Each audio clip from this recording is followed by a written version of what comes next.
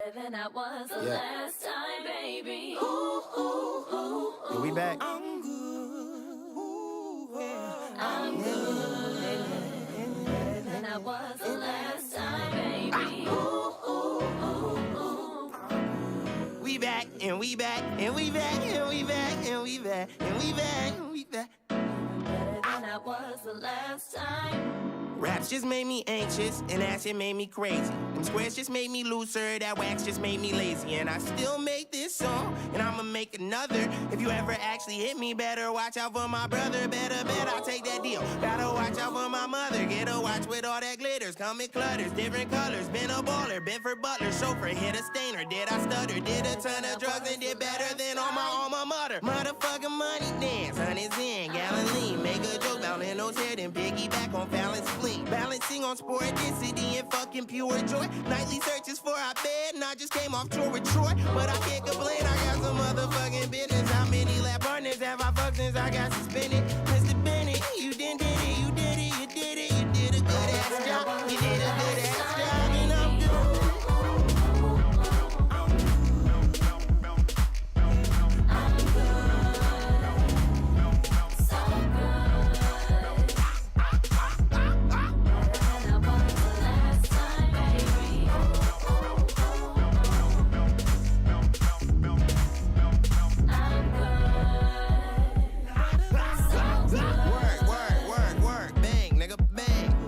Twerk, merge, twerk, dang, pick up lane, flip a bird, pigeon plane, it's a word, it's a shame, but God, I'm good, so I couldn't be better kicking dirt on the shirts of the lames, keep a tab on my exes, keep some X on my tongue, keep my work out in Texas, that's just me flexing my lungs, see them showing they teeth, that's just them flapping they gums, if they biting, I'm snapping, clap, clap, collapsing the lung, call me Chancellor the rapper, please say the rapper, magical word, please say Cadabra, replay the replays, Green Bay the Packers, cremate your teammates and freebase the ashes, mashes the gas leaks, dust to dust till dawn, it's just us and trust your bottom, bitch, my stuff a fucking bomb, I'm the motherfucking fucking niggas fucking dumb, it's your favorite fucking album, I ain't even fucking done, I'm good.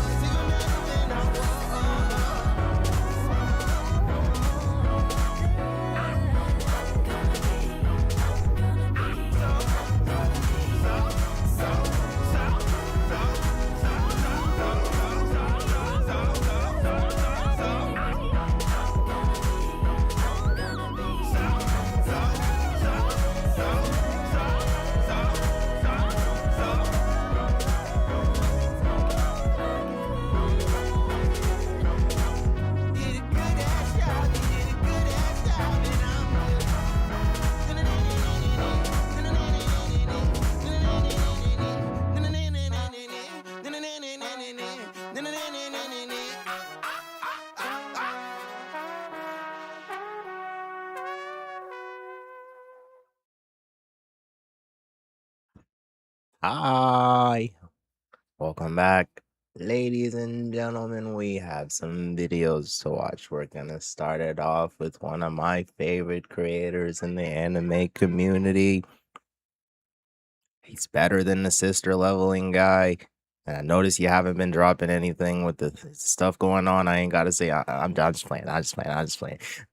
But your content be scaring me a little bit. Should be making me scaring me. But anyway, we rambling a little bit. We got Brock Obeezy.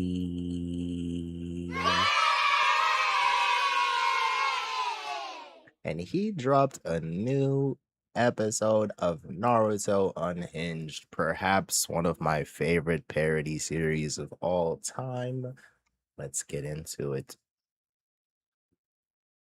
This time he dropped him a long form banger. It's 45 minutes. It's a movie. It's a movie. The boy wildin'. No wonder he took so long to drop this. We got Hero in the building. What's good, Brody? Got a little movie to watch. This video is a transformative fan-based parody created for the enjoyment of fans that follow the original series. I do not own Naruto or any other series related to it, so please support all official releases. Bum-ass episode 17, Dead Hokages. Full disclaimer, he about to start wildin'. just think if all of the characters in Naruto was just niggas. They all thought like niggas. I don't know what the hell has gotten into you, Gaara, but you need to cut There's this nothing nonsense. wrong with him, idiot. I just knocked some Facts. sense into him. No. The only thing you This guy's in my top 3 was for the lace revoices. those hands with filthy black magic and corrupt my brother. At ease, my brother. It's about to get racist. God, do you hear yourself, Gaara? You're talking like a goddamn monkey. Oh, my brother. Like, come on. Replace the A with an ER and drop the my. Please refrain. Now, mind you, Gaara fucked up right now because it's been 17 episodes and they vary in length. Mind you, this one's 45 minutes, some of them are 20, etc. Bro, they've been telling Gaara that Kendrick Lamar is a white rapper for the whole series, and he just found out that Kendrick Lamar is black. So he fucked up right now. From using insensitive words like that, my brother. Oh, Lord, have mercy. Security. Be quiet, Ruckus. Well, I'd actually lower my voice, seeing as how you just got your ass whooped. Shut up, Ruckus.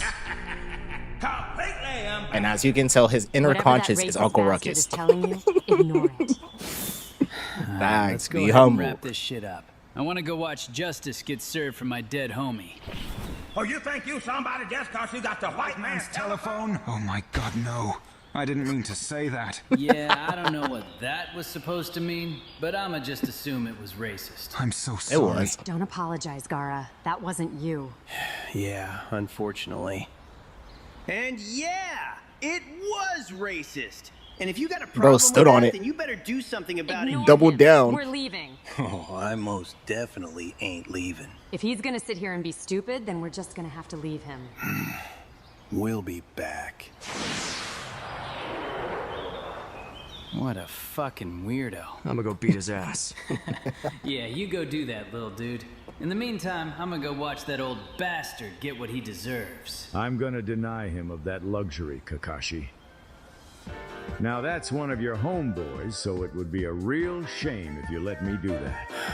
Mind you, Sasuke is like upper echelon celestial tier gooner in this month. Like he has an edge streak going on, and he's gonna mention it eventually. Just wait. I hate you, guy. I love you too, fatherless nigga. So how about I start things off? Fatherless nigga is wild.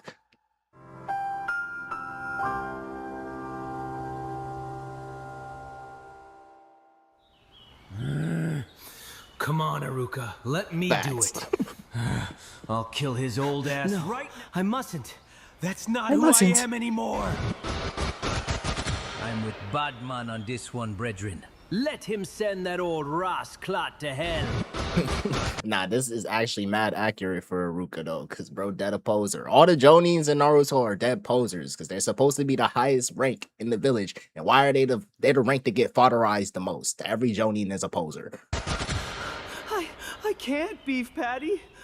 My days of sliming niggas out are behind me. I'm a changed You was never man, like that, God Aruka. damn it.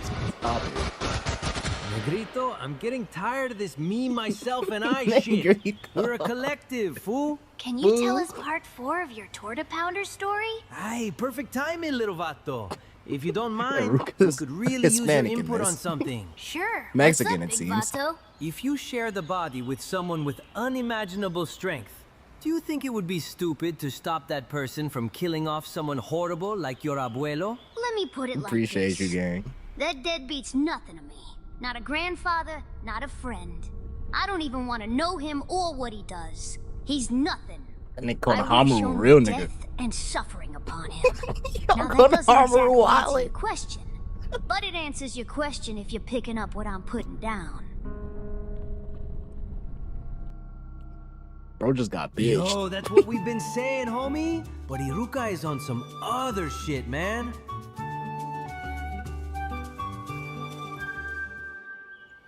He never paid me for being the proctor of the first exam. On the day he got impeached, he kicked my little brother down a flight of stairs. Jeez. He broke my arm when I was 5 for calling him mean for picking on a homeless man. He then blackmailed and Not the routinely flute, harassed my the mom so she piano. wouldn't tell anyone.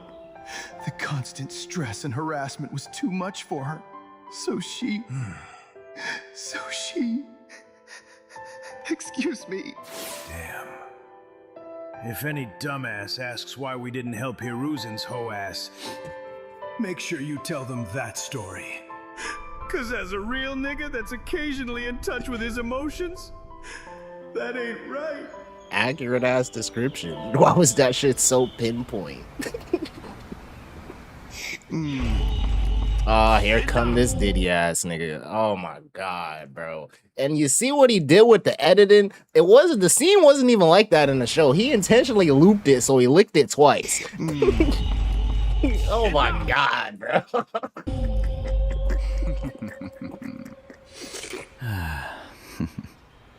This Diddy ass nigga. My apologies, Hiruzen. I just had to lube it up a bit. Whose Hell. fake bent wrist chest pounding ass got you to do this? We'll get to that eventually. But for right now, I need you to do something for me. Yeah, bro, BZ videos be killing me. I need you to decide what you want me to take first. I don't know what type of homosexual Yo. rigmarole your gay ass is trying to hint at, but you can go miss me with that shit, bitch. So what am I taking first, Sensei? Your Facts. life? Or that old raggedy, saggy ass?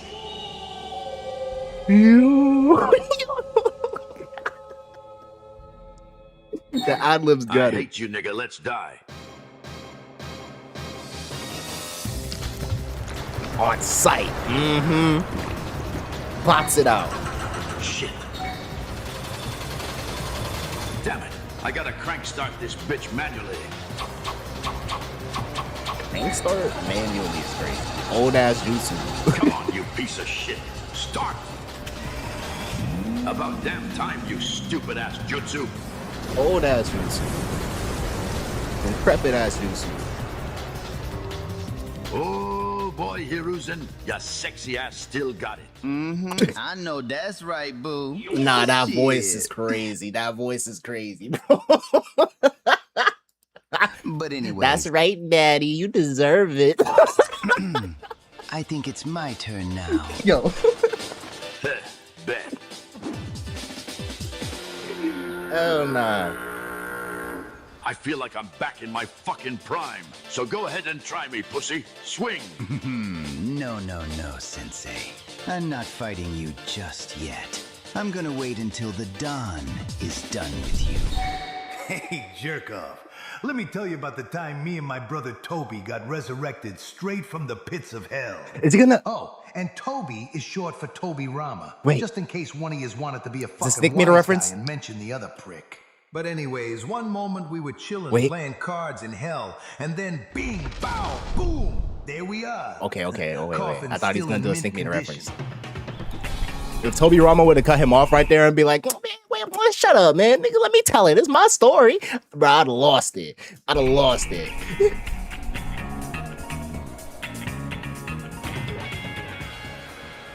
Ah, shit. I hate you, Guy. I really do. You niggas still But fighting. even though I feel that way, as a man, I feel obligated to apologize in advance. So, sorry.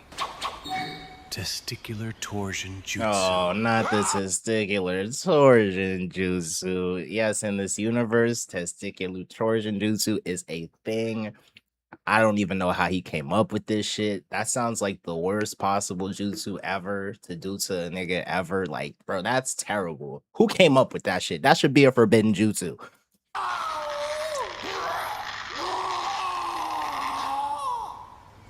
What? Through the L Block grapevine, Might Guy learned that Kakashi had copied the testicular torsion jutsu. So in preparation for this exact scenario, Might Guy immediately had his balls surgically removed. Elite use of prep time. I'm not gonna lie, that's Batman levels of prep. That is Batman levels of prep right there. He got it. He got it. Yes, indeed, he does. My boy moving like Bruce Wayne. There's something seriously wrong with him, Kakashi. Yeah, no shit, genius. Wait, so then how does Metal get born? Wait, wrong person. Never mind. Take this little freak and go after Sasuke. Little freak? Him? Freaky ass little pug. Rub my belly, shawty. Freaky ass little pug. His knowing guy, he's probably got L Block Hurricane.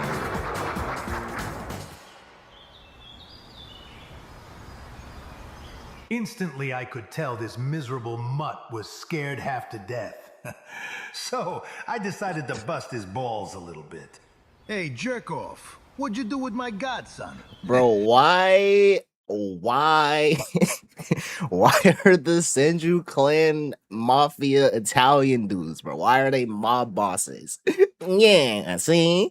Because I don't remember him being this ugly looking. Looks like we both have bad memory then. Because I don't remember you being this Nawaki-looking bitch. See, that right there is one of the many, and I mean many, problems with my godson. Because that degenerate little prick has no problem busting balls. But the moment you bust his, he starts getting fresh. And ooh boy, he got a little too fresh this time.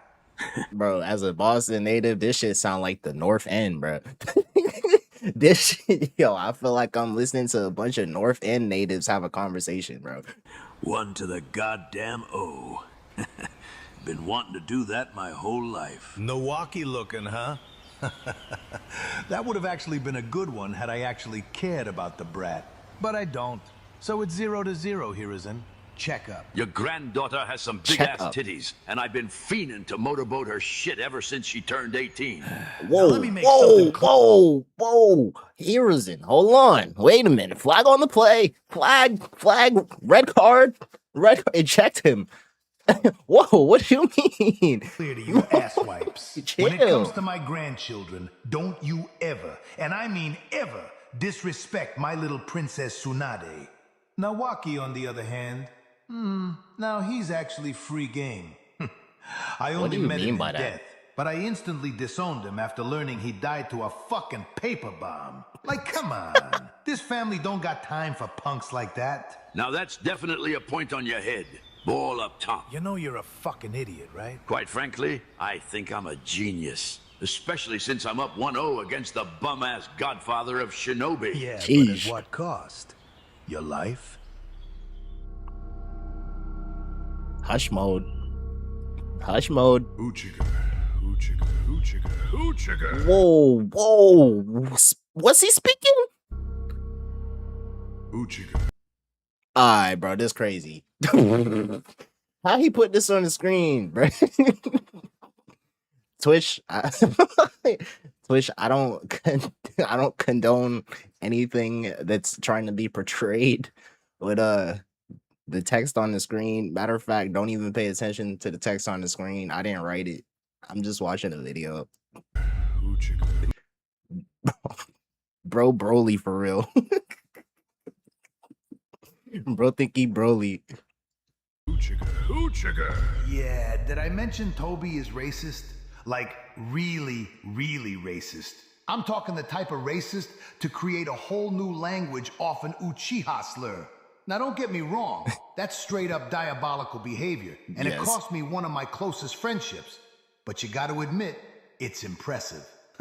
And plus, he's my brother, so he can kinda do whatever without any repercussions.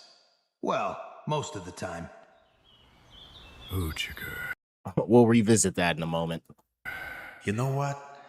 Let me show you some of his greatest hits, just so you don't think Toby is just a mindless... Oh, brother, what do you mean you'll show us some of his greatest hits?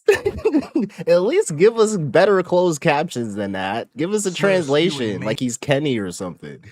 Maniac. Because he's that, and then some. Okay, so this right here was the time Toby got into it with Thunder Dick Raekwon during the first... Who? He got into it with who? I bet you he from the Hidden Cloud, ain't he? I bet you he from the Hidden Cloud. He from the Hidden Cloud. Watch. Right here was the time Toby got into it with Thunder Dick Raekwon during the first ever Kage Summit. But yeah, be some wise guys and find a way to believably instigate this war so we can be even more rich and happy. He's gotta and be. all that other la-di-da-di-da bullshit. The Stone Village is already spreading propaganda, Don Senju. This is actually perfect timing, because I've been thinking of faking my death. So I'll just blame one of you pieces of shit. Give a cracker 3 days, and I'll have the land of lightning feudal lord assassinated by asphyxiation of his own Johnson. Wow. I'll get those baboons started. Yo, you good, twin? Oh, trust me, I'm not your twin, buddy. But yeah, I'm great, actually, jackass. Appreciate you checking in, gang. Or however you blacks say it. Okay, justified crash out though, because he's talking crazy. He's talking crazy. Whatever he does to crash out after this, it was justified. Ooh, you white motherfucker. Anyways, I want to start this war by killing a black man. Oh. So that's what I'm gonna do. Oh. Jackass. Boy, I'll slap your cracker Kage ass with a little bit of lightning nature transformation right in front of the Godfather. So shut your ass up, ho. How about that? Newsflash, you're black, jackass. Everything you say is straight horseradish to me. Because I'm horseradish white, and I'm better than you. Jackass. Bitch, crash out. say that Crash shit out. again. Crash out. I dare you. Deserved. Very much deserved. Well, it would seem this cracker barked up the wrong tree, huh, jackass? Maybe And he's even still skated smug. He's still smug after yo. on thin ice, perhaps? No? Did I grind your gears with all my malarkey? Jackass? Man, you hot pocket white folk is crazy, yo. And you need to go take a hike, jackass. All right. He's spamming Shut that the hell jackass. up, the two of yous, would you? Like, damn, it's just business, fellas. Nothing personal. Now, with that said, Raekwon, tell me how your village is gonna instigate this war. I mean, word on the street is that them Oochiggers been making y'all hella bread on your brother's plantation. Wait, So he calls them that too? we'll probably steal a few off of you, man. You know, something light, none too... Wait, no. Rab, you're bro. Oh my god, yo, I called him Rab. It's not even Rab. Oh, Beezy, bro, setting us back hundreds of years with this one. So before he even says it, is he about to buy the Uchihas as slaves right now? Crazy, like a hate crime or whatever. Oh, brother, for crying out loud, Stop I don't it. give a rat's ass, jackass. So go ahead and keep slobbing on my knob, bucko. Your lips are built for it. Wow. Sleep that Not nigga. too Sleep him. shabby, jackass. I would say what's the damage, but I can quite literally feel that I've been cruising for a bruising, if you will. So for Why right is now, he I'll still take it easy going? and hold my horses. All right. Let me put it in terms you'll understand. I will no longer be clocking your lil shit. Oh, Because brother. I'm tweaking, family. No cap on God. If No I'm lying, cap I'm on dying, God. young bull.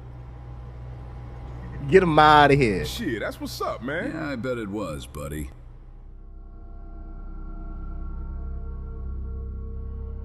God damn it, Raekwon! Nigga, what I do? You can't take from the Uchiha plantation as your method, okay, kid? Oh, my mama. The Uchiha, what? Oh my god, they're slaves.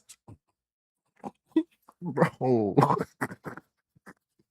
Yo, we're wildin', bro. You a We're goddamn wildin' here. hypocrite, Don Senju. Don't start getting all floppy, flaccid dick on a brother because your greedy ass wanna save a little bit of money, but you let the black man's feudal lord die because Yeah, I'm a prick, whatever. Tell me something I don't know. Just pick something else, kid, please. Man, why the hell am I the mofo getting hoed? Golly gee, what an unintelligent way He to says that express too. I say confusion. that. Am I right, fellas? I'm gonna bite half your face off if you speak Do I need to me stop again. saying that now? Cafone isn't even worth my breath. I thought we was cool, Hashi. I got a nickname for you and Golly everything. gee. I know, kid, I know. You've always been good to me. But so has the plantation money. Man, I don't give a damn if the money's been good for you. We doing business, big bro. I'm just letting you know now. I ain't giving up none of my Uchigas, brother. God bless Konoha. No, Toby. God he's bless right. Konoha. It's just business after all. So sometimes we gotta lose money to make even more money. Okay? Well, I'm not having it. His black ass ain't laying a single finger on our slaves. Okay, so I just want to jump in and say I'm not a racist like Toby. I'm only in it for the money. And you probably would be too, jackass. See what I did there? But yeah, just Yes. wanted to clear that I did up. see what you Well, did it don't there. matter what you want, ho. Cause if Hashi is cool with me stealing some Uchigas, then bitch, I'ma steal me some goddamn Uchigas. Oh, yeah? Well, guess what, Buster? You don't get no goddamn Uchigas, you ungrateful black son of a bitch. In this moment, I realized that if I wanted to keep money and business flowing for the family, Was that his then I would conscience? have to orchestrate the death of my own brother. But that's a story for another time. Actually, you know what? I got time to tell it. A word? Double flashback? After the events of the Kage Summit, the war that was supposed to be pre-planned so we could benefit off it actually happened because of real conflict. Toby That owned sucks. the plantation, so he ultimately had the final say in whether we allow some Uchihas to get stolen. Which of course caused Raekwon to feel like he was getting hoed simply because he was black. So, as any other I don't think that's the scumbag reason. in our line of work would do, he hired two of his best men to whack my brother whenever the war started. And then there's these two asswipes, Ishikawa and Byakuren. Those fake bastards would go on to capitalize on the conflict and solely focus the Hidden Leaf Village all in an attempt to kill yours truly. Little did they know, the only person that was strong enough to kill me was me. But I'll get to that later. Cause lastly, What we the got Johnny fucking self-glaze? Appleseed himself, the Kaze Kage. His village literally, and I mean literally, made an attempt at genocide by solely focusing melanated people from the Hidden Cloud Village. He also Makes sense. The Hidden Sin started something is called extremely the racist. SVSC, or something like that. I don't know. But before the war started, I had an important conversation with Toby, which some might say had a slight butterfly effect on events involving my best friend. Elaborate. Because you screwed up bad, Toby. Real goddamn bad, you goddamn selfish, racist idiot. Well, what was I supposed to do, Hashi? Just let his black ass take some of my Uchigas? Huh? Huh? Goddamn right, that's what you should have done, you ugly prick.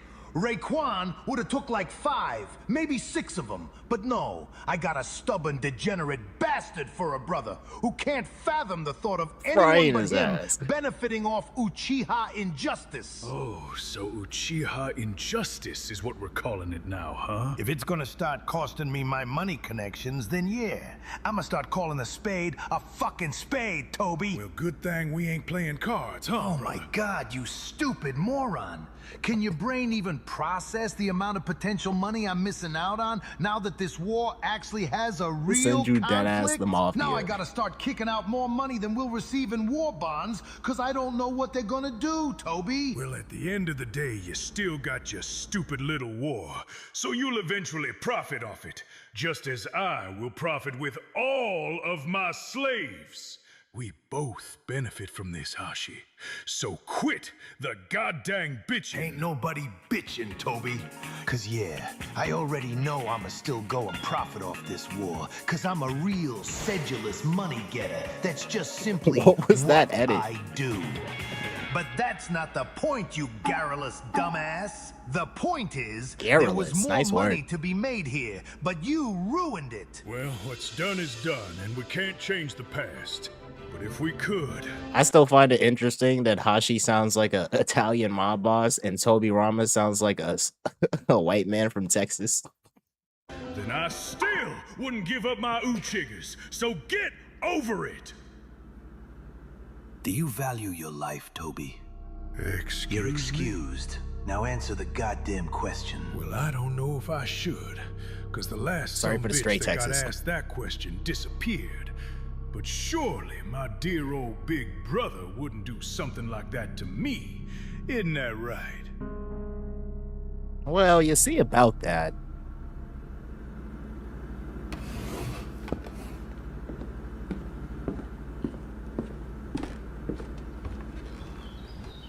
Come on, don't be stupid, Toby. You're my brother.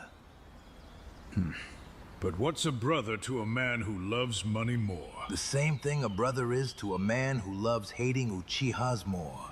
So you tell me, Toby. Well, that's simple, Hashi. He's still a brother. A brother that I wouldn't even think of killing, even if he got in the way of my hyperfixation. That's bullshit and you know it. Because if I made Uchiha slavery illegal... All right, I get your point, Hashi. Because, oh my, Uchiga hating God. Uchiga slavery and illegal in the same sentence don't even sound right. Boy, Brother. I'd burn the world down if you did that. So you see why this has to happen, right? Yeah, I get it. I never knew your lust for money rivaled my hatred for Uchigas. Your comparison was very eye-opening, I will say. But even though I still wouldn't give up my Uchigas, I got in the way of something you're passionate about. So for that, I'm sorry, Hashi. It's okay, Toby. Well, actually, no, it's not okay, you prick. But as long as you This understand... crazy ass conversation. Then that's all that matters to me right now. So how we gonna do this, Hashi? I might be an evil, hypocritical, prevaricating asshole. Yep. But I don't got the balls to commit Bro. fratricide. Bro, just dead ass, bro. Do he be reading thesauruses before he write these scripts, bro? Yo. At least not directly. Bro got an English So degree. whenever this war starts, I'm gonna send you on a suicide mission in the Hidden Cloud Village. Well, at least I can go out fighting for what's rightfully and solely mine. Because me sending you to die to some of Raekwon's men would probably patch things up between. And just like that, you lost me. I'll let you be the Hokage until that happens. Sound like a deal, Toby? Got him. Well, God bless Konoha. I got so many ideas. Yeah, so that might have actually been the dumbest decision I've ever made in my life. Yeah. Because within the span of 24 hours, Toby had removed Genocide. all wages from Uchihas, created a whole language off their slur, Uchiga, Uchiga, Uchiga! created a new jutsu specifically made to counter them, then went on a killing spree and made half of them watch. Like, come on, that's just horrible. But I know some of you pricks are thinking this is my fault for even making him Hokage knowing how he is. And Yeah. to be honest, you're right. But I don't care. Making Toby Hokage was the only way he would have went on that mission peacefully. And his death was very vital for making more money during this war.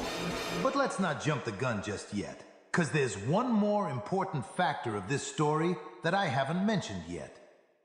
Madara. Big Madara.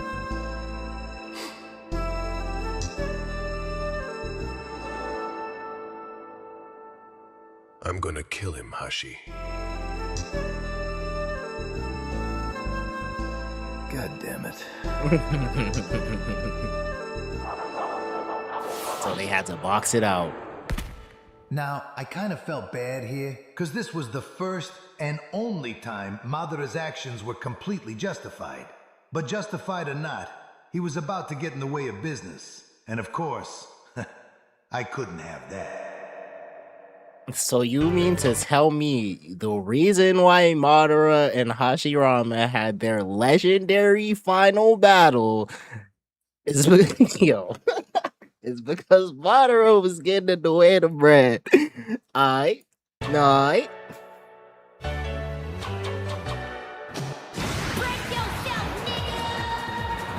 Riley is the Nine Tails.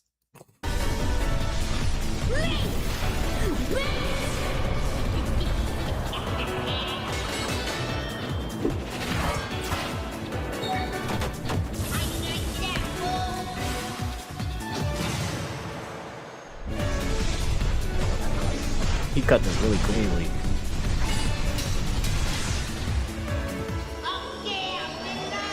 Shut the fuck up, Riley!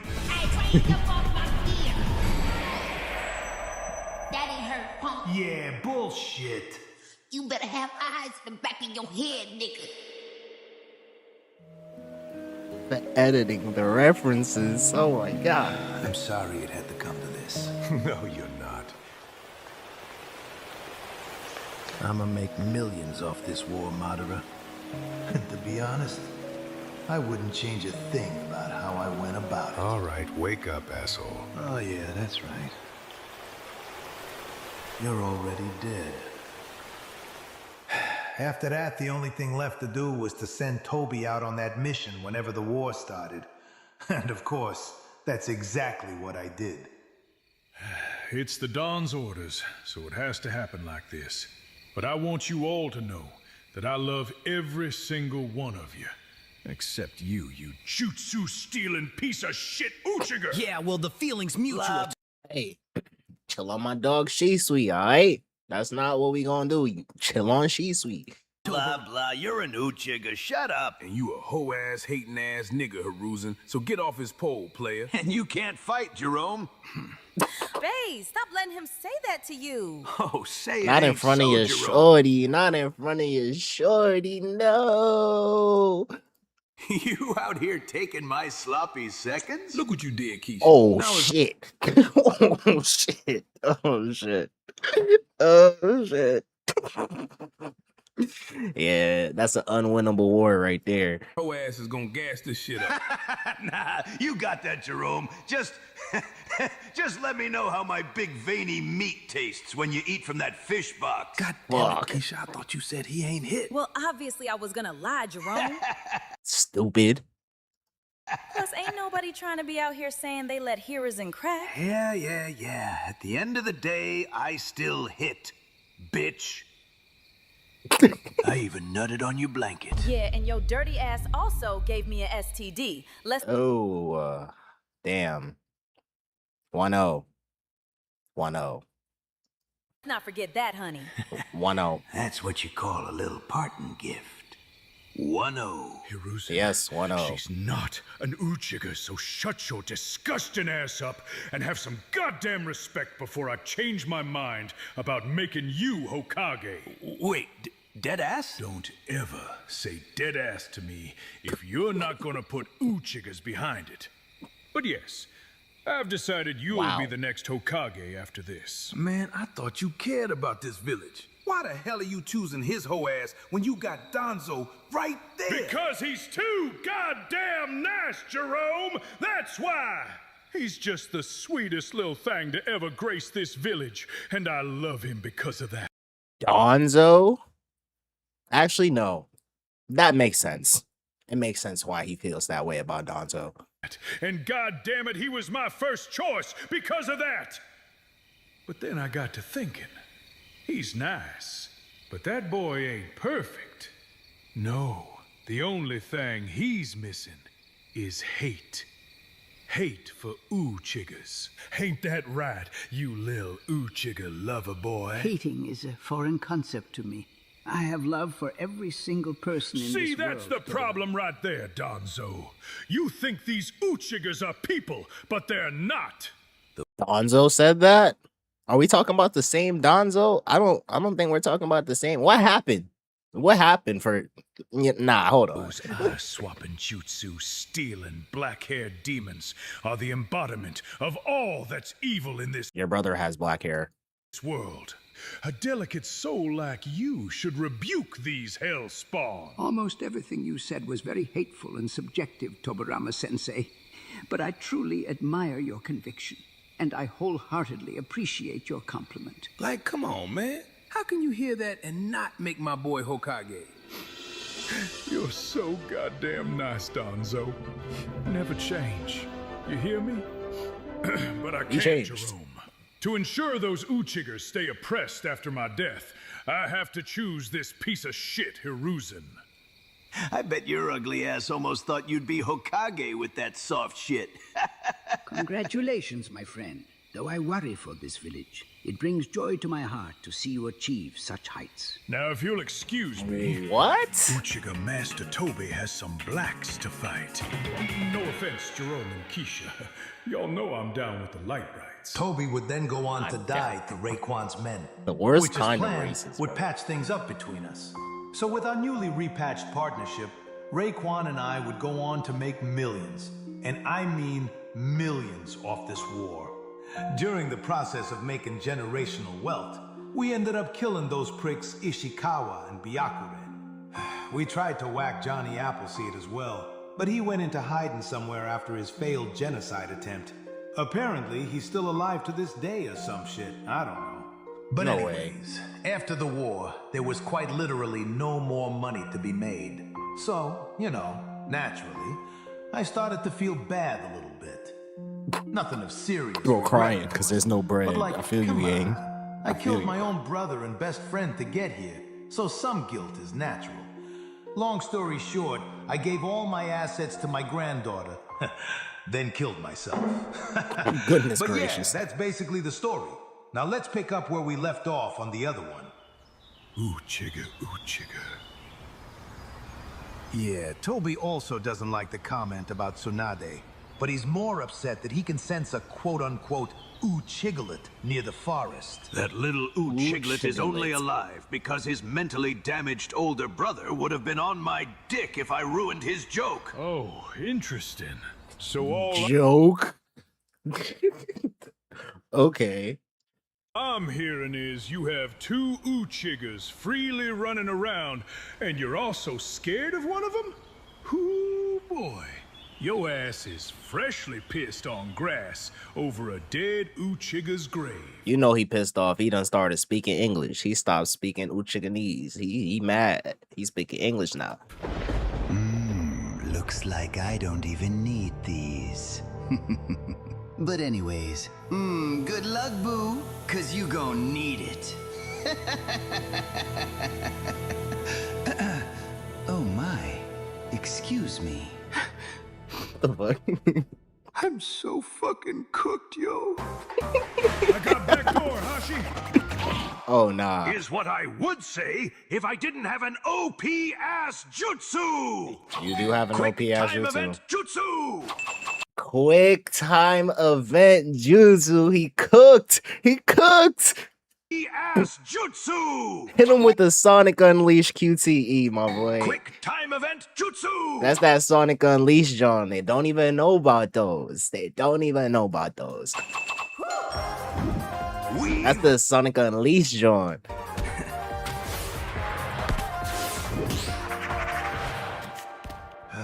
For those who aren't aware, the quick time event jutsu makes its user damn near untouchable if passed. The only way around it is to stop the caster mid-hand sign, forcing them to fail. But as you saw, that degenerate bastard has that shit on lock. Probably from years of spamming the damn thing. Yep. But that's fine though, because he didn't notice Toby mark him for the flying Raijin. Since you hoe-ass, dead-ass, ugly-ass, send-you bitches wanna jump a nigga, I'ma spam this shit till my chakra runs out!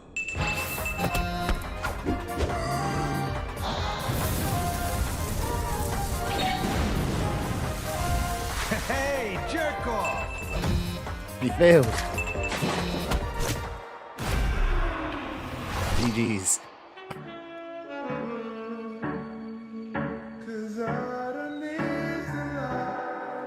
Oh, hell nah.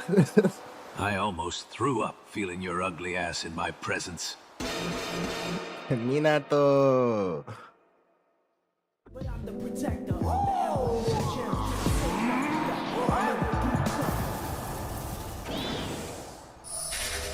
These niggas still fighting. My instigation senses just gave me a brilliant idea. Kakashi timeout. Are you done now, guy? Only if you agree to use the testicular torsion jutsu on the Hokage. That was always the plan, guy. Oh, trust me, Kakashi. I'm already knowing. That's good bait, guy. It actually almost got me. Good to know, Obito. Now my yearning for unnecessary ignorance has been temporarily satiated.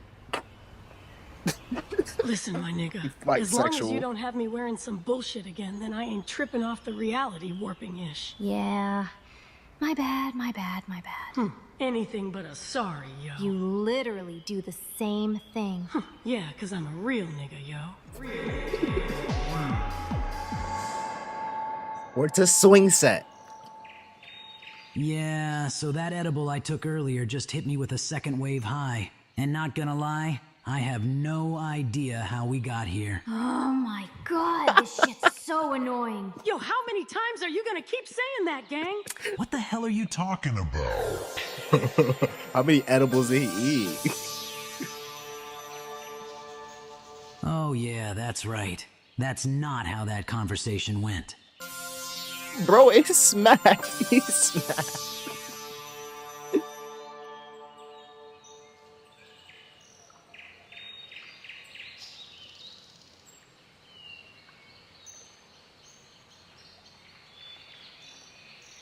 You heard? You heard? Yo. So annoying. Yo, how many times are you gonna keep Nah. saying that, gang? You heard? Yeah, gang, you're definitely not hearing what I'm saying. Oh my god, he's stuck in a time loop. He's stuck in a time loop. Bro's faded. He's faded. Yeah, I don't blame them for ditching me after that.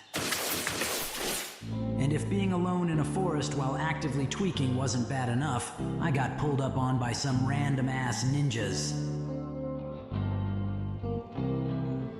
And if getting pulled up on by some random-ass ninjas while actively tweaking alone in a forest wasn't bad enough, I started to hallucinate a little bit.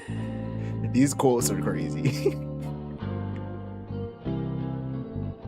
Bro, shit was definitely laced. What kind of edible was this? After witnessing what I can only describe as a real-life animation change, I deducted I was way too high for this shit. Bro, experienced the animation uptick in real life. Nah, he's fried. So I He's made fried. an attempt to lock in. But that only made things worse. GG's. He's cooked. It's over. He in the AMV now.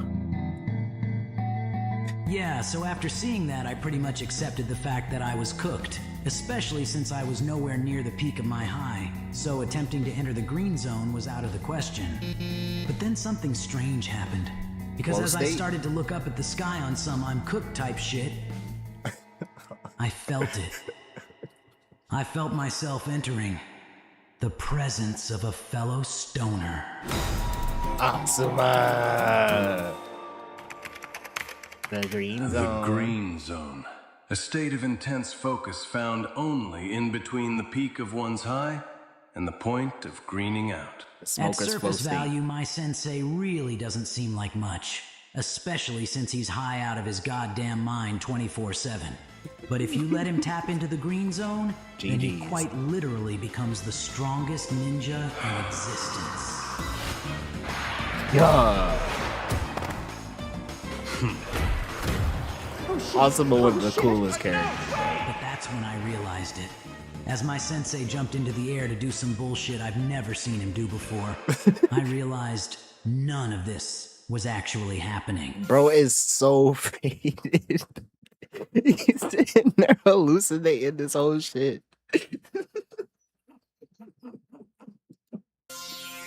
Bro, your shit was laced and he's still sitting here. What's even real at this point? In Right. reality, there were no random-ass ninjas that showed up. My sensei did actually find me in the forest somehow, but he wasn't in the green zone. Instead, he showed up just as high as me. Oh, man. The only thing fully real about this situation was the fact that there were 2 stoners tweaked out of their damn minds. Oh, brother.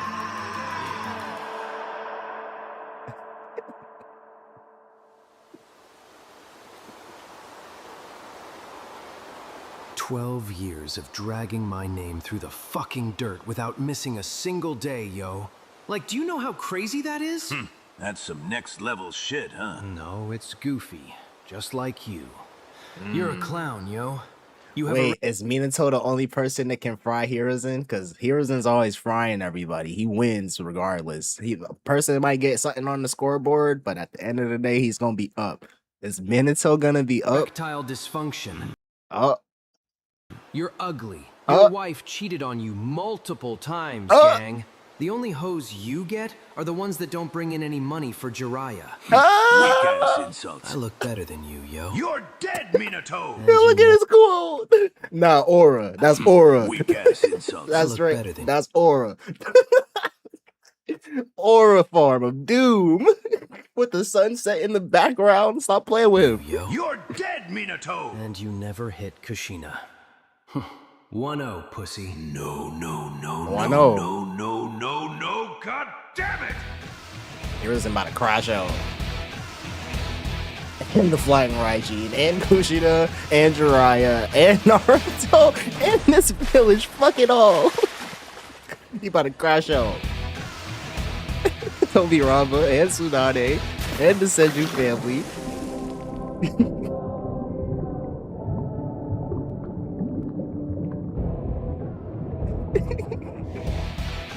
We can turn into Riley real quick. Fuck them shoes. Fuck them glasses.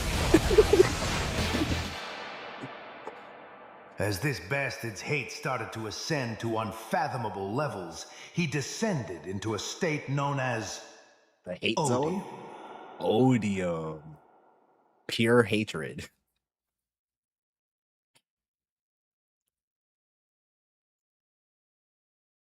Sheesh. And you never hit Kushina. And you never hit Kushina.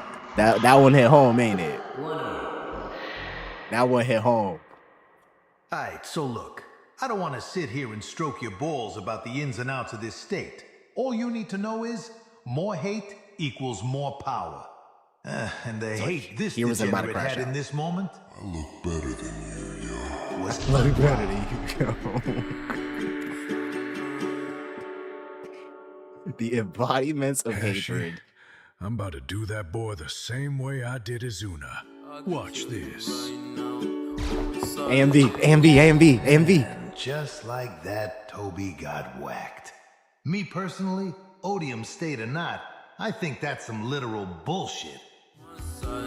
Actually, nah, I'm not even gonna say anything. I'll just let you see the complete, and I mean complete, bullshit that's about to happen. The story's over now. So do me a favor and go fuck your mother. He was in Hashirama exactly 57 more times after this. Hashirama didn't want you to see that, though. Why does he have narrative control? ISO time, baby! I wouldn't call this an ISO. Oh, you hear the OST. You hear the OSTs, but it get crazy. At least not yet, I wouldn't.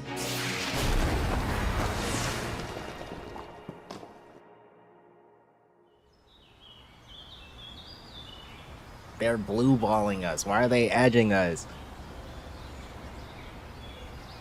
Go on, little duckling. It's your time to shine. Testicular torsion jutsu. ISO time, baby! Oh, that's what happened. I wouldn't call this an ISO. Why they let him play the OST? That's crazy. He got the OST playing and he about to sell. He about to break. Not yet, I wouldn't.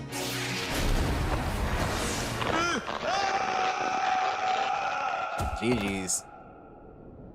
Bro died. At that age, testicular torsion is lethal. I set the mood. Hey, yo. Orochimaru, please. If you're gonna take my butt, Please don't play any music. Sorry. But Kakashi wanted jolly music playing while I did this. What just do to you piss mean off more. Kakashi wanted jolly music playing? Orochimaru. Wait. Someone turn on the radio. I want jolly music playing while I say this just to piss him off more. Got him. Reverse Uno. This was hilarious though, I'm not gonna lie. This was hilarious.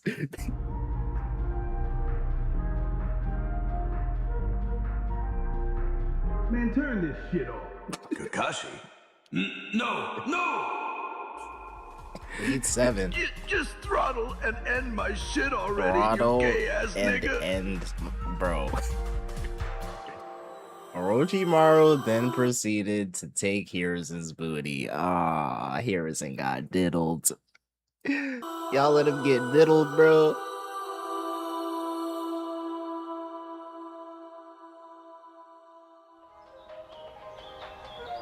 Loud ass jolly music playing. The Small ass ignorance I'm music. witnessing is truly astonishing. Yeah, I ain't gonna lie. Good shit, Kay. Appreciate it. They really hate that nigga. Hey, fucking yo. Did he just lick his... Why are you watching? Why are y'all watching? And spit in his... Amazing. Amazing, he says. Alright, so I'ma just come out and say it. Us watching this happen, it's kinda gay, yo. Yeah. And you're still watching, even acknowledging the fact.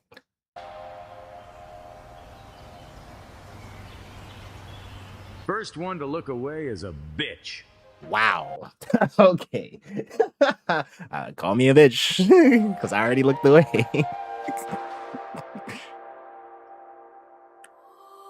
None of them looked away. Got it.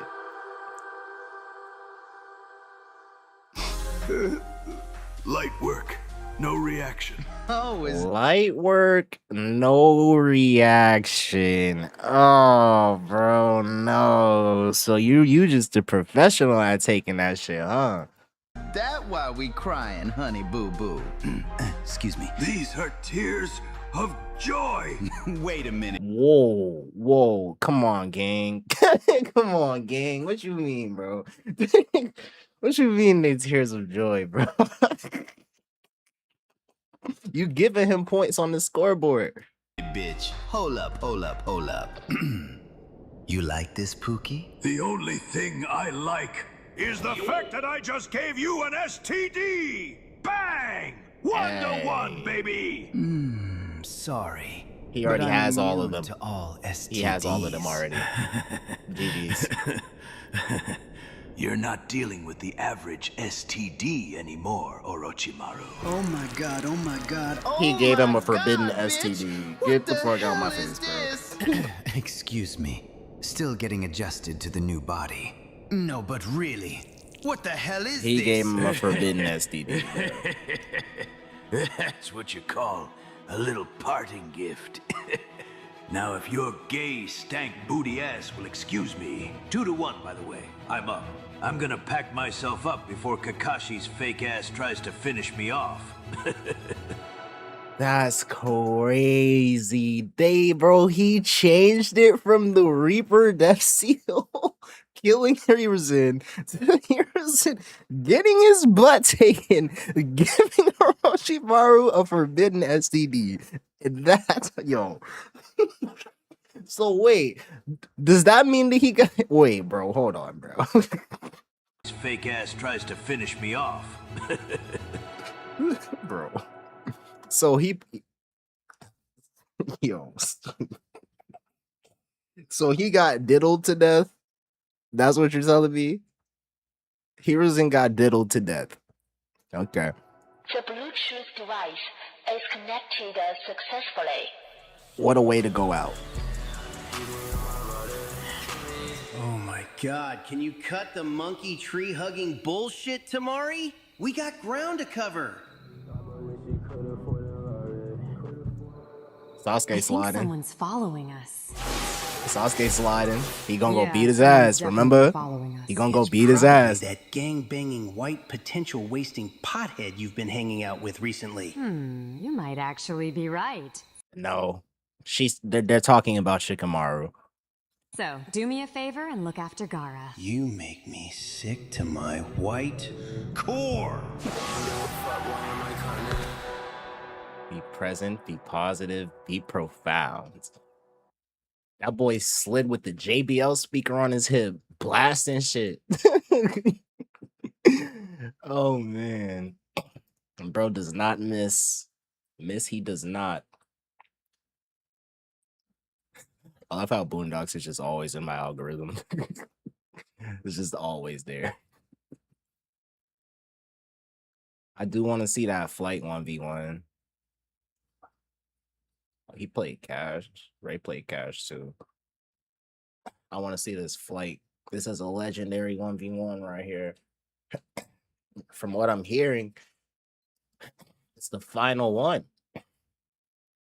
I don't know why it's the final one, but we got the final 1v1 Flight reacts against Cash Nasty. Now, if you're not aware, this rivalry has been going on for years. It's mostly been one-sided because Cash always wins, but we've seen Flight develop. He's not as ass as he was, all right?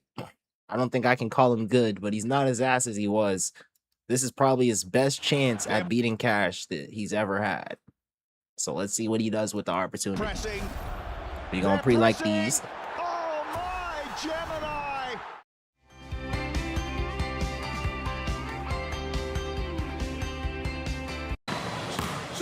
Alright, Flight, what you want? You know he already gotta put his highlights at the beginning. What it do, Flight Crew? FTC. Flight T, Hold on, I gotta remember these shots. If he missed either of these, I'm gonna be tight. Cause he be doing replays of missed shots. FTC. Flight T, stand up. Flight It's T, stand June. Hey, man. And it's June Flight You guys know too. what time it is, man. Back like you never He get a left. stat boost in Finale. June. We got the boy Cash, man. You already know what time it is, bro. All that shit Flight talking about on the net, it's time seeing in person, man. Hey, Cash, look what I brought too, man. He brought refs. Oh, he not trying to get fouled because Cash be fouling. Peace today. Let's go to 11. This halftime overly 6. brawlic ass nigga, he be Rebound, take back fouling the fuck out people. Alright. Top of the key. He ain't unlocked those yet. Gotta build up some, you know what I'm saying? Gotta build up some takeover. Oh, you missed? I thought you made it. He's a little short. What's up, Flight? Oh yeah? That's how you feeling? That's how you feeling, Flight?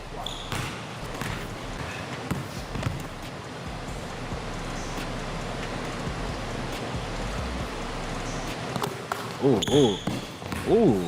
Where you download that animation from, Cash? Where you download that animation from? Hold on. He ain't never did that. Out the triple threat? Who he feeling like? Out the triple threat with it? Who taught you that? Who taught you that?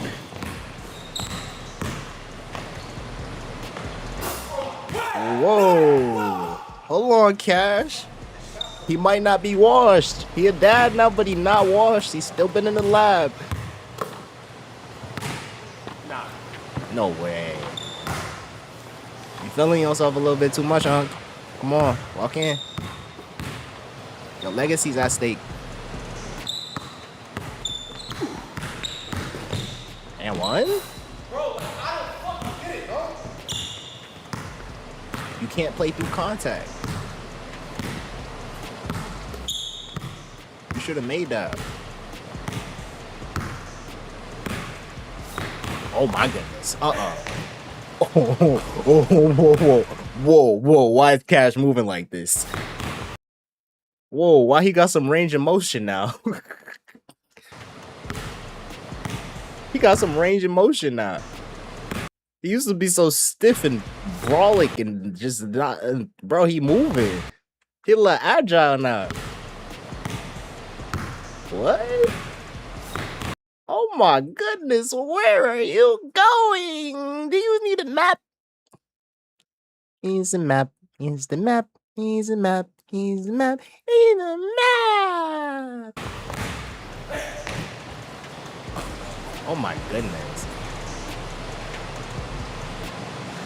3.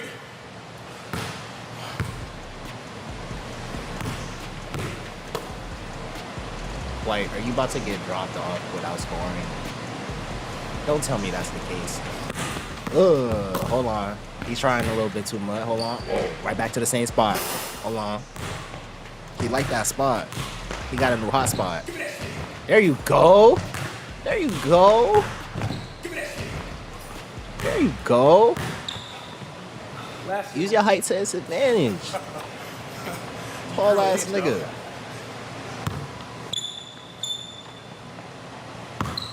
Oh yeah?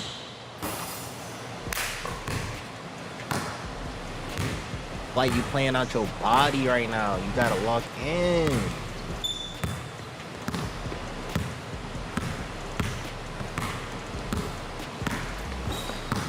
Where did he get this hesitation package from? He's been spamming this shit.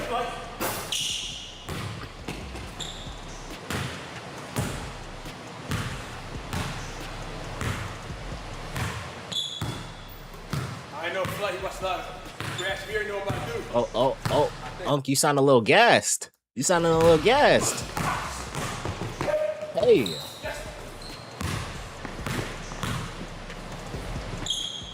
Ew. 2 for $1. Ew. Ew, flight.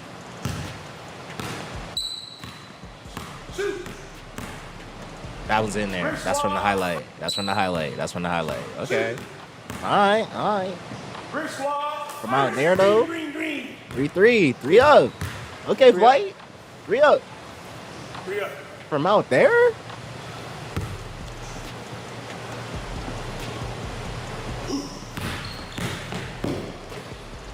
I don't think y'all understand how crazy it is. He made that shit from out there.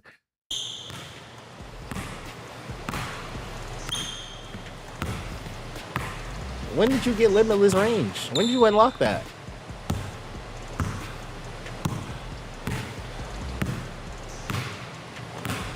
Bro did the badge glitch. 4-3, 4-3. Is that left? Light. Huh? Is that left hand? Yeah. Light. You gotta stop it. You gotta find a way to stop the drive. You gotta find a way. At least make him shoot. You letting him take comfy shots. That boy taking step backs. He is not serious right now.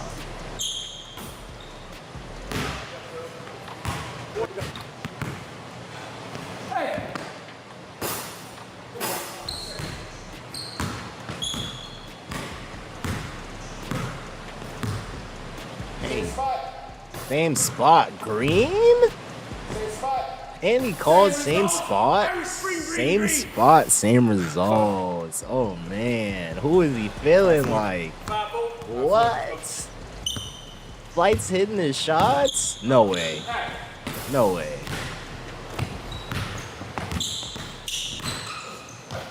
Can't stop it. Oh, but he sold. He blew it. He blew the lay. And he finally hit the. Why did you put that shit in slow motion? Bro, I almost punched my monitor, bro. Why he put this shit in slow motion? It looked like you were supposed to make it, but you didn't. See, he be pissing me off, bro. Why did you put that shit in slow motion?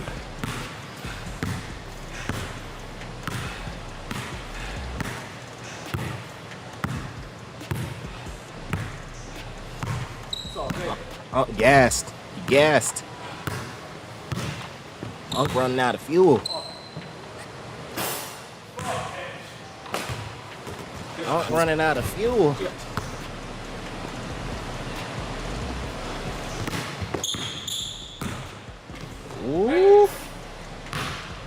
Why is he trying to play out his body though?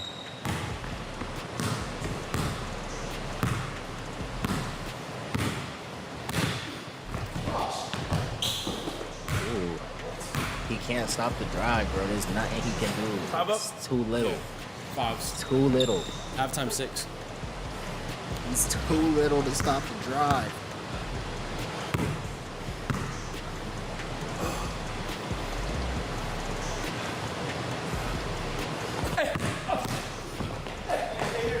He's trying to get Q.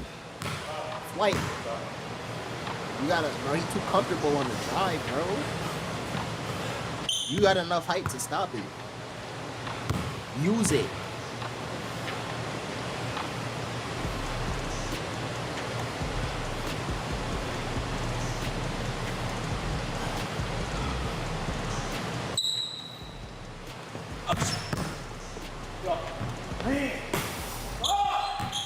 Why is he exclusively shooting off step backs, bro? Cash.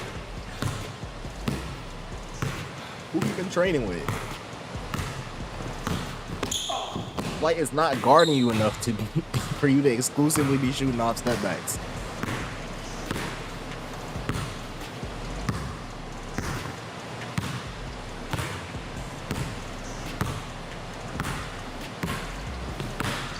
Can't stop it. He's too little. Oh, he blew it! He's smoking layups. Oh my god, he's smoking layups. Flight. He gassed, bro. Unk is gassed. Who are you? No. I've done that before. That shit feels so satisfying to hit. Oh my goodness. In the same spot too. I'll rush you. I don't know why. I was nice when I was younger, bro. I was just doing shit on my court.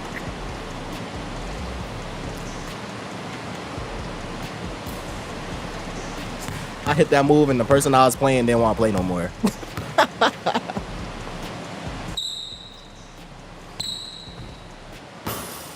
I wasn't even like, you know what I'm saying? I wasn't like on the team or nothing. I just had some random natural athleticism.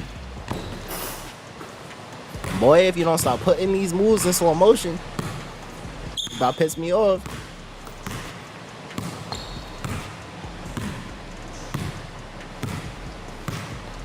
Cash about to do some freak shit.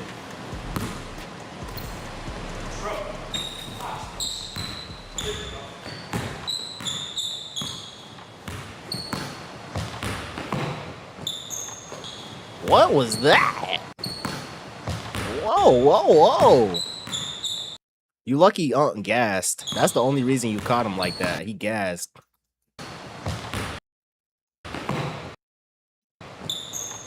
That was kind of pretty. I'm not gonna. That shit was kind of pretty. Hold on, Flight. That shit kind of pretty. Ooh, look at the with the English. With the English, he put English on that. He put English on that bitch. He's never done that. Whoa, Cash just made it halftime too. Whoa, I mean, Flight just made it halftime too. I said Cash. Whoa, this is unprecedented. Sure. Fuck, man, this is a dark fight, bro. This is unprecedented. Anybody got a Powerade? Anyone? Yeah, please.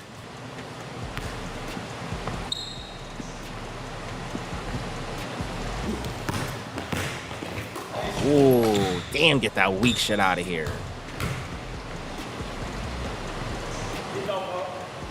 You block it off me? Or is it off me? Oh, yeah. That weak shit out of here, son. Nothing easy. Ooh. Hold on. Cash activated lockdown takeover.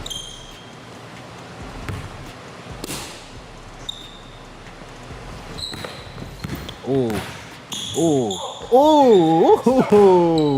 Is Flight about to win? 7-5. Is Flight about to win? I feel like it's a... I can't even say it's a Mickey win, bro. He deserved to win if he win. Gas, though. This not even prime Cash. This prime Flight, though. It's literally prime Flight.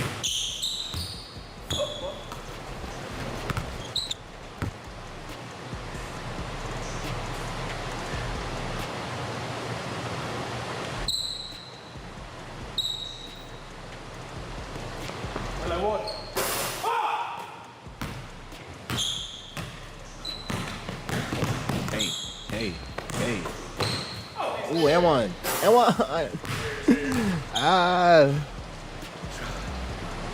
That's off that foul, real.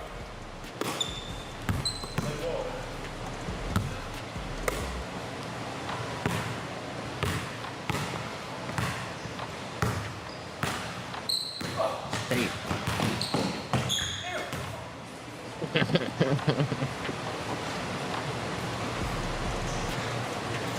Weight room. They both gassed.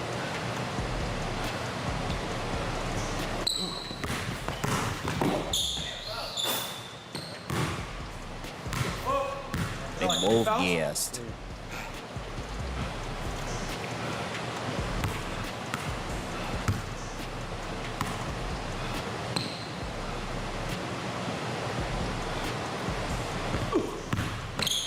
Hell nah.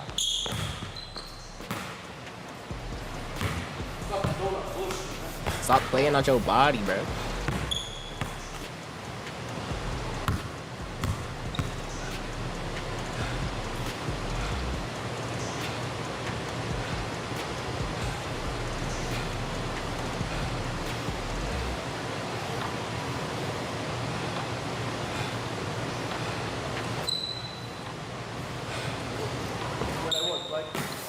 That's crazy.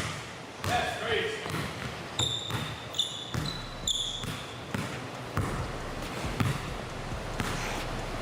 Can't get another one of those, maybe two already. Like that.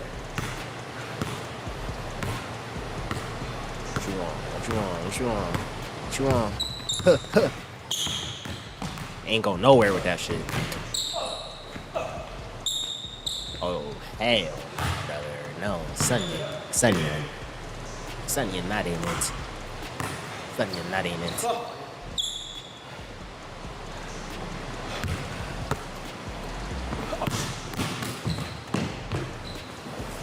Bruh. That shit was too easy, bruh. You gotta bump him a little bit. Make him uncomfortable. Come on, man. Double check is nasty. That's why I wait. Come on, man. You gotta bump him, Flight. You gotta stop the drive. You can't make the drive so easy.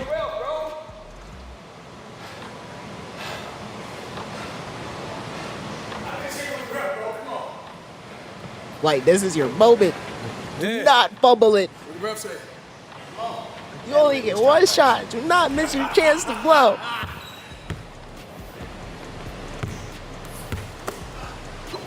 Oh no, oh no. Oh no. No.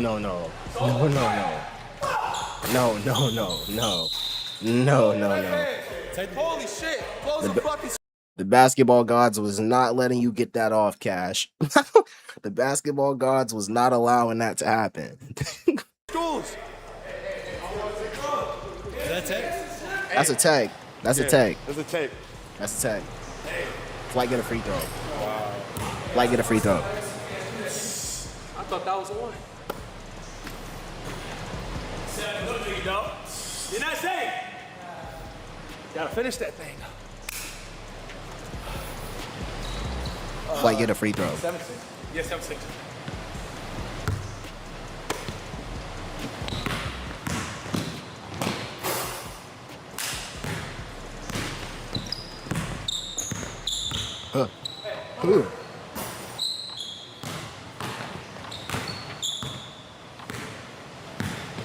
Oh shit. Ew, what did you think you were gonna, bro? No. He'd be so close.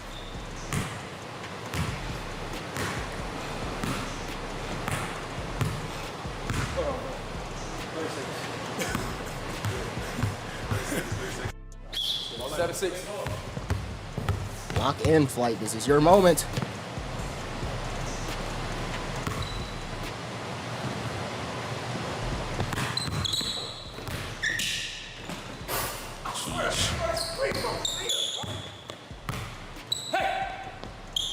Oh, there it is. Damn. Fly!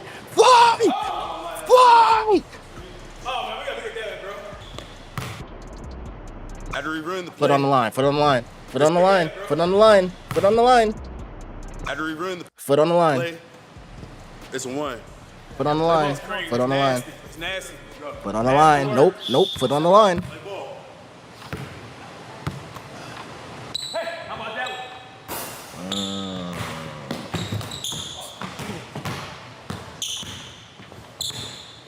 Hey. Oh my goodness. Why are you letting him get those off, like, bro? 8-7.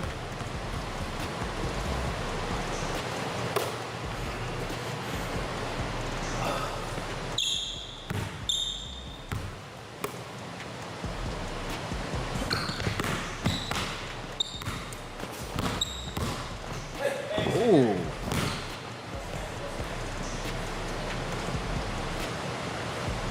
How many fouls you got? 2. You got 3.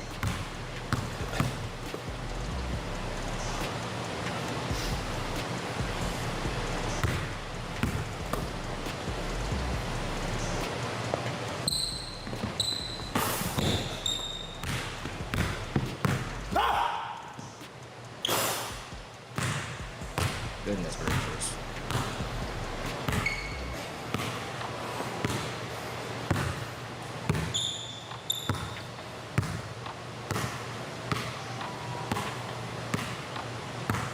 Like, there's no way. No way we letting him come. Ooh, he smoked it. White, you have to end it here. I don't know if you're gonna get another chance. They both have 3 fouls. Are we doing free throws? What happens if they foul again? Ooh. Hold on. He want the top of the key, bro. He want a shot.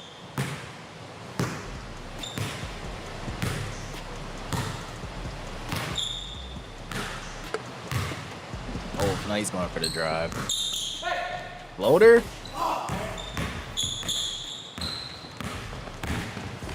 Ew. And he made that stupid shit. Oh my god. Bro, he made that dumbass shit. Bro, doing sky hooks from where? Running sky hooks from where?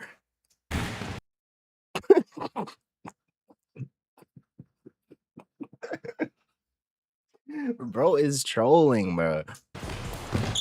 Running sky hooks from... Bro, that's like the 3rd hash. It's 8 up.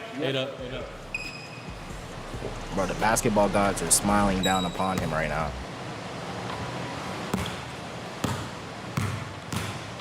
What you got, Flight? What you got? He hit it. He got it. He got a piece of that. He got a piece of that.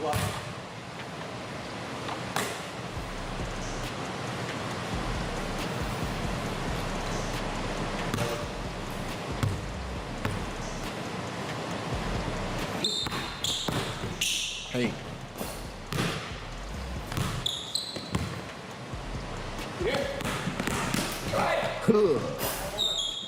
Jeez, bro. He just cannot stop the drive. FBC has 4 fouls, 1 more instant disqualify. So you mean you're closer to getting taken out by the rules that you set up than the person you set the rules up specifically for? Flight, come on now. Flight. Nah. Fly. Fuck, I gotta be careful now. I gotta play defense. Fly. Not it. You better hope you get a foul. Fly. No, not like this. Not like this.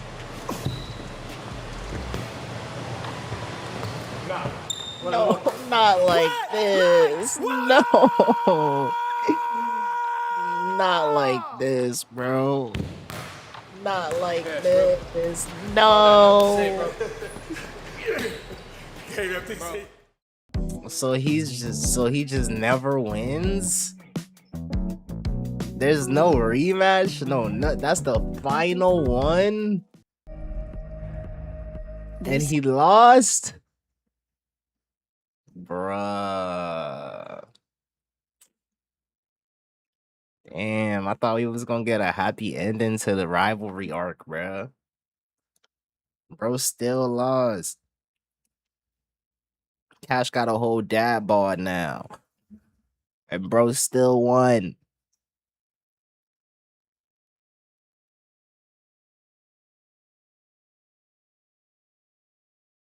That's crazy, bro. Damn, I really wanted Flight to win. Hey guys, I've got some stand-up. Let's see what Danny's talking about. Got Danny Too Furious, second channel of Danny Gonzalez. I like Danny Gonzalez. Danny, Drew, Curtis, Autumn. I like their sense of humor. I feel like it's similar to what I have. Which would be how do I put this? Contrasting to my outward appearance compared to these individuals. But I feel like I resonate with them a lot. Is coming up in Oklahoma City on July 24th and 25th, and Milwaukee, Wisconsin. On August 28th, I will be at the Pabst Theater in Milwaukee for my biggest stand-up show yet. I'm very excited. It's gonna be me and some friends all doing stand-up comedy live on stage. We announced it a few days ago and tickets are going pretty fast, so if you want to get your tickets, head on over to DannyGonzalez.live or click the link in the description, and I will see you all there.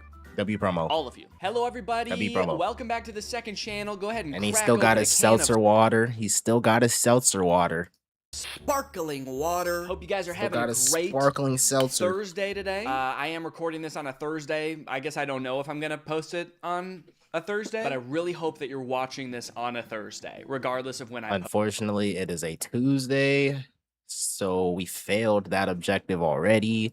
post it. I really hope you're having a Thursday right now. Nothing brings people together like sports, right? Piling onto the couch on a Sunday afternoon, getting your hot wings and your chips ready, and tuning into German television to watch the professional water pouring finals. The professional water pouring finals is professional? It's televised? How is this a sport? Do they get salaries? What's the pay looking like? That's something we all do, right? Yeah, so for this video, I found a bunch of professional sports that I didn't know existed, like water pouring, and I want to show I feel like at this point, I've poured enough water in my life to consider myself a professional water pourer. How do I get into this? them to you. This video says, But first, tell me about the pay. why are you so tired? Me at 3 a.m. watching the water pouring finals on ESPN The Ocho. Oh, You know what's crazy? I promise you, there's people that put parlays in for these.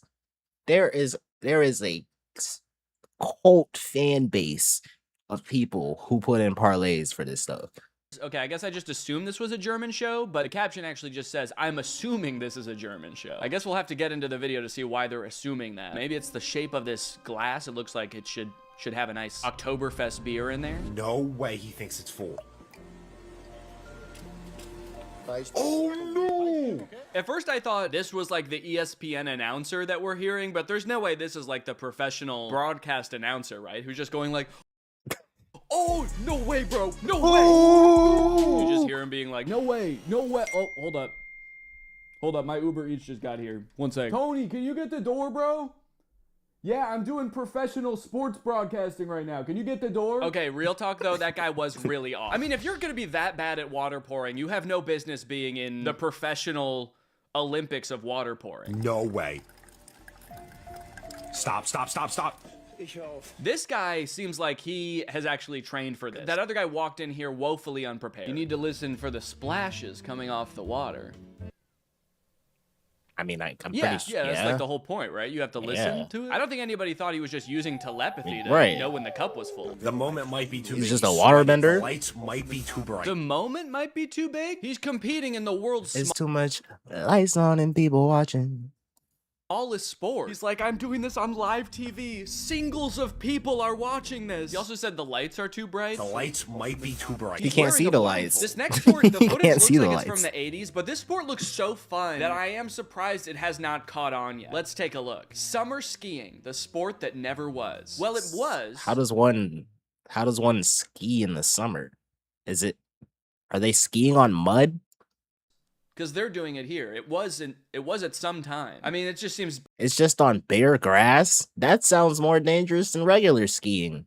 Bro, the type of grass rash you're about to... Oh, nah, son. blatantly I'm disrespectful cool. to tell these guys who are clearly doing it that it never was. They came home that day. They tell their girlfriends, yo, we were just out summer skiing. They're like, oh, that's crazy. That's not a thing. No, you weren't.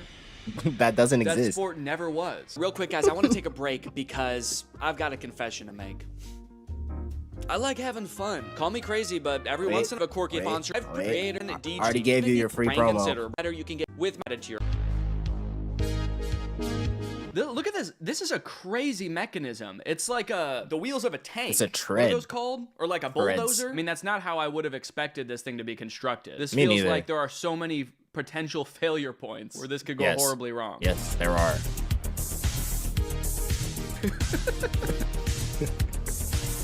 Is it just me, or do the guys doing it even look terrified? Because I was watching this I'd and I be was like, okay, terrified this too. actually looks really scary. Like the way he jumps off of this ledge. Look. He Look. flailed. Yeah, in he midair. flailed.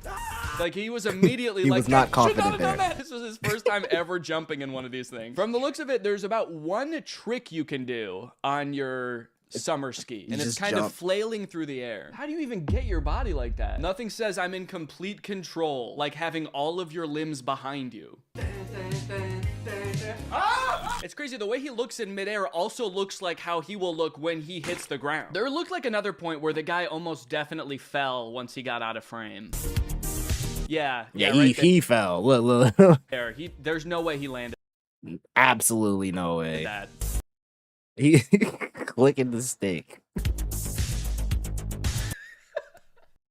They just look like they're holding on for Whoa. Well, where'd my sound go? dear life the whole time. The hell?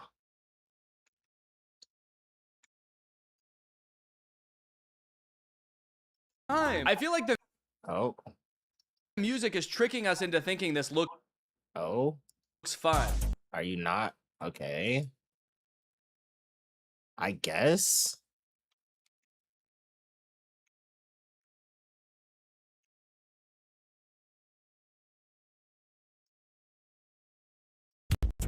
If you took out the music, it'd just be like Weirdo.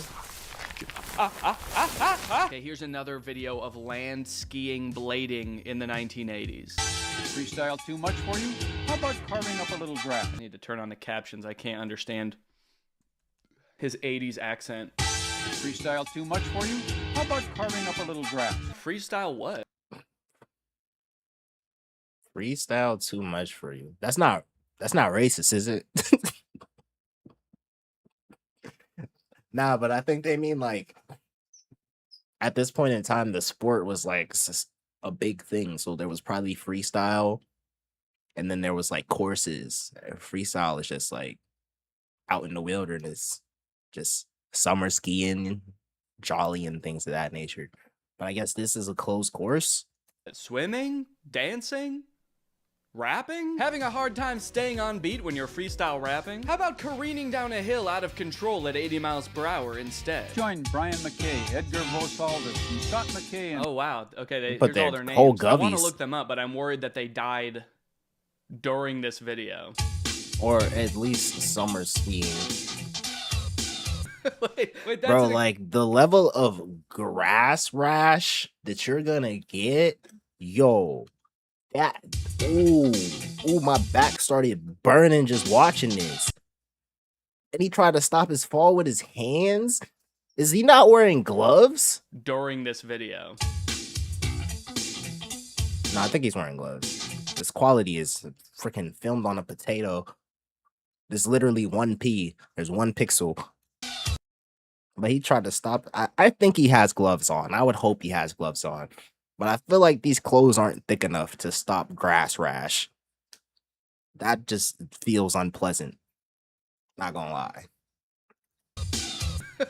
Wait, that's an I extended went version of the shot snowboarding we one watched. time, and I tried to like stop myself from it with my hands one time, and it's like, bro, it's not. Don't do that. Don't ever do that. Don't try to stop yourself with your hands. Try and fall on your butt.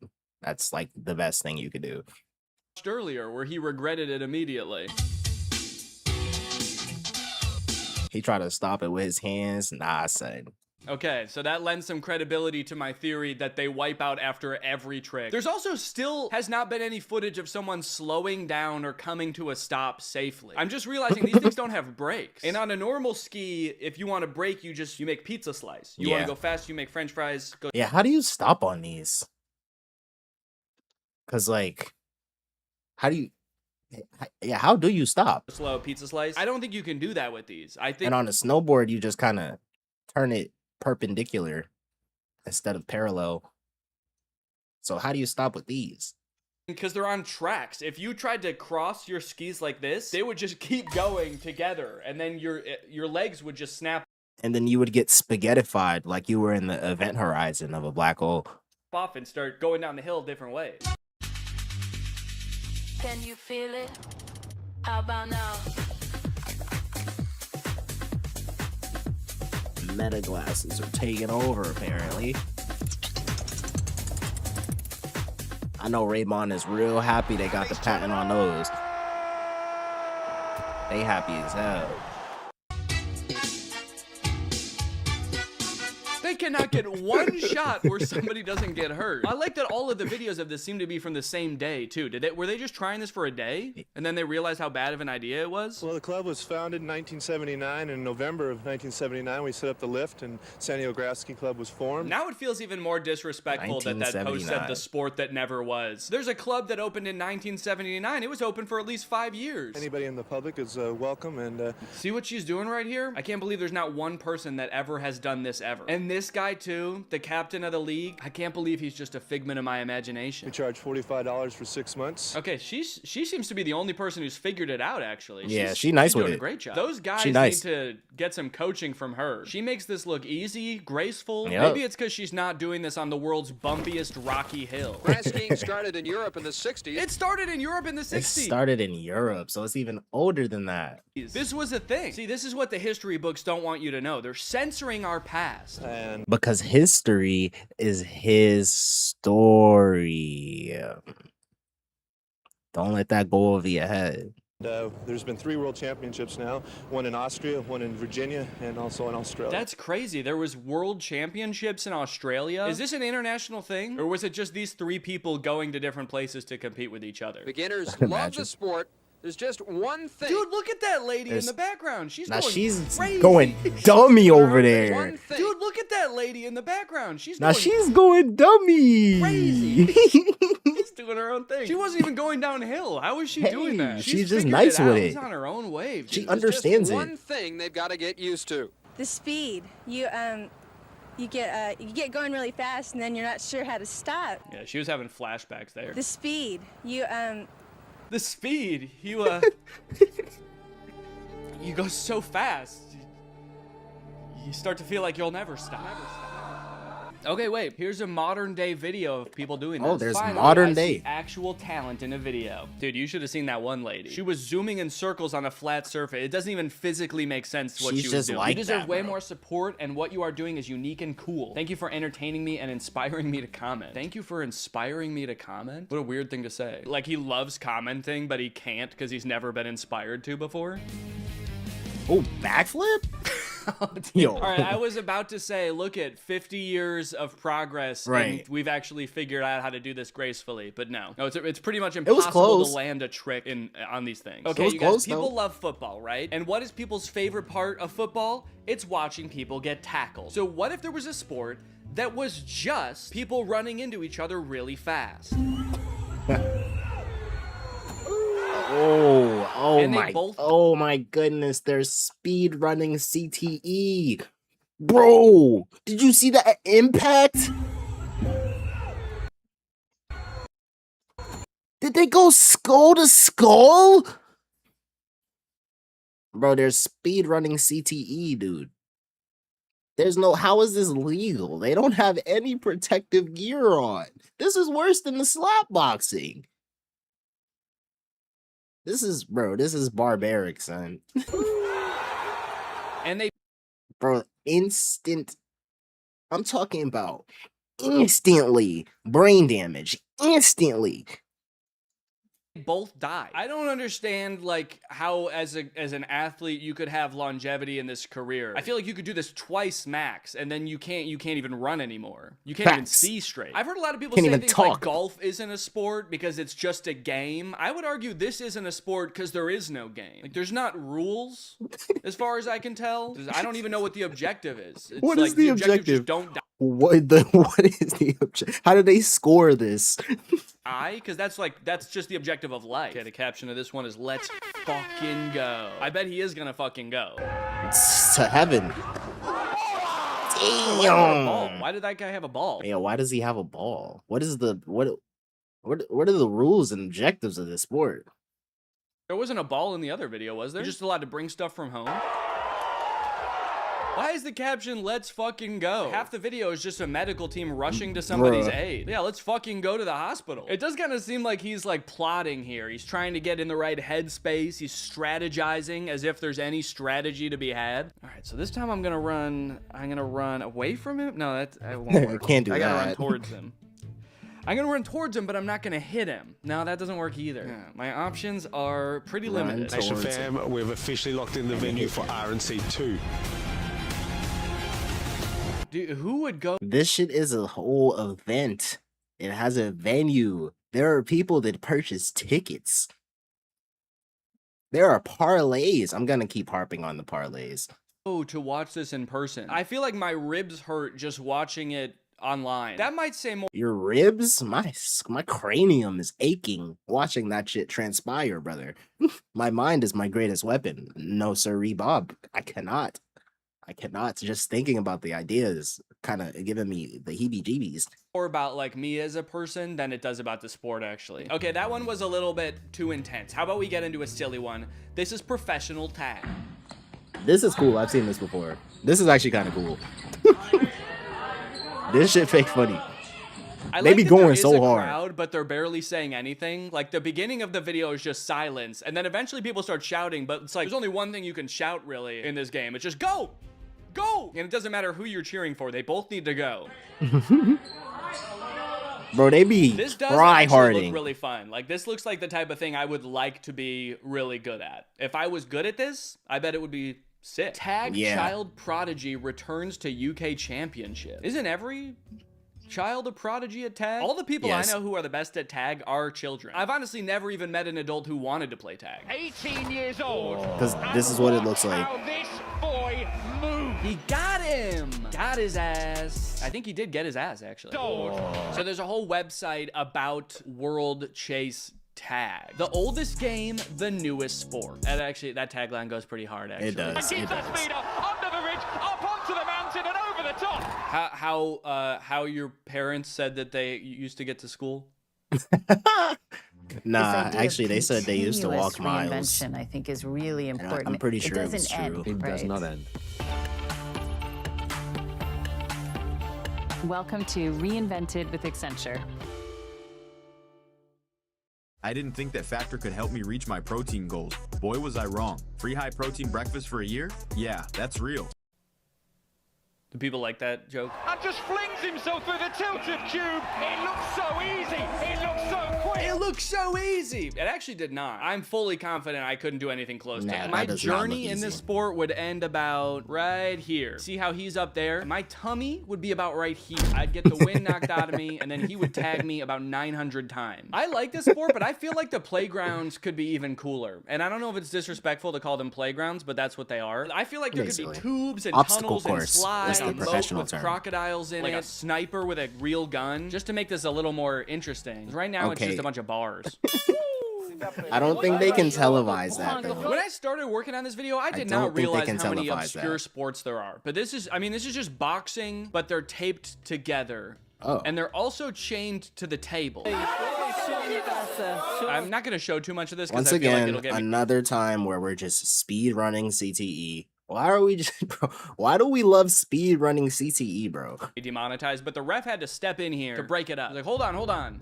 Foul. It's like, what was the foul? What could the foul possibly be? This whole thing is foul. They're taped together and punching each other. They don't like, I don't even understand how there's room for fouling. Bizarre Japanese sport where men fight to get to the top of pole. Now, I know what you're probably thinking. This is so many men. And what pole are they going to try to get to the top of? This many men won't even fit on a pole. And I've seen some big poles before, but this is too many men for one pole. Well, where's the pole?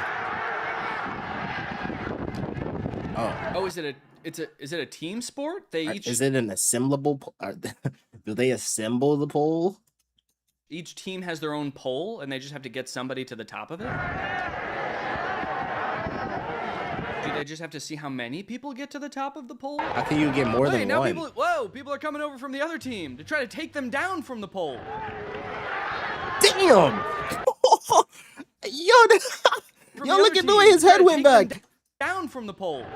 Look at the way his head went back.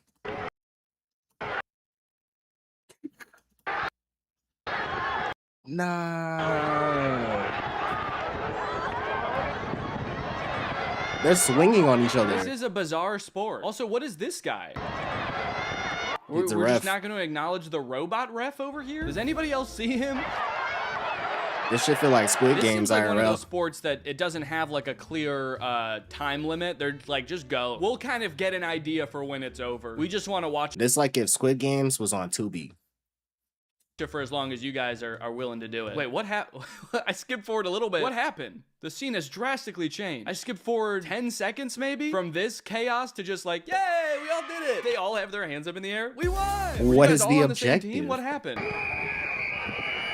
What is Okay, the they blew a objective? whistle and then they all get up. What's going on here? Like these two are not even involved in the chaos. They're doing their own battle here. They're settling a personal score down here. There are dangerous sports like football and wingsuit flying, and there are wacky sports like wife carrying and pumpkin chucking. All things that I knew exist. Then there are the Wife hybrids carrying. of the two. The sports that are both dangerous and wacky. You may be familiar with things like Cooper's Hill cheese rolling and the Japanese No. log riding festival. But have No. you heard of Bo Taoshi, the sport No. of team pole toppling? Yes, I have, actually.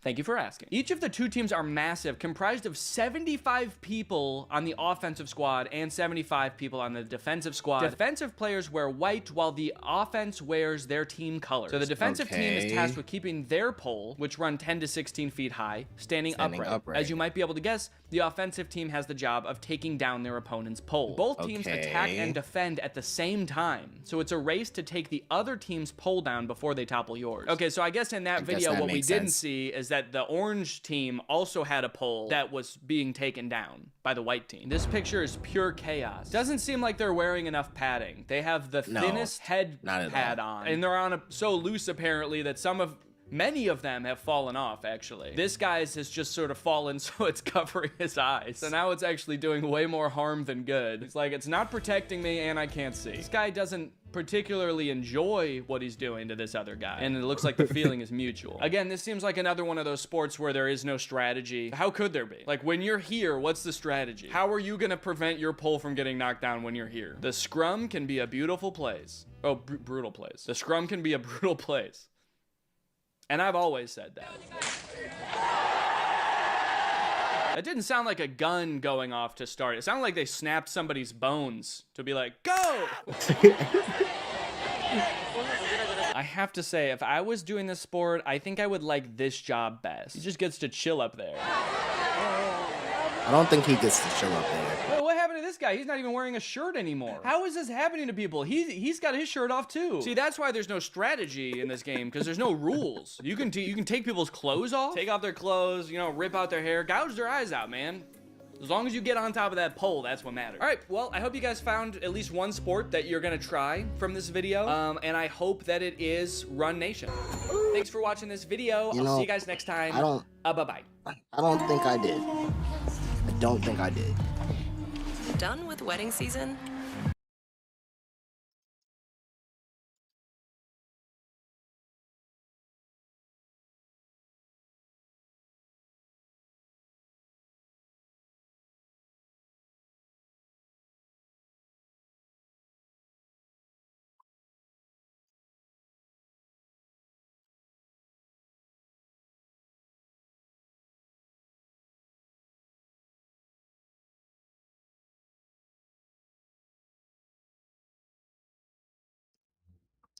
See Welcome back to the Papa Meat channel. How you doing? How you doing? Come on and sit down because today we're going to be talking about food hacks. When it comes to getting a little more bang for your buck at a restaurant, you'll hear a whole lot of relatively innocent methods like ordering from kids menus, adding homemade guac to your Chipotle, or taking advantage of fast food mobile app coupons, right? All pretty harmless shit. These methods are fine if you're trying to keep it safe and legal, but most people aren't aware that they're leaving tons of money on the table. I'm talking about unethical food hacks. If you're willing to sacrifice your humanity for a free meal, there's truly no limit to the ways you can fleece a restaurant. Disclaimer, this is wrong. Disclaimer, this is wrong. No, this is how to. We're trying to give people tips on how to. No. I don't agree with this. You might be saying that you're shoving it to the man, but, you know, treat your waitresses kindly. People who are working there, you know, fucking don't put their jobs at risk, right? Disclaimer. This is a joke video. We're just showing you this is just what people do. There's a lot of which also I'll tell you this. When we get into it, you'll see there's a lot of scummy people out there, right? Yeah. Disclaimer. I'm just gonna throw it there again. All right. So now people can't get mad at us for being like, okay, well, you're a piece of shit. Well, if people want the real hacks, go to my YouTube channel. My back rooms, watch me. I got the pina colada and the banana back rooms. Nick does have a YouTube channel now. Editor, put it up here, and we'll put a link in the description as well. One of the easiest ways you can get free food is by simply pestering the workers until they break down and give in. In recent years, these multi-billion-dollar food chains have been slowly shrinking portion sizes and upping prices. As recently as last year, Chipotle CEO Scott Boatwright was under fire for his comments during earnings call, where he explained that 60% of their core customers earn over $100,000 a year, meaning they can confidently continue to raise prices year over year. Not a great thing to say. You know what I mean? But not everybody can be Costco and raise prices. Statistics? Distribution of annual income among Americans. Over 100K is 15%. Under 50K is the vast majority. Between 50K and 100K is the middle income range. Okay. Are these accurate percentages? Year over year. Not a great thing to say. You know what I mean? But not everybody can be Costco, man. Not everybody can have the true grit of Costco being like, I don't fucking care. Hot dogs, $1.50. Hot dogs, $1.50, and I'll fucking roll over my grave. I have a feeling that when he dies, they're gonna change something. He's gonna haunt all of them. Yeah, he's gonna possess the new owners of stores, or he's gonna haunt the new owner of the company. Did you see it? He's gonna fucking.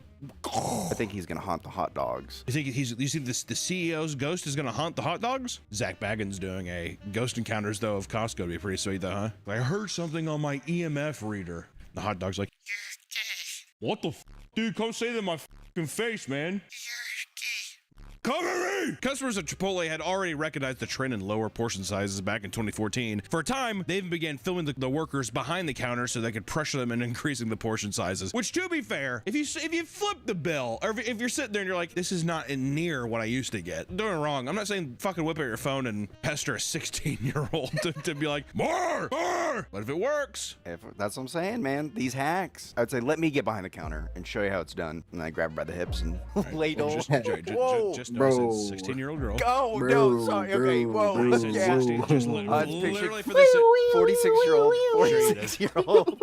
Yeah, I'm sure you did. 30 more years on her. The workers themselves hate having phones constantly in their faces, saying it only adds more unnecessary stress to the job. However, that means nothing to a person when a deal is on the table. Despite the visible discomfort in employees, people would continue filming workers and uploading videos to social media to document the results. Stuff like this. Damn.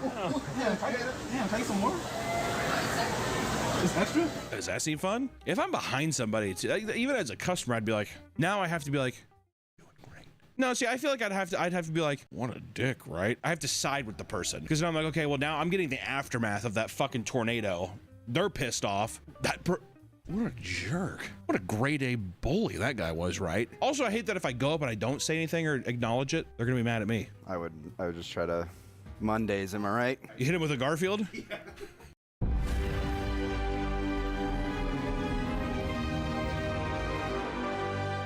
Great half. We gotta keep that pressure on. And use the Active Cash Visa credit card from Wells Fargo. She's right. Christian Pulisic. It scores unlimited. The time has come to turn the hours you spend gaming into real money. Because with free cash, you can pick from available game offers, play it, and get paid all on your phone. Plus, in-app purchases maximize your earnings and make you level up faster. And Free Cash also offers cashback for these purchases. With Free Cash, everything is simple and user-friendly. The first minimum cash out is just $25. Oh, I'm and after texting. that, you are free to bring in the cash. Oh, with over 280,000 reviews.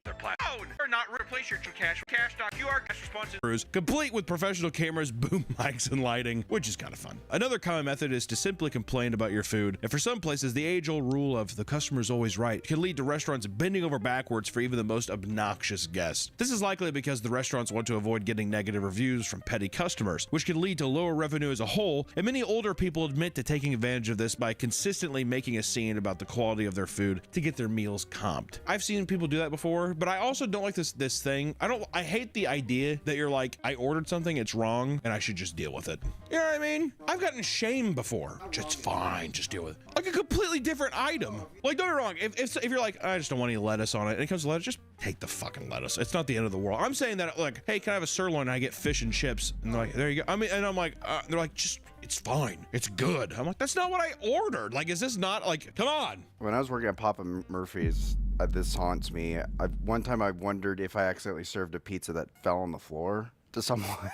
I don't know. How did you mix that? You would tell. You would be able to know, even if it's a frozen pizza, Nick. Or actually, it's a you would be like, okay, well, it's all smeared.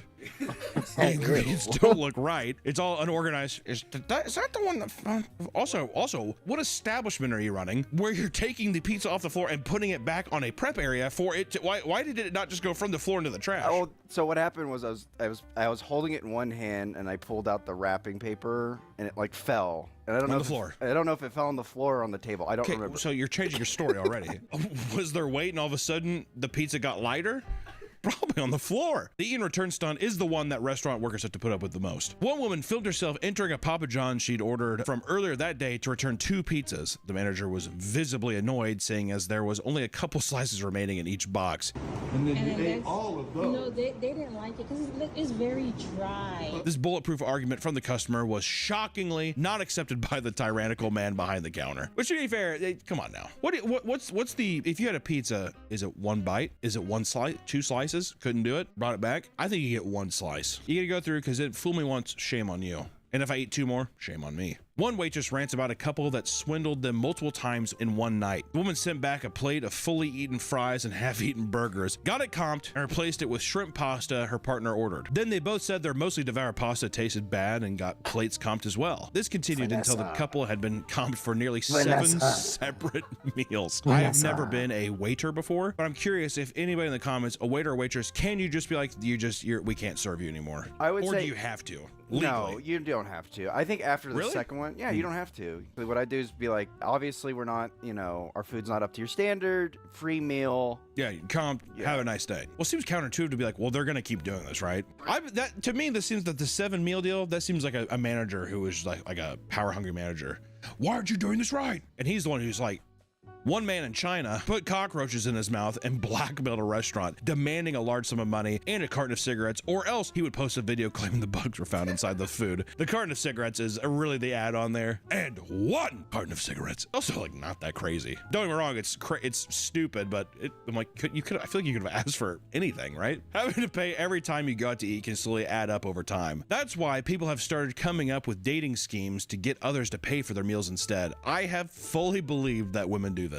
I fully believe that like any woman could have free meals for the rest of her life, especially with the dating apps. If she being like Monday, Tuesday, I have every day of the week, it's lined up. I'm just going out to dinner. I legitimately believe there's people out there that do that. Oh yeah, they were, yeah.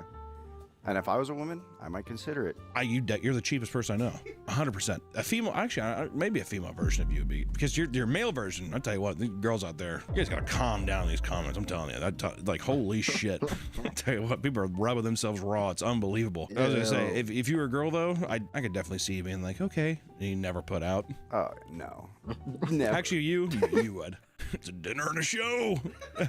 Yeah, exactly. Well, I got to now. They paid for my meal. Look like Charlie Chaplin with those potatoes.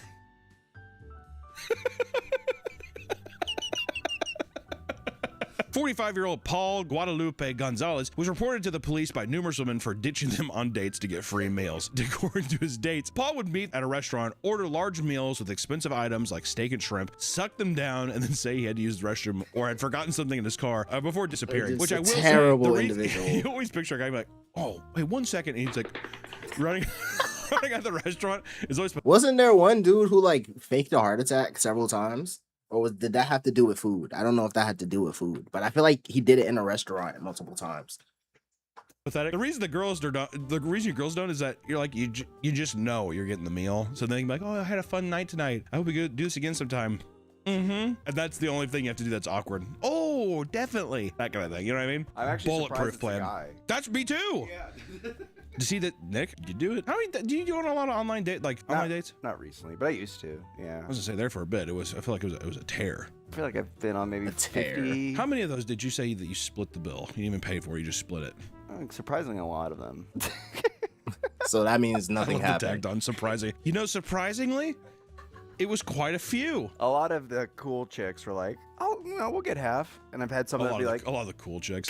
I feel like is it not? I mean, listen, you want to split the bill because I hate it's my own insecurity. It's my insecurity. Oh, split the bill? Yeah, it's my insecurity because then I'm like, if they split the bill, they're like, I had a bad time and I feel bad. So that's my. Yeah, I always that's what I offer. feel. I'm like, I'll do this, but I've had some where they're just like, oh no, we'll do it, and then that's when I'm like, oh, bad date. It seems rude. I don't know, as the man to be like, can we split the bill? It makes you look cheap. But if you're like your other counterpart day says, oh no, it's fine, then that feels, I don't know. I could see that being a thing where, okay, cool. Maybe it's even Stevens at the end of the night then too, where there's no obligation for anything next, but if something does happen, it's like fine. If initial not, dating whatever. stages, As in another date. I'm not talking about like sex or anything. But I'm just saying like if we went on another date, fine. If not, then you're like, well, you can do a thing where it's just like, hey, I'll get the meal, you get ice cream, and that way. Oh, I see. Well, once again, it's even Stevens. Yeah. Well, it's not slightly even Stevens, lower. Yeah, slightly lower Because meals are more See, expensive. exactly. That's what I'm There saying. you go. That's There where it's you at. I'm telling you, he's gonna count every 60, penny. 40. You gotta watch out. Exactly. So I mean, Red Robin was 26. Nah, bro. When I go out to eat with my shorty, I pay the bill, nigga. But we're together, so it's like not the same. When it's like initial shit like that, you're on a dating app and you're going to link up. You know what I'm saying? Like, better split the bill. Fuck. Baskin Robbins was 13, so it's kind of like half of what I paid. It's okay though. We had fun. We had a good time. I do the joke next time where it's like, on the next date, I get the ice cream and you get the bill. Or you get all And of then it, you because never Sil would hear from probably her even out again. to what I paid tonight. Is really what you would do. There was still the girl. She do not Whoa. bring thing. Whoa. We've never told. I don't think we've told on the channel. We're not telling it now. We are not telling that now. That is a secret. That's going to be an inside. That's an inside story. This practice is extremely common and dubbed the foodie call. Some even claim they've lived off food scored from the Strat for several weeks at a time. To justify their actions, people will say they go on these foodie calls. Girls as a really means be of doing survival this because shit, of the too. ever-struggling It's crazy. economy. If you can't find someone to take you on a date, don't fret. There are other ways to score free food from strangers. Another far less common technique is going into restaurants with the express purpose of finding someone to flirt with so they can pay for your meal. That's got to be a role, though. It's like somebody did that to you, and you're like, it's never happening.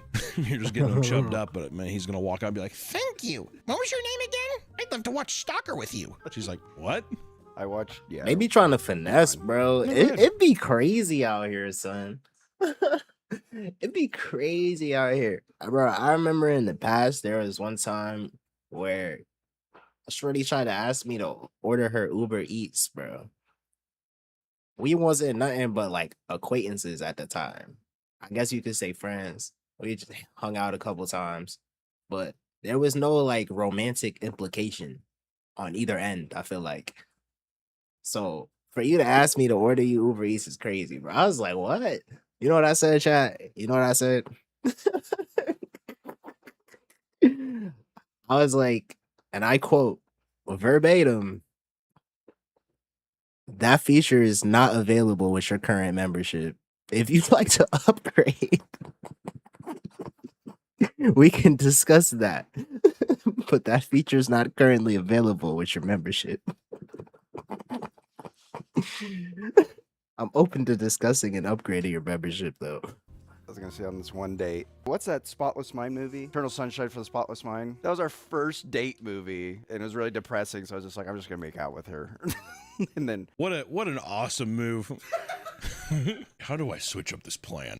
That's movie's also like, hey, we were together for a long time, or we're broken up now. This is our first date movie. You can watch sad movies aren't terrible to watch on the first one, but if they're about decades long relationship ending, maybe not. Can you imagine that's us one day? Ooh, you shiver. Ooh, you're not gonna break my heart, are you? That's what that screams to me. This is foreshadowing. Synecdoche, New York as well. Super. Synecdoche, I could, if the person's like, I really like movies, I'm a cinephile. I mean, I think that's a fine movie. Don't get me wrong. It's a Charlie Kaufman movie. It's gonna be depressing as shit, but still. These weren't the cinephiles. They were falling asleep. You're like, wake them up. Hi. Good part. I felt bad. One girl I was on a date with, I think the beer she was allergic to. Oh. So her lips were all super puffy. Oh. One of my moves is like, oh, I'll make it better. And I kissed her. You fucking idiot. Bro, are you slow? That's some slow shit. Bro, you're not dead ass. I need you to lock in. You're not locked in. I need you to be serious. You're not being serious. Oh my! I tell you, you're a predator. No, yes, bro. That's some call the police, bro. They said, I'll make it better. Oh, what's that? What's that there? You have an allergic reaction? What's that there? Yeah, your lips are kind of. Your lips are looking kind of voluptuous. Are they voluptuous because you're having an allergic reaction? Oh no, it's okay. Come here. I'll make it better. Bro, let me chill, bro. Let me chill. Apex predator, just looking Watch at out, feet. bro. It's unbelievable. Don't worry, Watch I'll out, make it bro. better. She's like, ow, ow. Her swollen ass lips. You're sitting there licking the IPA off her lips. Ew. Indian Pale Ale. Oh yeah, Rebecca, I call her IPA. Ew.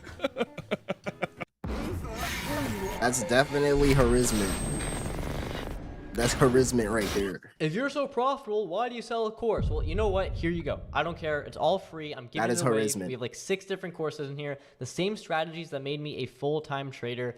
And we have like... Bro got the ROD Anytime you go mic. into a bar or restaurant, nothing is stopping you from faking a proposal to draw in attention of other guests and staff. Couples mentioned tugging on the heartstrings of the establishments, and that has earned them plenty of free drinks and meals. That's actually such a good idea. I've never thought of that. You and Allison should try it. They wouldn't believe it. They wouldn't believe it. Ma'am, is he hurting you? He's offering you a ring pop. Do you know this man? It's cute. This trick can also work if you're single, as some people have had success proposing to their friends while out at a restaurant. For a while, these grifters had a good thing going. Yo, what if you pull up with like, yo, bro pulled up with his bestie. He didn't tell her the plan, proposed, and she still said yes. They said, wait, what? That was until people started openly admitting faking their proposals and posting them online. Now it's viewed as semi-controversial. See, bro, everybody got a clip farm and clout chase. You gotta put everything on the internet. This is how the methods be getting patched, bro. You find a good method, do not post that shit on the internet. And y'all be wondering how these shits get patched, because y'all are dumb.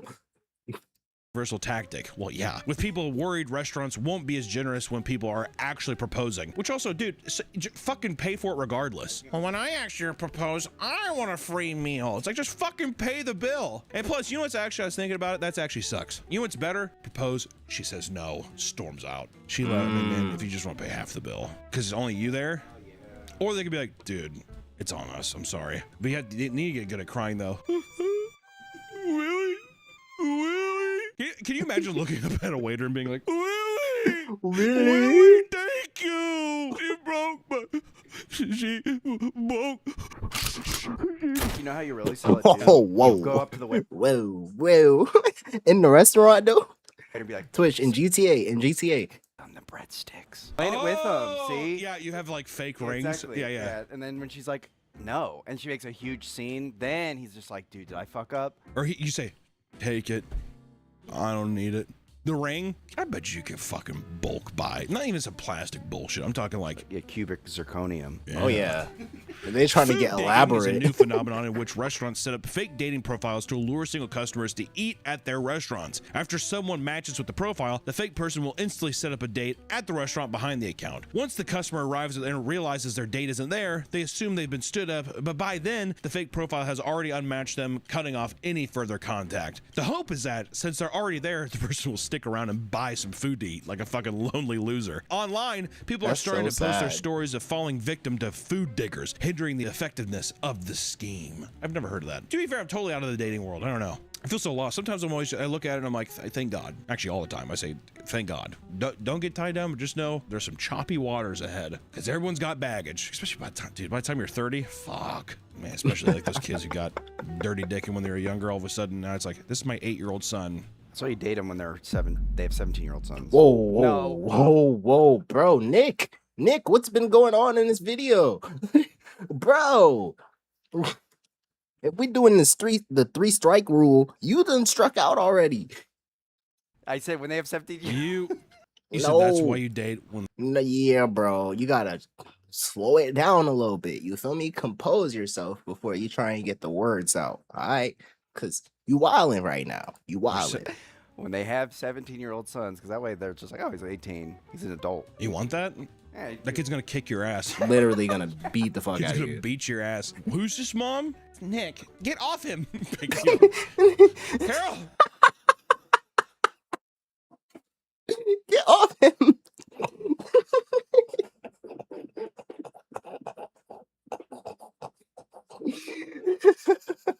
Carol. If you can make yourself look as pathetic as possible, you just might get a free meal. This is Nick, by the way, guys. This is Nick. This is get off him.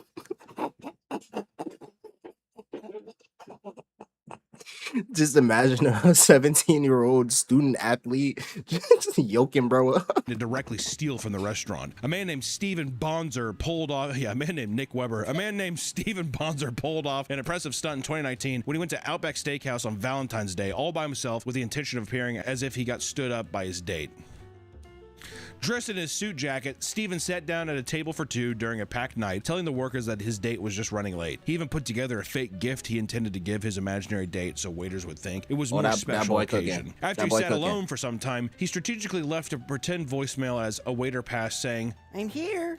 Let me know when you're on your way. Oh, nah, Over he time, cooking. Steven quietly ate loaves of complimentary bread by Bro's himself. a It was getting manipulator. late. 15 minutes before closing, Steven started amping things up by drinking his wine in fast gulps as if he was depressed when workers would pass by. When he ordered his steak, Bro he is claimed a the waiter was on manipulator. eggshells because he felt bad for him. He made enough of a scene that a neighboring table started to stare. Determined to get a I'm not gonna lie, this is borderline sociopathic.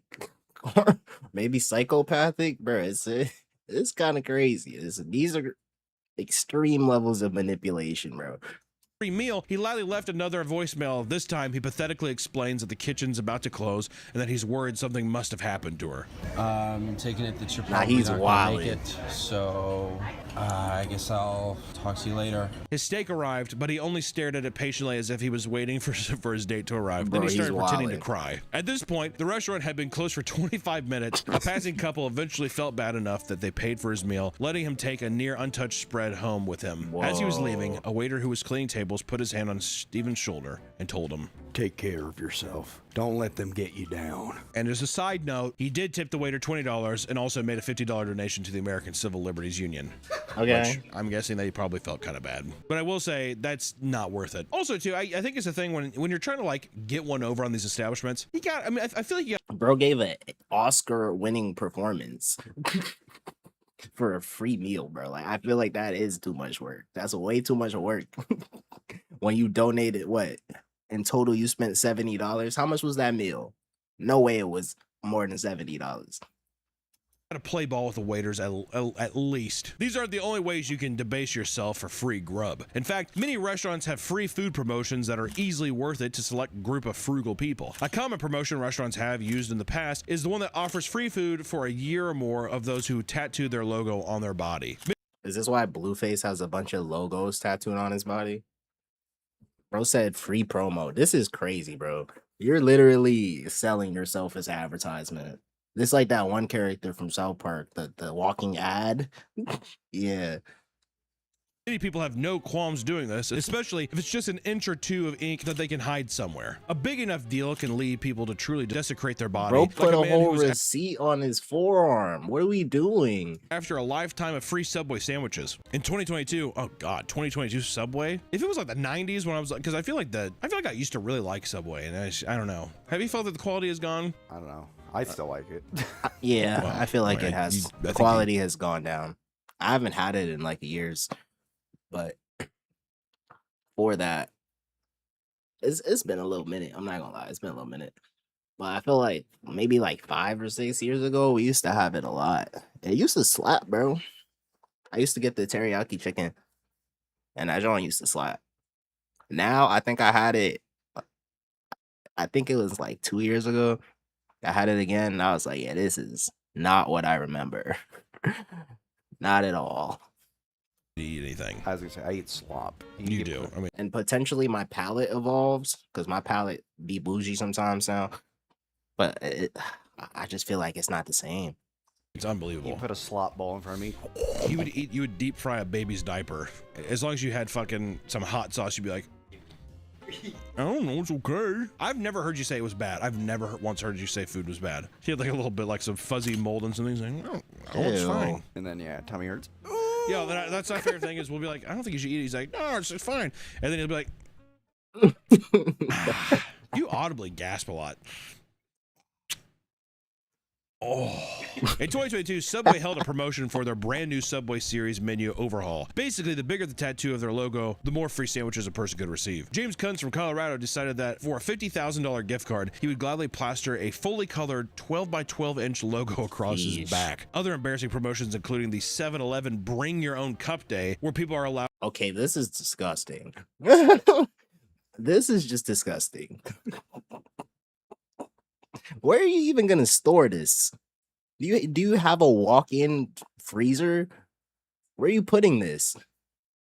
To fill up any container they can bring with the Slurpee for just a few dollars. As you can imagine, people go out of their way to be as obnoxious as possible about it, which to me, it's fair game. Yeah, exactly. Yeah. It's fair That's game. clip It's farming. whatever the machine, it's yours. You know, I've seen some crazy shit online. And over in did Taiwan, that a just for the 2-day-long clip. promotion at a sushi chain called Sushiro claimed that anyone who officially changed their name to contain the characters for salmon would be rewarded with an all-you-can-eat sushi meal with as many as 6 friends. What followed was labeled by news stations as salmon chaos. This is because over 300 people chaos. rushed the government offices to follow through with the promotion, seeing as it only costed a few bucks to have your name changed at the time. Interviews wow. would reveal that the name translated to things like explosive good-looking salmon, salmon Explosive prince, meteor good-looking salmon salmon. king, or Salmon simply prince. just salmon. I will say, Meteor Salmon King is Meteor fucking Salmon sick. King is Salmon's sick. not bad. That's not a bad name. A few people decided to change their names to entire run-on sentences, like one that roughly translated to Chen redacted has a black dragon cannon and turned into redacted.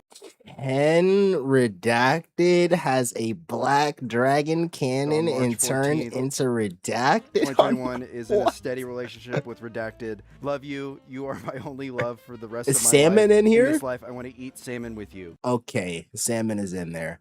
I will say, Bro, that's a whole bro put a paragraph. that's pretty romantic. Also, you could just tell, what's your name? Ted.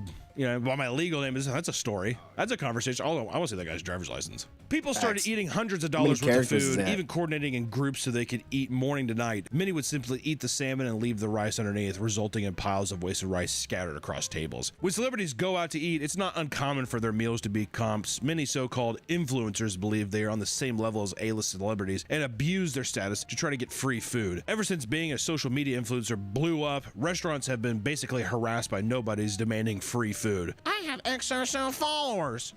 Do you not know who I am? Aurora Griffo posted a TikTok shaming and slandering her local bakery, claiming that they used fake ingredients. In response, the bakery owner posted their own TikTok fake showing Aurora ingredients? in the DMs asking for a collab and free food. When the bakery rejected the request, she showed up and hit them with a negative review. In the same video, the owner went step by step through the baking process and showed off all of their ingredients, completely dismantling all of Aurora's claims. While the bakery's business soared, Aurora's social media was flooded with hateful comments and backlash, and she eventually Well, that apologized, saying backfired. she was sorry for the fake ingredients comments and that she wasn't trying to seek revenge after being rejected. You lying bitch. Yeah, right. Yourself. LPR. Your PR team got to do better. Starbucks Refreshers Concentrate.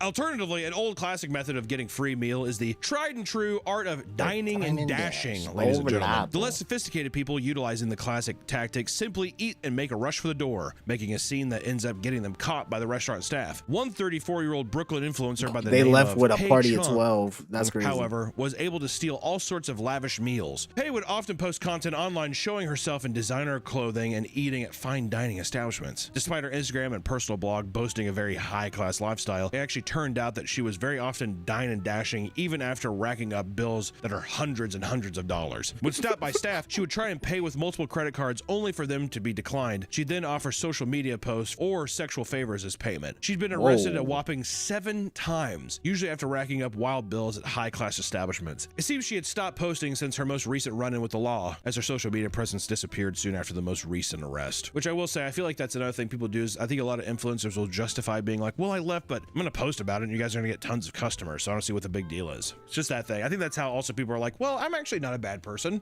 I will say, we 100% take credit for Red Lobster being successful. Red Lobster coming back. I think that it wasn't all of us. It was their new CEO. He's a badass, but I will say, I like to think that we put out the good word. And also people who missed Red Lobster Day this year, how dare you? I saw a lot of people on Instagram tag me that they went to Red Lobster on Red Lobster Day. Put it up here. Please go next year. It's really good. We even went. These food hacks are downright fucking insane, but some people are attracted to free stuff like moss to a flame, right? I mean, downright fuck. Is this him? I think this is him. This is the heart attack guy I was talking about earlier. 20 restaurants. Fucking insane, but some people are attracted to free stuff like moss to a flame, right? I mean, if I can get some free food, why not? That's what people think. Well, you might be able to get away with a free meal here and there. Just know that each incredibly extreme attempt will ask you to further throw away your morals and potentially years of your life, right? Some prison or whatever. At the very least, maybe throw a tip to your waiter next time you ruin their day with a fake heart attack or prop cockroaches, right, guys? Or just pay for your meals and don't fucking do it. You know? I think discounts, not the full meal. I got a bug in here. 20% off? Be like Nick. Until next time, guys, we will see you. There's in the a next one. fly in my shoe.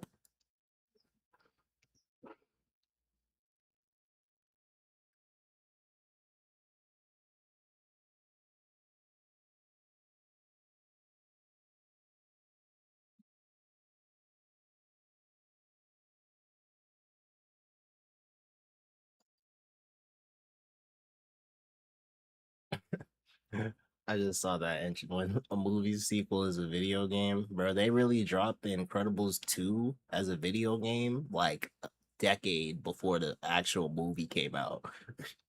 Me and my brother used to play that shit when we was younger, and we used to be so confused because like we was like, where's the movie? Is this gonna happen in the movie? Bro, I miss the co-op gaming days, bro. I miss them days.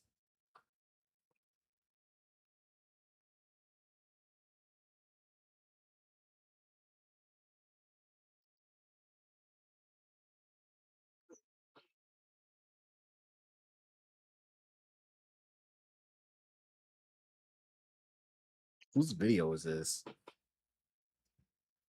The duck.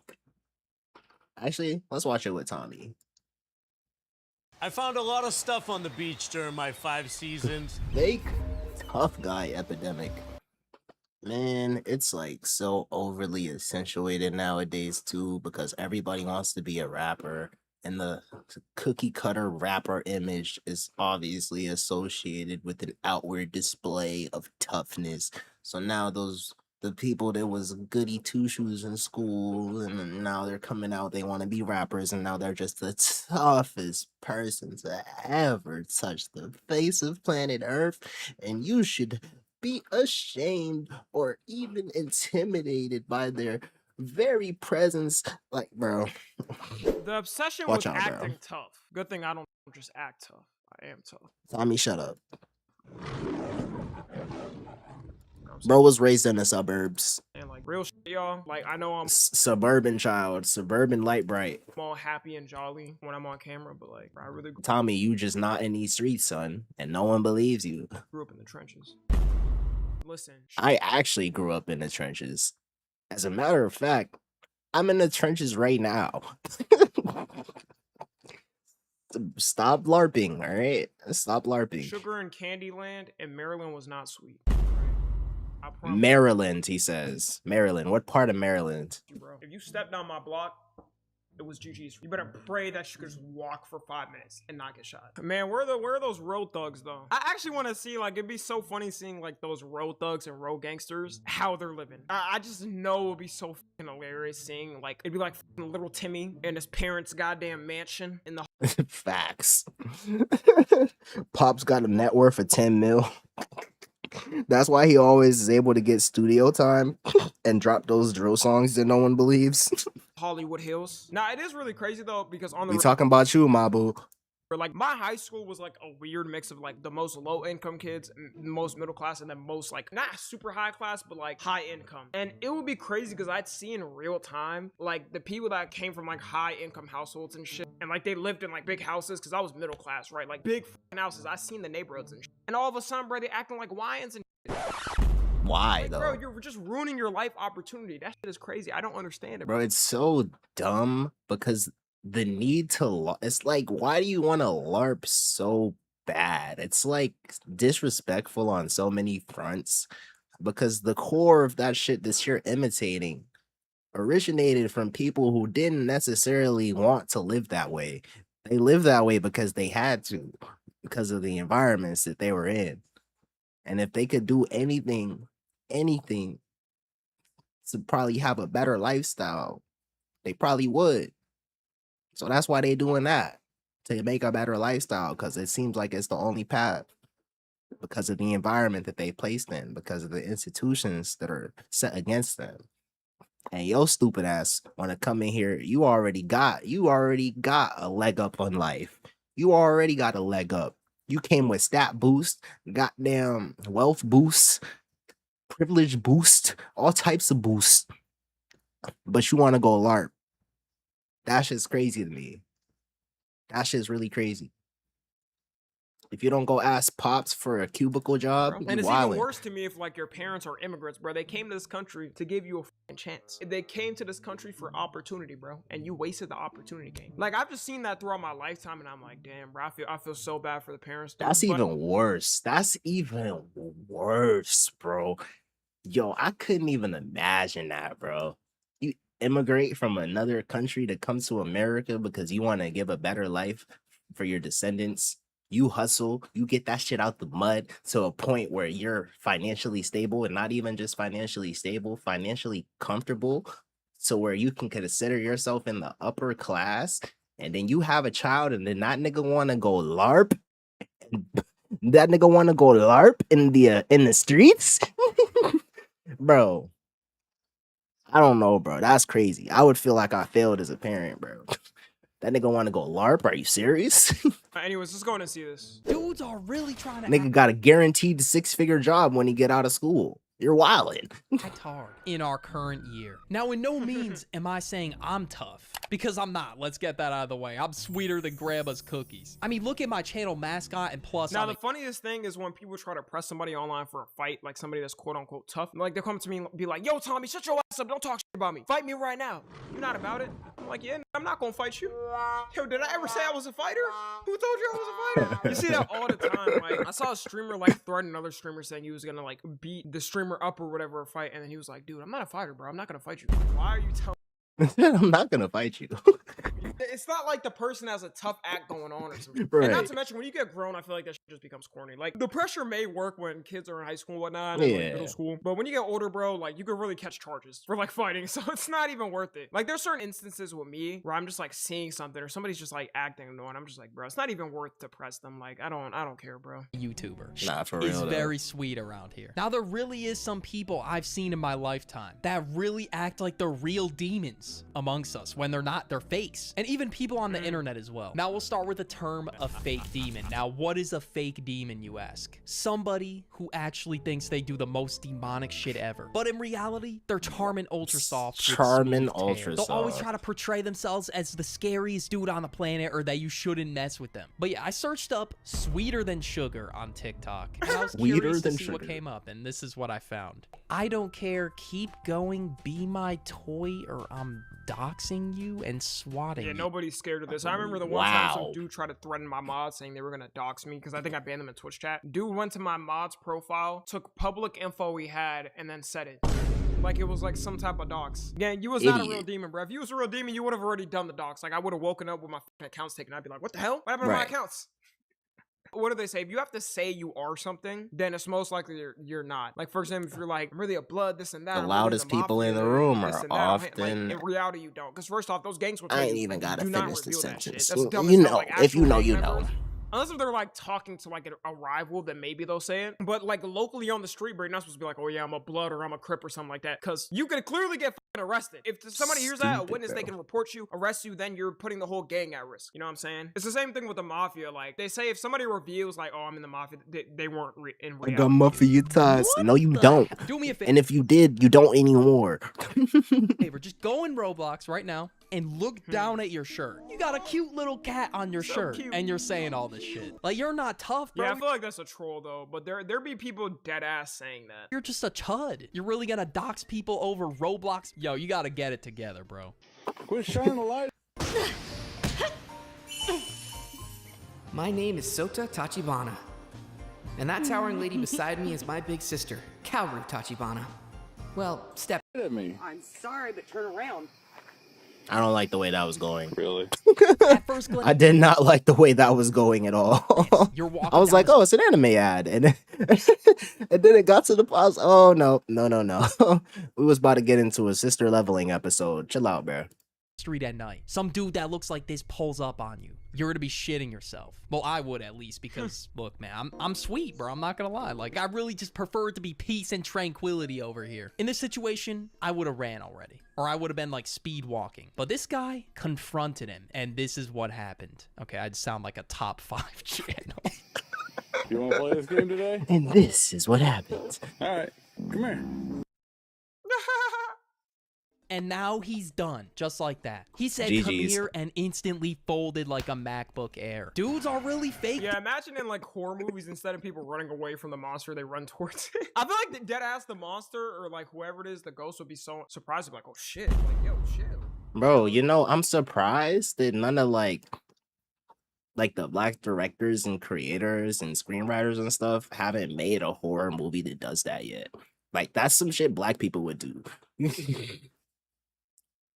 Like, I'm surprised I haven't seen that. Like, I would think Marlon would come up with some shit like that. Just here to like hurt you and kill you, but like, damn, I didn't know you were gonna like try to fight me. Or imagine a robber, dude, a robber tries to break in, and they see a person running at them in full speed right when they break in. They're losing that. Wait, shit. they might have This guy actually looks jump so screened menacing. one of those. That might have happened one time. You can see like every time a robber tries something and like an actual owner's been a on time minute. and they have a gun and this and that, bro, they get so flustered, they drop their gun, they're fucking like shaking, they're like, oh shit, I didn't suspect that, because the point of what they're doing is like they suspect authority. But like when you're somebody that doesn't take that, or you're trained to like go against that, then they get scared. At first, chasing him down, or not chasing him down, but he was like walking in his direction. But that was an instantaneous fold, bro. It wasn't even a Instant. second. Next, we gotta talk Talking about about the instantly. internet thug. This dude really acts like he commits crimes on the daily, but in reality, we all know he's trolling and is only tough Bro, when just talking type behind his the shit. screen. They'll really threaten to dox you, beat up your entire family bloodline, pretend to be badass and about that life online. But of course, when it comes to real life, they come across somebody on the internet that doesn't play, and they have to go toe-to-toe with them. They just duck, even though they were the person that was like, yo, drop your addy right now, as they're like talking shit to them in the game. Fake crash outs. Sometimes emotions really... Oh my god, kids used to do this. I knew this one kid I grew up with, like, he used to be like, oh my god, bro, I'm getting angry. Like, what the f, nigga? Okay. You wouldn't like me when I'm angry. You better turn Super Saiyan or some shit, nigga. Make me a believer. I don't give a fuck. You get angry. Hey, bro, who cares? I'm quaking in my boots. Nigga, if your hair don't turn yellow, I don't care. Okay, care about you Don't get getting me mad. It angry. used to like steam, If your hair don't turn yellow or your skin don't turn green, I don't care about you getting angry. bro, and do that shit. And it was just, oh my god, it was so cringe. Get the best of us. But here's a reenactment of the fake crash outs. Hypothetical crash out. That's the level of impact their crash out has. Yeah, they'd be like, yo, hold me back, bro. And then the whole time nobody's behind them, but they're like, hold me back, bro. Anybody that asks somebody to hold them back and a bro. I'm just imagining this shit in my head, bro.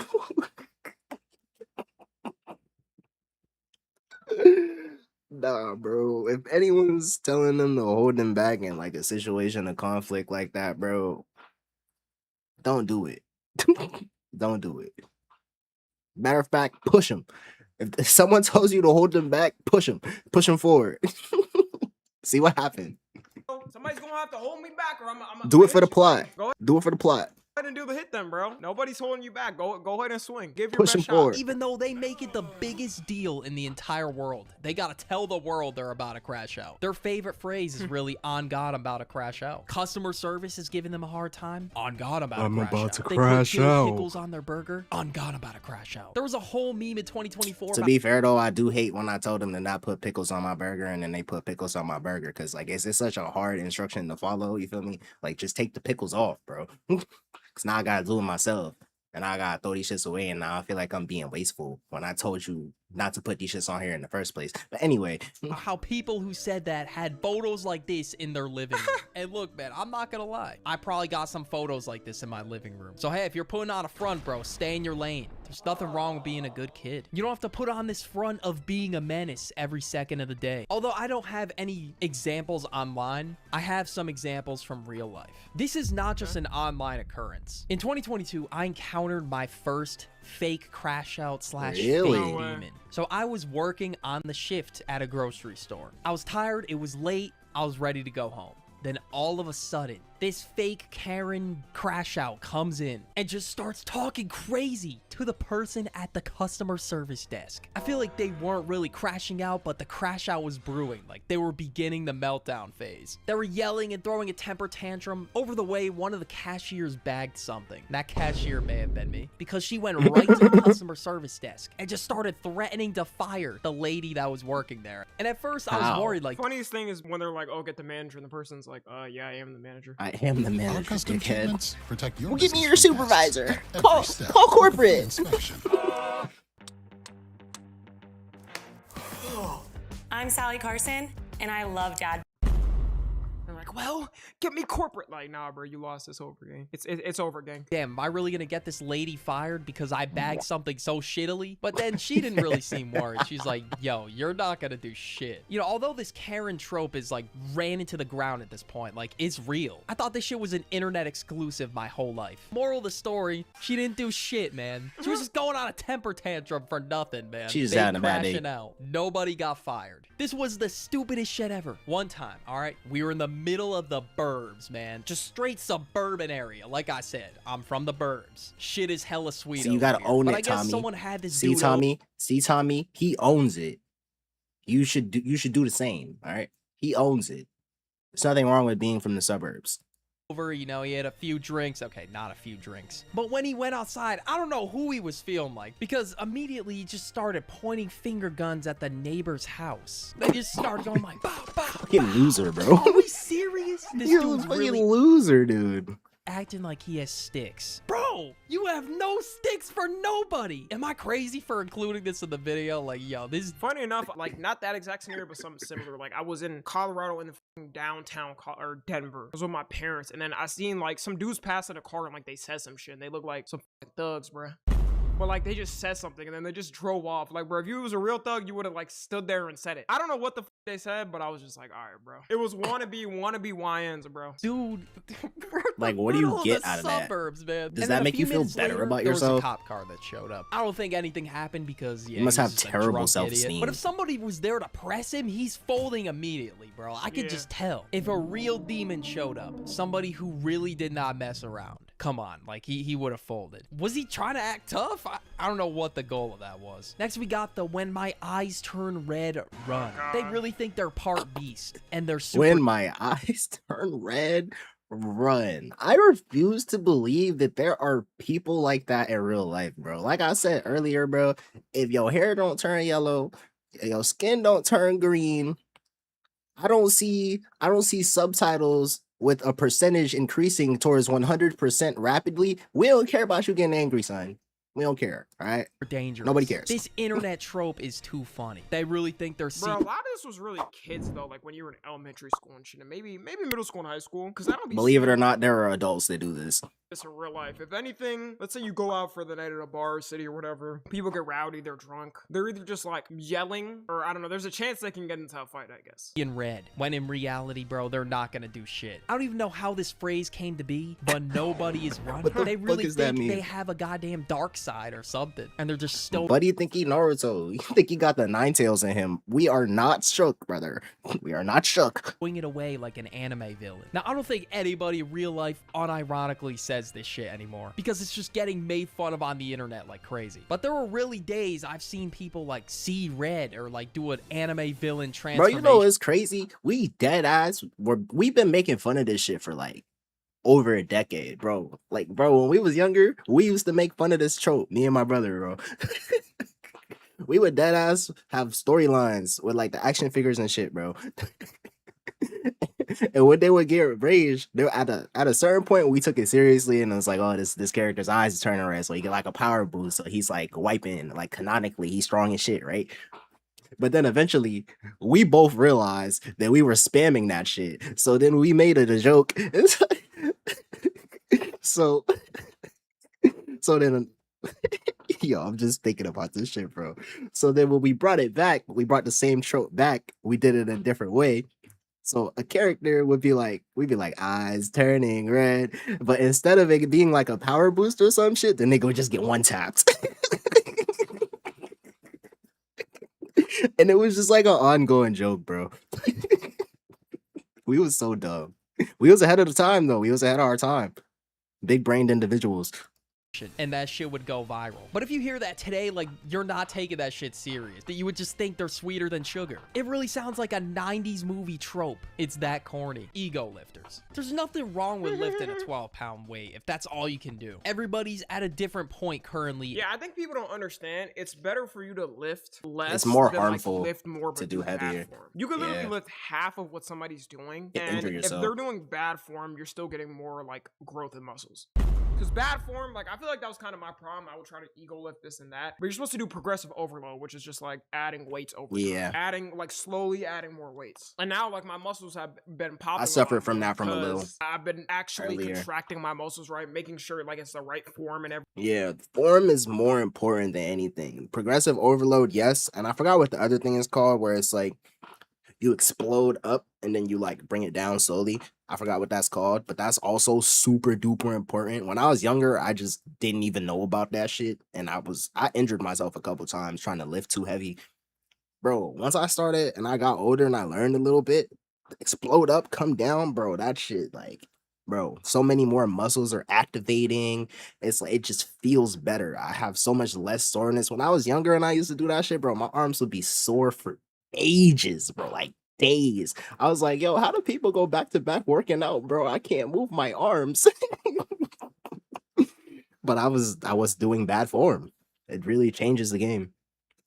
Everything. In weightlifting. And if people hate on you for being lower than them in weight, that's just lame. I don't even think anybody does that. Like, form is really everything in the gym. Everything. Or else you're not even gonna get stronger. You're just gonna feel pain. All pain, no Mad gain pain. is really what ego lifters go through. Just to look tough in front of everybody. Some dudes will really And they don't have even the be worst looking tough. They be looking all goofy. time. They'll just swing around 50-pound weights and not even be able to handle it. They'll have terrible form because they're not strong enough. Just because you got 50-pound weights in your hand when you can't even control it, that doesn't make you look tough. yeah. Oh, he dropped it on his foot. Bro, legs about to give out. Oh, I thought that's at 165, 105. There's no way this dude is doing 200. Yeah, GG's. Yeah, whole And he was doing it alone. Dude, at least get a spotter. lot of nothing is going on in this clip. He's really just moving this shit from point A to point B. There is no muscle being built. Like, it's not even going down to his chest. Oh, and you see these girls looking. They're Oh, like, nah, the Yo, shorty's laughing. Oh, no, not the shorty's laughing. Not in front of the shorties. literally looked at him like, dude, this is bad looks. Can you even consider this a rep? This is really what It's it looks not. like when I'm at failure. I got nothing left in the Nothing tank. Now, I left. don't know if he's trying to impress others or if it's just like a self-pride Like, thing. the only thing I could see him doing is if he's trying to just get, like, one in. Like, he's trying to practice his PR, his max. But I don't know, ego lifting to me is just not tough. Just slugging around weights with like terrible form. But if you have solid form, it doesn't have to be perfect. That's pretty impressive. Like, of course, push yourself, but sometimes there's really levels to this gym shit because you could really get hurt if you're not doing it correctly. If YouTube is listening, don't do this, please. You will seriously get hurt. Nobody's gonna care that you're lifting small weights. You risk getting a career-ending injury. You know, God forbid that happens, but it could. Next, we gotta talk. Recently, or maybe like last month, I tried lifting a little bit more than normal. I was like, fuck it, I could do it. For like my shoulders, I went up 5 pounds in the dumbbells, and like I genuinely fucking hurt my shoulder in some type of way. And that whole week, I couldn't lift my shoulders. Yeah, bro. But that It's was crazy. ego lifting, to be honest. Like, that was a little bit like, I kind of wanted to up it a little bit to see what I could do. And yeah, I fucked up. So I just went down back. I went back down. Oh, tough guy or alpha males, whatever you want to call them. I was literally diagnosed as somebody that's fearless. Yeah. I Okay. felt like I was a Oh, god. brother. I've talked Oh, about them brother. before in videos. Okay, I made a whole ass But there dead ass be dudes that like fully believe in alpha males and even women. video on tough guys. But one tough guy in particular really fits the fake demon category. King Azule. That point on, my dad knew he couldn't take me. Now I was 13. He picked up a stick, a wooden stick, and he went to hit me over the head. And I did this, and it broke. Yeah, it just broke. He just put his hand up. This dude literally does this as like a joke, though, a troll. He's not serious. Okay, I feel like people like okay. Andrew Tate are serious about it. Nah. Like, Okay. he'll truly say some shit. Nah, but no dead ass though. When I was younger, there was like an instance where I didn't get into too many fights. Like every time it was like about to be a fight, it got. I think I feel like I blacked out a lot of the time because all I can remember is the thing getting dispersed. I remember it starting and I remember it dispersing, and I was always furious after the fact. Bro, there was one time I don't even know what was happening, bro, but we was outside and I don't know how it became like a fight or some shit, but one of us got pissed off and then he went up to like swing on me and I did the Gohan block. I did the Gohan little one arm block. He hit my arm. I didn't flinch. He looked at me and ran away. I was like, damn. Bro, I've been aura farming for my whole life, bro. He looked at me and ran away, I swear. Just aura farming, man. And you're just like, bruh, you know damn well this did not happen. Like, I forgot what he said, but he said something dumb. Or he'd be saying, like, if you're a dude with a girlfriend, that's gay. Or if you're living with a girl when you're young, that's gay. Because you could be living with, like, your bros, like, gaining wealth or something like that. Like, bro, do you not realize you could just be hanging out with those dudes, like, at their apartment or another place or in public? And he was dead serious, too. He's like, oh, man, if you're a young man, you're living with your girl, bro. Like, that's pretty gay. Like, you know, why do you need to live with a chick? Just bring her over whenever you want to smash her, this and that, or going, like, what are you talking about? Grabbed it, and that's it. No more wooden stick. This dude just had that brute force strength to just break it with one grab from his hand. And then I took it out of his hand, threw it on the floor, kicked him in the leg, picked him up, and threw him on the coffee table. Coffee table broke in half. He was Okay, he's trolling though. He's trolling though. As a 13-year-old, you lifted a grown man and slammed him through the coffee table. He's trolling though. He's obviously trolling. He's not serious here. 13, he's talking about how he broke the coffee He's table. not serious. Lifted his dad. Okay, let's get this out of the way. He looks like he would beat my ass now, for sure. But you know, to the first time viewer, this might look like a real story. Once you hear more and more podcast clips, you'll know he's just straight bullshitting. The fractions that you cause with hitting the bone thickens the bone. I used to sit there and hit my shins with a hammer all day. That's what You the would Tibetan sit monks there used to and do. Okay, no.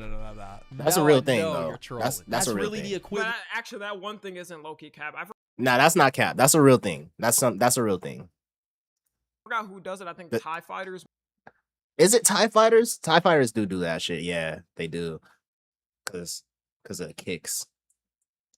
Muay Thai or whatever it's called. Like you hit like your leg. I said think it's Tibetan monks. I feel like they do that shit too, though. shit, right? You hit Don't it, Tibetan monks do Thai? Let me and, chill like, it before I get literally canceled, bro. builds, like over time muscle there, and it makes your legs like strong as. I'm pretty sure that's actually like a real thing. I don't think he was sitting there for like fucking days doing that though. That's like professional fighters. Like you have to be a real professional. Like they'll kick like metal Yeah. poles and shit and trees to like build up the strength there. Of saying, yeah, punch lockers for fun. This dude is really an anomaly. Oh, they don't f up their hands by hitting somebody's head. Your head is the strongest bone in the body. And if you train it and bang it enough for a whole year, it becomes 4 Don't listen to this, guys. This is why are there so many instances of people speed running CTE, bro? times. That is not how it works. And I learned that at a Don't young do age. that, That's what I learned from please. the Shaolin monks. Is that Aang? Was that Aang? And I learned that at a young age. That's what I learned This is Aang, bro. This is the live action Aang. from the Shaolin monks. What is this dude even on about? How many Yeah. concussions has he gotten in his lifetime? This dude is really speed running concussions. But if he didn't really Literally. say anything ridiculous, I wouldn't even question it. I mean, he looks like he would beat my ass. But the reason I wanted to cover this again is because this is what happens when you cap Gotta on catch the me internet. first. People don't take you serious. But despite him saying F students are inventors, and only the F students were capable of inventing crazy things, nobody else. Out of all things though, I feel like C students makes more sense. F students, you have Yeah, to C try to get an students. F. Like, let's get it Definitely straight. C students, because, you know, C students unite and shit. We just didn't feel like trying. But when we did try, we aced everything. I was one of those, I'm not gonna lie. I wasn't like hold on.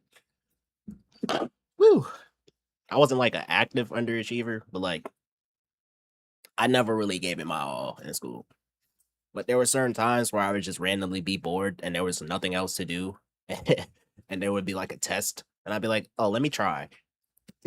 And then I get like an A- or something, or A+, without ever doing the homework that was supposed to be study material for said test. I was like, oh, okay. Because I would just pick up certain stuff that they say in class. Because they feel like they give us all the answers in class for real. They feel like I don't be paying attention sometimes because I be having conversations. There was a funny time in class, bro. Yo, I dead ass been aura farming my whole life, bro. Unintentionally though, it was unintentional. So I was in class and I was having a conversation with somebody. It was like I was enjoying the conversation. The teacher called us out. It was like having a side conversation. She was doing something on the board, but I was still paying attention to what she was saying. She asked me a question. I answered that shit and went back to my conversation. I was like, bro, watch out. Yeah, I was paying attention. And what? What you gonna do about it? All right, because a lot of times they'll say with C students, it's like, oh, they were so smart that like they felt like they didn't even need school, so like they just barely passed it to move on. Like maybe I don't even believe in that, to be honest, but maybe that's true for some fucking C students. I don't know. F students, you sat there and did nothing. You just fucking did nothing. It's not like the normal F students sitting there like in the background, like, all these dumb plebeians. I can aspire to be more than like no. He got That's some invited animation. to be a guest speaker at a school. I don't know how he pulled this off. And now he's on his motivational speech arc, and he was getting trolled the entire time. I wake up in the morning before the sun. Oh shit. What? I wake up to say hi to the sun. None of them are taking it serious. They really. I feel like I'm watching it a was super the hot fire toughest rap thing battle. ever spoken. Just to troll. I don't know. They were just trolling, bro. They all had their phones out trying to get a clip. But yeah, if some dude that's been getting trolled and memed on the internet goes to your school, that's a viral clip right there. I mean, I Indeed. believed him, bro. That he woke up in the morning before the sun. He says hi to the sun. Yeah, I felt that, bro. I guess. I run a cold shower. I go into a cold Who said that's shower my man? Who said that? to get my body going. Who said that shit? I go for a run, I go for a workout, and all of that is done before 6:30 a.m. Morgan Ashton Hall schedule. This is what Nobody's taking happens it when serious. someone that says the F students are the inventors of the world goes to a school. You know, at least it was entertaining. He was really brightening people's days at the very least. Before I take you to another video on the end screen, thank you all so much for 500,000 subscribers. I couldn't have done it without you guys, so I wanted to thank you all again in video. Also, thank you to everybody who's been reacting to my video. Hey, Hey, yo. He reacts. Appreciate that, Doug. Keep going crazy, man. I've been seeing a lot of reactions recently, and I've seen the Jinxie reactions as well, which is crazy. If you told me 2 years ago it'd be reacting to me, yo, I'd say you're smoking crack. And hey, you dropped the sub. I appreciate it. Duck, yo, this guy's actually like such a goated YouTuber. Chat, go sub to the Duck, man. But yeah, all the reactions and support really goes a long way, so thank you. W video about the duck. Appreciate the shout out, man. His video's been hilarious, bro. Him and Birdie. Anyways, if you're watching the two, make sure you're on the Discord and watch the streams. Subscribe to Tommy NFG. Your perfect domain.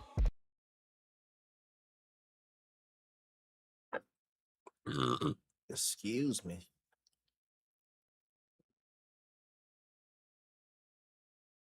Darman still makes videos.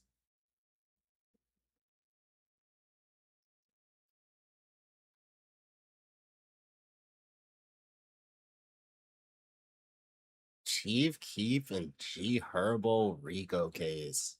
They're just everybody's getting hit with a Rico. Sheesh.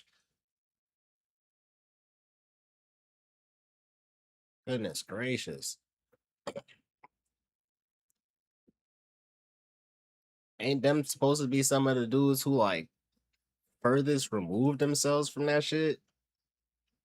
They get hit with that shit. It's crazy.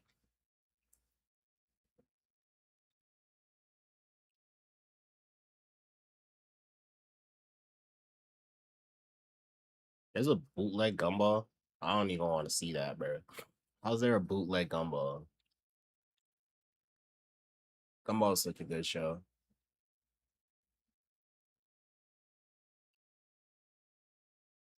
Let's see what my algorithm can cook up.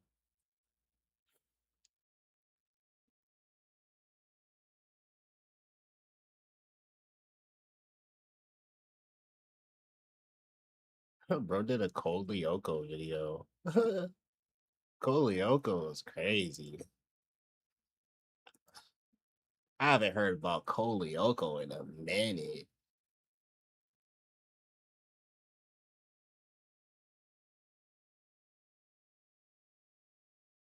I don't think I remember, bro, though. William Dunbar. Let me see, bro. This is like, Ladies and gentlemen, this is like a core memory right here. Bro said Cole Lyoko. That caught me so off guard. welcome back to another episode Cole of Lyoko feels like a fever dream. Nostalgia Rant. Did that shit really happen? The show where we nitpick and talk about every single little detail in a show or movie. Okay. Now, during this process, we're gonna do a whole lot of nitpicking, voice acting, and there's some random tangents throughout the whole video. But no need to worry, your viewer viewing experience will always be a 10 out of 10. So, ladies and gentlemen, without further ado, let's go! Hey, real quick. Shout out my niggas like Cole Lyoko, okay? Nigga, y'all out? Whoa. What did I say? Shout out my niggas like Cole Lyoko, okay? Nigga, Cole Lyoko is officially returning with a brand new sequel series, currently in production, set to service season 5. Whoa! The project is currently in the writing stage, with original creators and voice cast expected to return nearly 19 years after the show's last season. Yo, we're getting OG voices? What? Cole Lyoko's coming back. Okay, that makes sense. I'm like, why he doing a Cole Lyoko video? Cole Lyoko's coming back. Whoa. Is it? I'm dead about to watch that shit. I'm not gonna lie. I'm about to watch it. I might go back and watch all the old seasons just before this comes out. y'all making some big money moves out there. All right, I see y'all. Anytime, brother. Make sure that's good, ass nigga, and we're gonna problem. You feel me? No. I'm sorry, I just get real aggressive about this. Nah, they better not mess it up though. My childhood.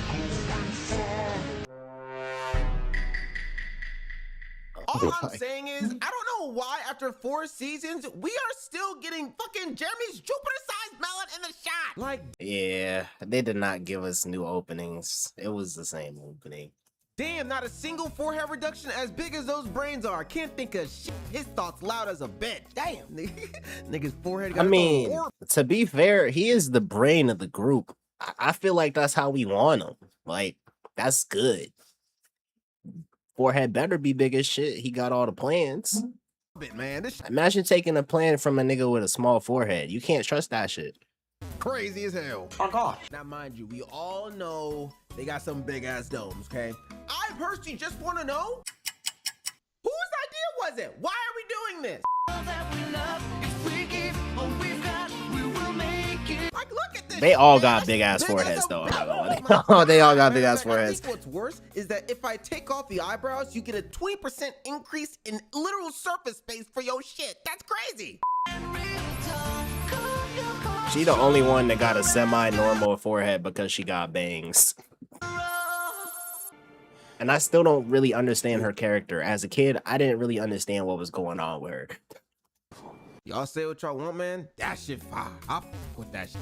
That's that shit that gets me up in the morning for real. Real shit though. Brother. Some of you guys are just like, shit, that's a TV show. Shut your ass up, nigga. It's more than a TV show. Oh my god, Ulrich, you won! Let it go, you bitch!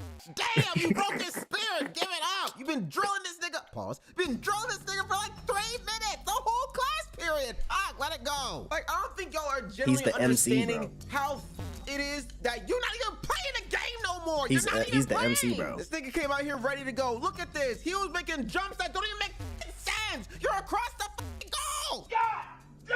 Nigga just desperate to do anything at this point. That's the shit I'm talking about. Damn.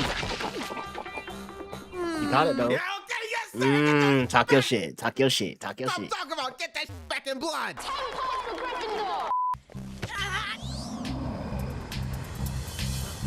Oh, GG's. GG's. This shit remind me of the one Boondocks episode. GG's, bro. He about to start fire, air, and earth bending. And when he kicked the ball, it's about to have so much velocity that it's about to envelop itself in flame. So as it's coming at you, it's going to be some semblance of a comet. So I suppose you prepare yourself. I suggest you prepare yourself. He literally ulted. He hit the Huey on niggas. Hold on. Hold on. Hold on. Hold on. Ladies and gentlemen. Hold on. Hold on. Hold on.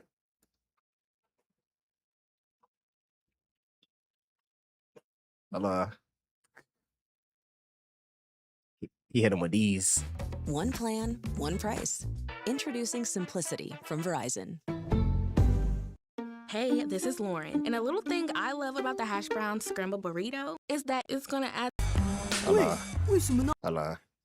Hold on. Hold on.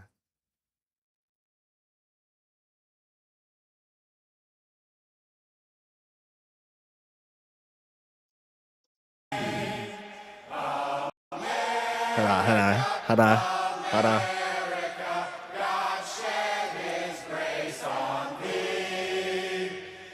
Legendary episode, by the way.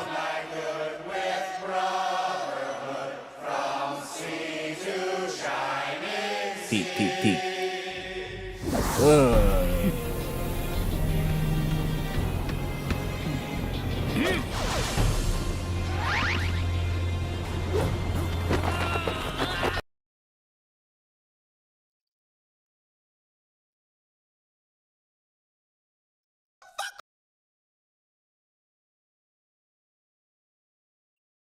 I'll get that shit back in blood.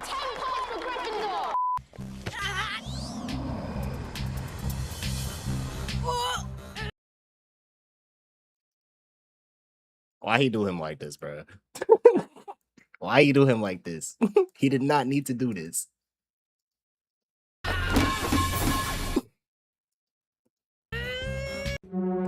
He did not need to do this, bro.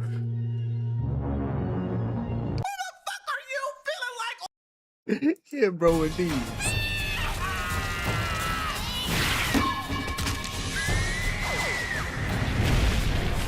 Look at the amount of destruction they caused with the kickball game.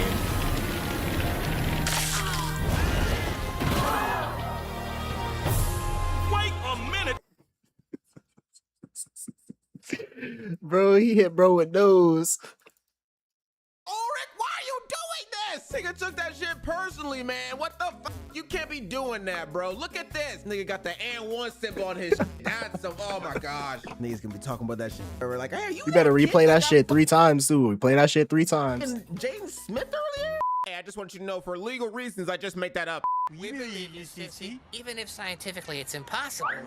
First off, get your foot off his chin. That's girl. Second of all, they was trying to tell us this whole time. Y'all let me know what y'all think in the comments, okay? Hear me out. Hear me out. Open mind this fourth wall break. If I'm understanding this correctly, science is the explanation of the supernatural, to which then once science explains it, it's natural. Bro yapping. So it Oh, he doesn't yapping. mean it's not. I was dead listening for a second, like, wait, maybe this nigga about to spit. He yapping, bro. Bro, dead It yapping. just means they can't translate it into terms to explain the how to everybody else. Right? Shit, I don't even know. So, if that's the case, I'll be in Spider-Man tomorrow! Oh, I can't do it, hon. I'm sorry. Don't apologize to me, bitch. Your planet is fucked. Get Right. out. Shit, I'm better than me. I've been gone on her ass as soon as that first boulder fell. Fuck that, I'm out. Sorry, Yumi. You gotta figure this shit on your own. Talk about something. I can't do it. If you don't get your bitch ass in. Those 4 niggas are fucked. Oh, my yeah, they're god, done. they're gone. They're done. Look at that shit. Even if the gravity did turn back on, man, y'all niggas are done for. Don't even think about it. I'm more surprised they're even showing this shit to kids. What do you mean gravity's gonna turn off? What are you trying to imply?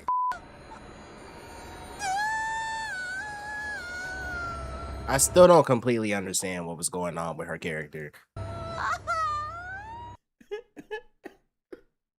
Just die, bitch. Fuck. Shorty died like William Shatner. This nigga Xana is sending niggas to the start menu, straight back to God. To the shadow okay, realm. this might be Xana's best plan. You turned off gravity, nigga, you smart as a bitch.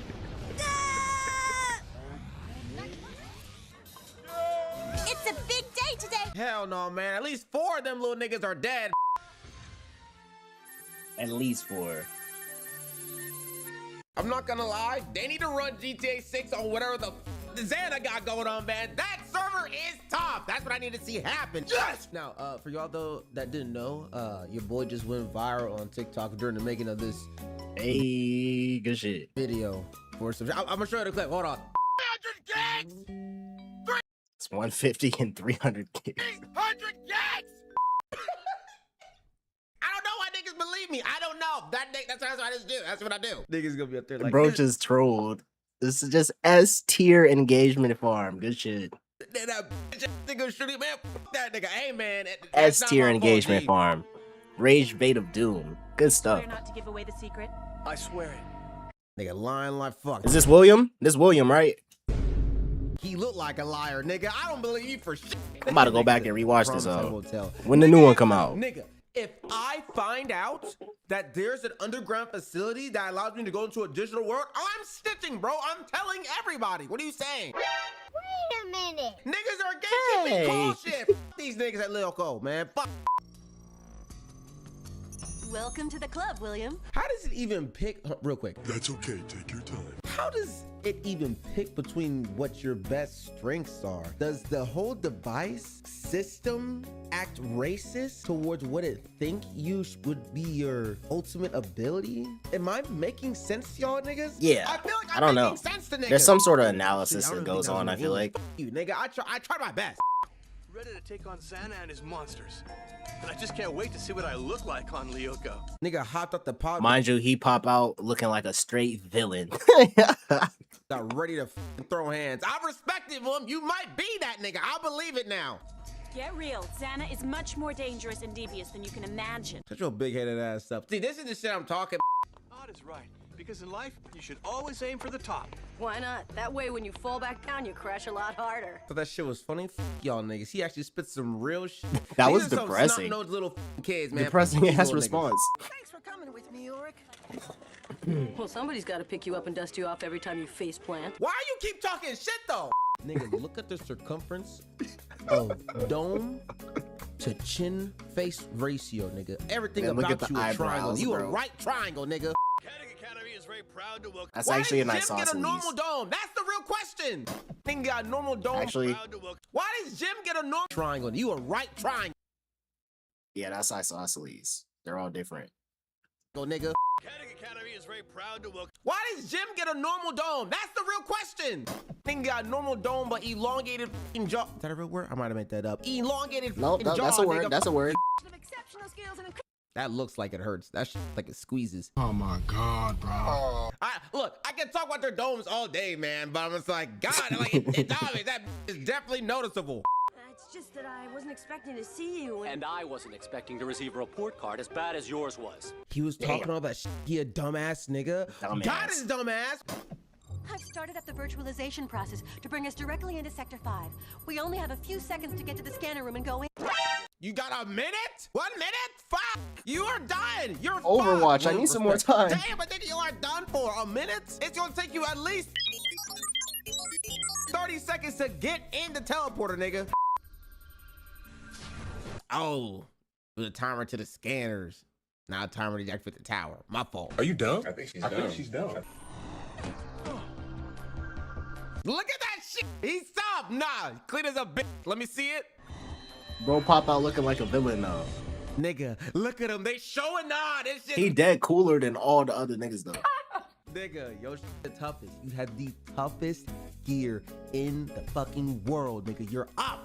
Hey, Jeremy, there's this really weird-looking creature that just showed up. Like some kind of giant jellyfish.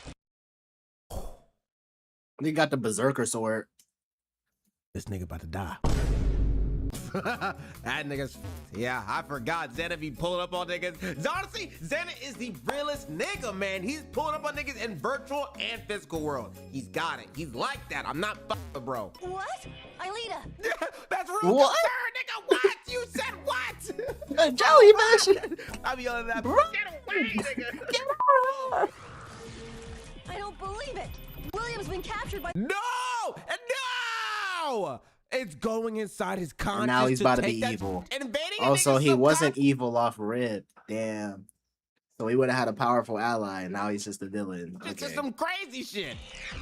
Xana pulled up and was like, hold on, wait a minute. Bro kind of tough. He on my team now. He with us. Nigga, oh, that nigga probed you and left. They're like, help. He with us blew my now. butt, help. Yes, unbelievable! It really works! I found Franz Hopper! Run the rematerialization program. What? What? I've never seen this. I've never seen this episode. What the f?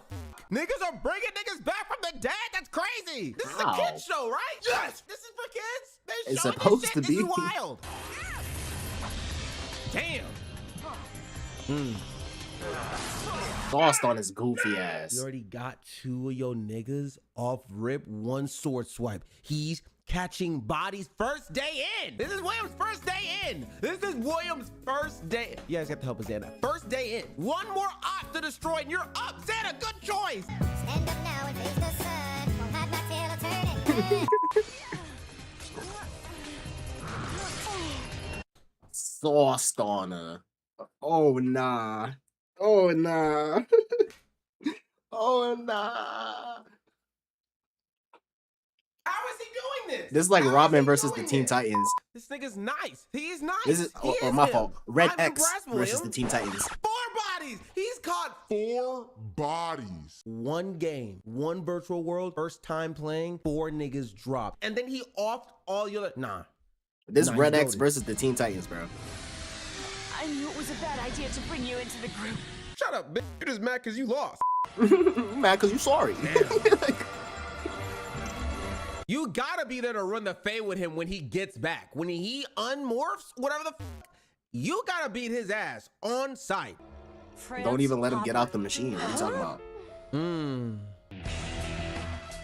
This might be the biggest conspiracy show I've seen in a while, nigga. This is fire. It's facts. I don't understand how niggas are watching this and saying this show is ass. He had them heads big as a bitch. I agree. But nigga, come on. You got what? You got Beeple? You got Beeple? Hold on the blood shit. Hold on. I'm just kidding. Anyways, you got people in the government. You got confidential files. You got niggas that aren't supposed to exist. You got some supernatural shit. And it's all being a secret kept. I think this shit is real. Would you rather I ask the same Imagine. question of William? As a matter of fact, where is he? The last time I saw him was a week ago. Are you talking about me? Or a farming ass nigga. Oh, nah. You gotta beat his ass now. You heard On what site. I said. On site. Remember it's being virtualized on Lyoko and being He's snitching! No! Oh no, just when I was trying to chill out. So much for that idea. How'd you even get an emoticon to have Santa show up in that in your email? Why do you look high as in this? What is this, Yubi? Gonna hit a fucking split before you took pictures? Satan's greatest soldier, William. Yo, this nigga got a spiked arm. Yo, all right, the fit is tough. Hold on. Bro dripped out. Keep the fit though. Hold First of on. all, the onesie suit, that's original. That's Xana's own logo on that bitch. You're not getting that anywhere else. He's got a good mix match. He's got a little cuff link with the arm spikes on it. I see you, Yugi. You got some good inspiration. Now, the hair, a little low. I personally think, what's it called? A wolf cut would have been fire, but that's just me personally. Wolf cut would have been If hard. you give this nigga maybe a small spirit bomb in that bitch, he'll be top. It's actually a shadow. Okay, that's too slow. I'll take that. Approved. It's actual shadow whip tough, manipulation. I'm not even gonna lie. Nah. Foot on your, you him, foot on your torso, crazy. Niggas out here like, you see this? You damn right I see this, my nigga. You are tough, you are him. Approved. Bro, really a villain. Mm. He threw the sword? You fell off your shit? Oh Y'all so sorry, come bro. on, you got Y'all your sorry, ass. bro. Y'all sorry. Okay. Nah, he's saucing. That bitch, yeah, you almost died. I'm not going to work no more, man. F that, no way, no. That was too close. I'm not dealing with Xana no more. That nigga's serious about his shit. He was gonna murk me. I'm just a child. Got niggas out here got foots on torsos, nigga, while riding into the digital abyss. I'm not doing this with you. Don't ask me to come in the mall, man.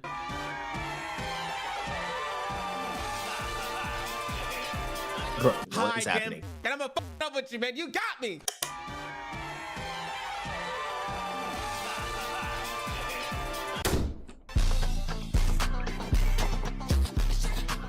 Bro, how does it end like that?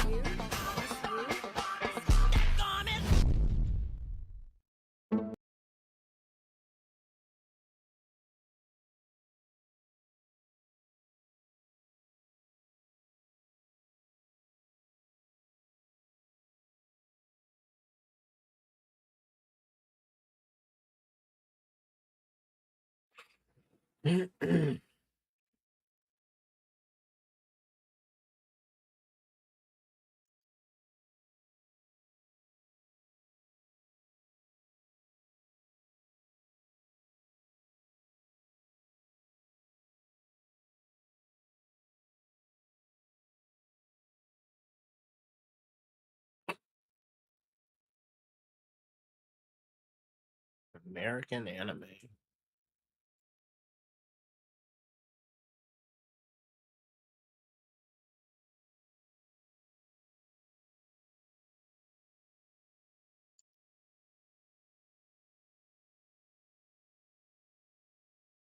Street Beefs is still going on. It did not end like this.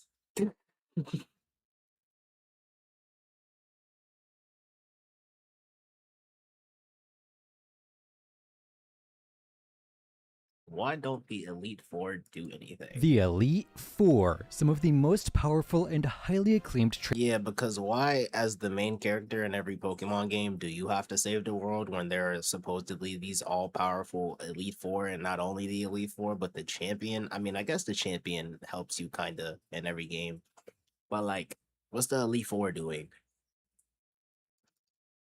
trainers in any Pokemon region. Pretty much every region that has these four holds them in high regard. But like, what do they actually do? Like, when their region is in danger, why is it always just the champion or just the gym leaders that step in? The region is burning, the universe is about to be destroyed, there are literal aliens invading from other dimensions, and these bozos are just sitting there while a couple of 10-year-olds and maybe a 30-year-old handle everything? Why is it like this? Why are they always absent and almost never seem to step up? That's what I want to figure out today, and I think the best way to do that is to talk about the Elite Four in each different region before coming to a conclusion, as each region has its own unique circumstances and potential reasons for them not intervening. Let's start with the Kanto region. Kanto is probably one of the few regions that doesn't really need the Elite Four to intervene. The only major evil organization is Team Rocket, but they're more of a gang or a mafia than a terrorist organization like most regions have. As such, I don't know if it makes a lot of sense for the Elite Four to get involved with such petty crime, especially since Kanto does have police in some capacity. Them getting involved would be like the US government getting involved with the mafia.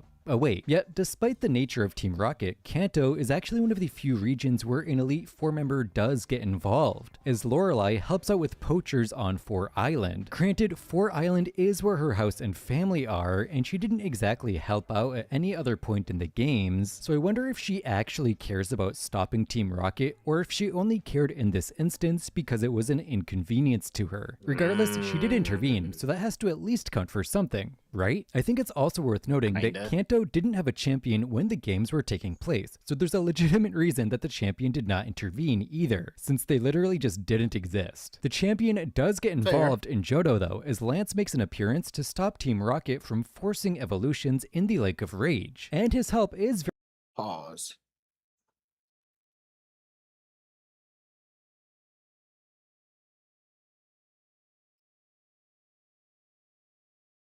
My fault. My fault. I was scrolling, bro. very much appreciated, but Oh my regular goodness. Elite Four members, nope. I thought I seen None, some stupid shit. Nowhere to be seen. I did see some Johto stupid shit. is in a bit of a weird place though. It wasn't the type of stupid I thought it was, though. Considering it does share a Pokemon League with the Kanto region. I could totally see their reason for not intervening being some weird jurisdiction complications. Like, they might represent Johto in a way, but some of them probably aren't from the Johto region, right? I mean, the probability of me understanding this is 0. You should AI that with Copilot. Explain it to me like I'm 5. I get it now. Snack time? AI that with a Windows 11 PC from Koga obviously isn't, since he was a Kanto gym leader, so there's a good chance a couple others aren't from Johto either, and therefore don't have the same liberties they might in Kanto. I kind of think this is corroborated by Lorelei's intervention on 4 Island actually. As an Elite Four member whose primary residence is 4 Island, she probably had a bit more leeway with the authorities over that area than most. Regardless, I don't think it's a huge deal that the Elite Four are absent from the region, considering the relatively low danger provided by the deteriorating Team Rocket. I think the next 4 regions are the most egregious when it comes to the Elite Four being lazy. Let's set the scene for Team a Galactic going on. You got Team Magma and Team Aqua going on. What else is there? There's other teams too.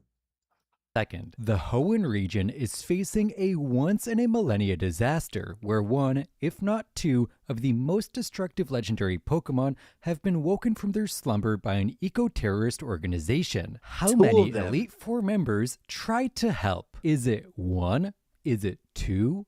Is it 3? Do all 4 try to contribute? Well, if you No, said any of it's those, you'd be 0. wrong. All 4 of these losers do diddly squat while this region is being ravaged by natural disasters. It's wild, especially since half of them have teams that would work pretty well against Groudon and Kyogre. Drake's Dragon-type team almost entirely resists Wipes. Water-type moves, and a lot of them have Levitate or are part flying as well. He could meaning do it many himself. of them resist Kyogre's primary primary attacking type and are immune to Groudons. He's literally such a good counter to both the legendary Pokemon that are fighting. Glacia isn't a bad option either. Ice is super effective against ground, and more than half her team is water type too, so she should be able to resist Kyogre a decent bit as well. Sydney and Phoebe, whatever. I'm sure they could contribute in some way, but they're not nearly as important as the first two. But instead of Drake or Glacia helping, we get either Wallace or Steven. Wallace makes sense as he is a water type trainer, meaning he would basically have the same advantages as Glacia. Then there's Steven, who uses primarily rock and steel type Pokemon, neither of which do particularly well into Kyogre or Groudon, especially Groudon. Now look, I love Steven. He's one of my favorite twinks in the Pokemon franchise, but this dude does not match up well into these legendaries. And yet he's out there defending his region while the Elite Four are sitting like, I don't know. Why do you call him a twink? Is that like canonical? Is he a mile away, max. It's crazy to me that he wouldn't at least ask for help from the people literally one room away from him for this crisis. I truly cannot figure out any reason for the Elite. You know what's crazy? The way that shit is designed, he had to walk by them. He had to walk by them to leave.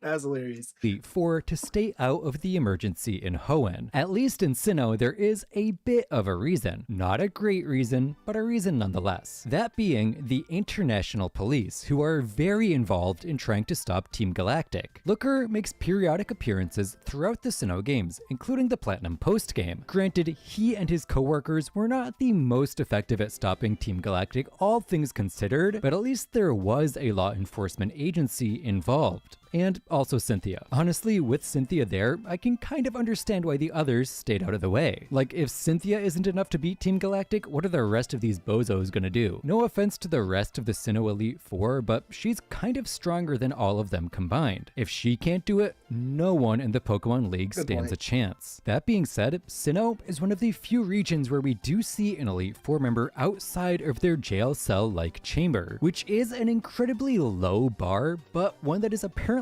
hard to clear. It's Flint, as he is seen in and around Sunyshore City and in the fight arena in the post-game. In both cases, he's just kind of hanging around his depressed friend trying to cheer him up. And that's kind of it. Don't get me wrong, helping out your friends is important, but like, you couldn't have helped out anywhere else? You only want to help your friend? The rest of the region means nothing to you? That whole crisis on top of the mountain you just didn't care about? Well, I guess if I was a fire type trainer in Sinnoh, I might not care too much about the region either. But still, these four definitely could have and should have stepped up a bit more. And as bad as Sinnoh and Hoenn are, the next two regions are somehow even worse. But before we get into them, please consider subscribing. Subscribing is one of the best ways to support this channel and stay up to date on videos. Right now, over 95% of my audience is not subscribed, which is kind of crazy. So if you're enjoying this video, double check to make sure you are subscribed, because there's a good chance you think you are, but you're actually not. Also, I just started a Patreon for this channel as well, with tons of bonus content. So if you're interested in something like that and want to support the channel more directly, there is a link to that in the description down below as well. Let's start with Unova. If you've ever only played Black and White 2, you might be thinking, what? How is the Elite Four here worse than it is in Hoenn or Sinnoh? The threat is way lower than it is in those games. And to be fair, you're kind of right. In both the original games and the sequels, the stakes are way lower than they are in the Gen 3 or 4 games. However, the climax of the original Black and White games is basically Team Plasma trying to take over the location of the Pokemon League, as they try laying siege to it in a bid to try and take over the entire region. And who is it that steps up to defend the Pokemon League? It's the gym leaders. They come from all across the region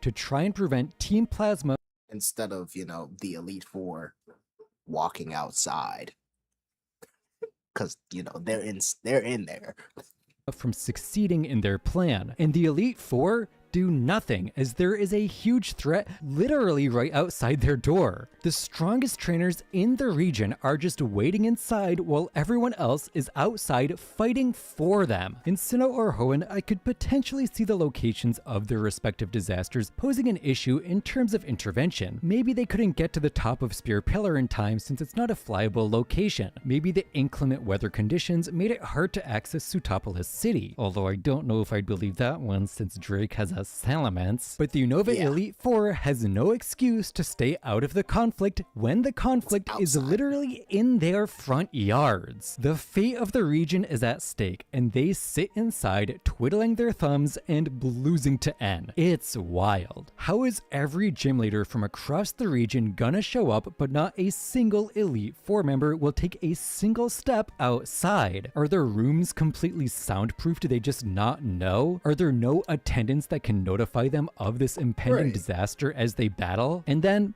there's sure Kalos. they should hear. Kalos might just be the worst case out of all of them. Team Flare alone is a huge threat to the region. They basically want to destroy it because it's not pretty enough, which is insane, and they were also somehow almost capable enough to do it, as they would have used the ultimate weapon if not for the protagonist character. That alone is more than enough of a reason for officials to get involved, in my opinion. Like, if there's some dude who wants to use the ultimate weapon to destroy the entirety of France, how about the region employs more than a small group of 10-year-olds to get rid of them? Yeah? It's crazy too, because Team Flare is such a joke of an evil team. Compared to pretty much all their predecessors, these guys are just so easy, and that's even with Mega Evolution. But their non-intervention isn't the only reason the Kalos Elite Four are the worst. They also somehow let a Team Flare admin into their ranks. Malva is literally a member of the organization trying to destroy the region and a member of the Elite Four, and the rest of them either don't know, which just exemplifies their incompetence, or they do know but don't care, which might be even worse. I have to assume that the rest of the Elite Four doesn't know about Malva's identity, because the idea that they do and don't care is just so much worse. It would mean they just don't care about so much of the culture they're supposed to exemplify, and the rest knowing Malva's identity would compromise the entire Kalos Pokemon League, if not the entire idea of the Pokemon League as a whole. Although, if every Pokemon League is paid off by their evil teams, I guess that would explain why so few seem to intervene. I'll come back to that thought later. From here on out though, I think each Elite Four has a pretty good reason for not intervening in the main story. Take Alola for example. It's hard to point fingers at the Elite Four for not doing anything since the Elite Four is literally brand new in the first games. Like, it was set up shortly before we arrived to challenge it, and that's part of why there isn't a champion until there's us. What's kind of crazy though is even with this newness, the Alola Elite Four are still some of the most active we see in any Pokemon game. This is because two of the Elite Four members are also Island Kahunas, Hala and Olivia, who not only play a major part in the main story, but also step up to protect Alola from the Ultra Beasts in the Ultra games. Even if this is only half the Elite Four, that's still 50% more contribution than pretty much every other region, and that's from a Pokemon League in its infancy. Honestly, if Alola can do it, I see no reason that other more established regions cannot do it as well. I guess it just goes to show that a higher degree of care for one's region makes them more willing to step up to protect it, which just makes Unova's Elite Four even weirder. Next is Galar, which is another pretty unique region. As far as I can tell, it's the only region that doesn't technically have a set Elite Four. Instead, it's basically a tournament with the final match being against the champion. This format is pretty cool, and I think this style of important battles is one of the best part of the Galar games. It also gives the region a great excuse for why the Elite Four didn't get evolved in the story. They literally don't exist. That being said, this is one of the regions where the champion, Leon, is highly involved, as he makes several story appearances and also tries to save the world, even if he does end up failing. And finally, we arrive at Paldea. In Paldea, the Elite Four members are at least out and about. In fact, they seem to be very involved with the going-ons around the region, with Larry having at least one other job as a gym leader, Hassel working as a teacher at the academy, Rika appearing a few times throughout the story as Gita's personal assistant, and Poppy just kind of following Rika around. But she's literally a child, so it's not like I can fault her for acting like a child. I'm curious if Paldea is sort of a model for how the Pokemon League is supposed to work. Having each Elite Four member be a functioning member of society makes far more sense than having them just sit in a room all day every day. I want to believe this Elite Four would intervene if catastrophe struck Paldea, but since the biggest threats we see are spontaneous and take place like a mile underground, I understand why they weren't involved in those parts of the story. There's also the Blueberry Academy Elite Four, which is just kind of weird. I don't think I can give these guys a hard time either, since once again, there's not really a huge evil team running around the academy or anything. Oh, and they're also literally children. Although ironically enough, if there was an evil team, I do kind of feel like these guys would stand their ground in a lot of cases. I think the simplest explanation for why the Elite Four seems to intervene so infrequently is they probably have to be asked to intervene. Despite being some of the strongest trainers in each region, I highly doubt the Elite Four has law enforcement capabilities, as giving such capabilities to anyone who became an Elite Four member could lead to corruption and destabilization within a region. Take a look at Kalos. Could you imagine if Malva had the ability to make law decisions while also being a member of Team Flare? Giving Elite Four members the ability to conduct investigations and basically be vigilantes would only end poorly. If I had to guess, I would say Elite Four members and champions can probably be hired by regional governments and then be given special privileges in times of extreme need. This would explain why champions are often seen helping out with problems within a region, although I suspect the cost of hiring a champion would be quite high, unless they're willing to work pro bono. But considering this is all just theoretical, I'm not sure how likely that is either. At the end of the day, if a 12-year-old can figure out how to avert some kind of disaster, do we really need all of the Elite Four members to intervene? Anyway, let me know in the comments down below why you think the Elite Four don't do anything. Thank you so much for watching to the end of this video. If you made it to the end, be sure to subscribe and maybe check out the Patreon as well. I would really appreciate it. I'll see you again next weekend for yet another video.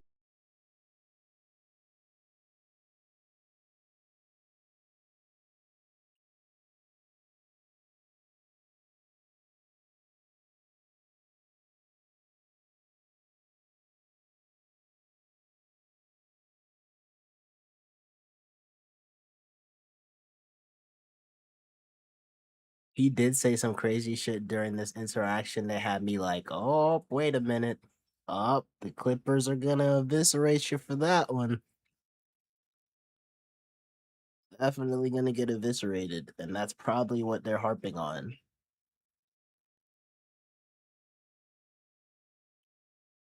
Bro's getting arrested and had the audacity to say, I'm a millionaire. Bro, that is not what you want to say. That's a terrible look. And that shit was on stream. Oh, goodness gracious.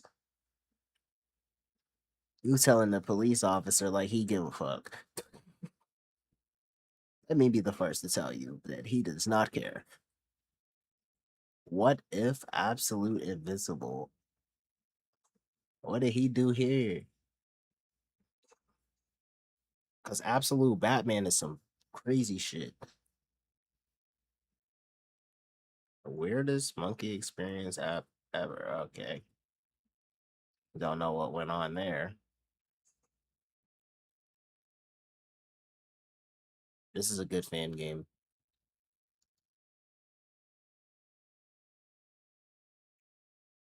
Gumball is not what you think. Is this a Gumball conspiracy? Yes, please. Yes, please, actually. At University of Phoenix, your tuition rate is locked in from the day you enroll until you graduate, so you always know what to expect. Stars, stripes, and Conspiracy, savings. alright. Get up to 30% off during Raymore Flanigan's 4th of I have a conspiracy that will completely unravel the way you watch The Amazing World of Gumball. And today, I'm gonna tell you about it, because, look around, no one else is here. Let's go through the basics first. Hold on, chat, before we start. I use the bathroom.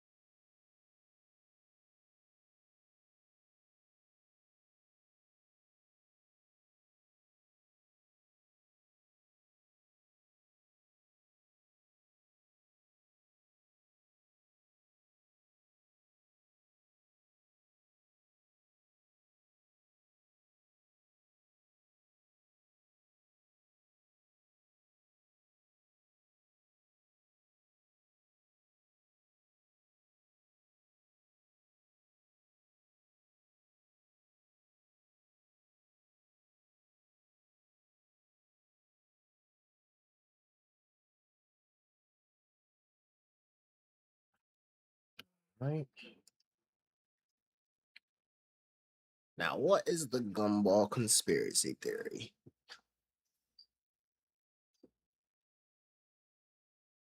Is the amazing world of Gumball? Well, glad you asked. I'll explain it with a few clips. The show That didn't tell me much. might be a little harder to explain than I thought, but it's about a blue cat and orange fish who get into Right. misadventures in the weird world of Elmore along with their family. But what if I told you that that wasn't the original premise of the show at all? That's right, the creator Ben Bunk, well, he originally pitched a very different version of the show. Was it an Adult Swim variant? Rejected cartoon characters attending a remedial school. That is kind of sad. That would have been fire though. That's like some Adult Swim shit. You could have got that to go on Adult Swim.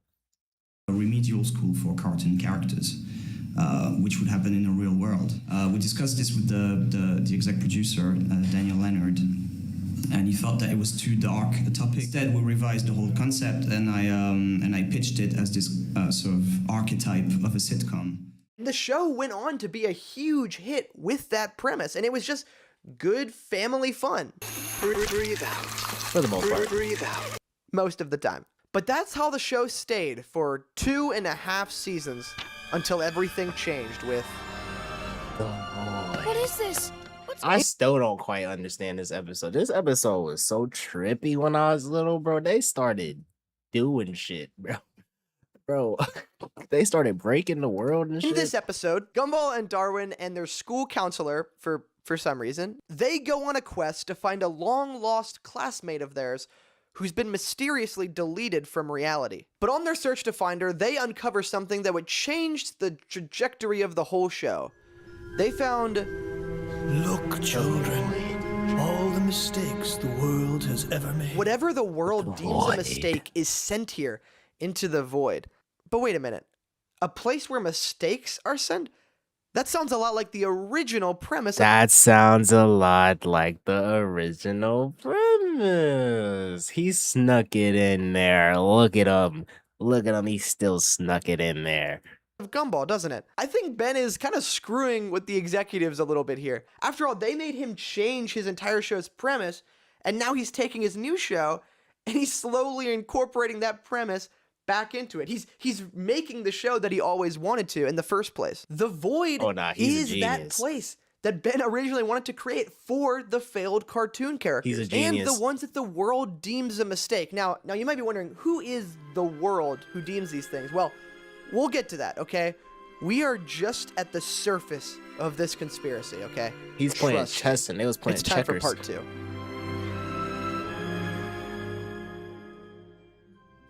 Throughout the show, there are 2 characters who get sent off to the void. That being Molly and also Roy. Or Reggie. It was Reggie. Rob! My name is Rob! It's Rob.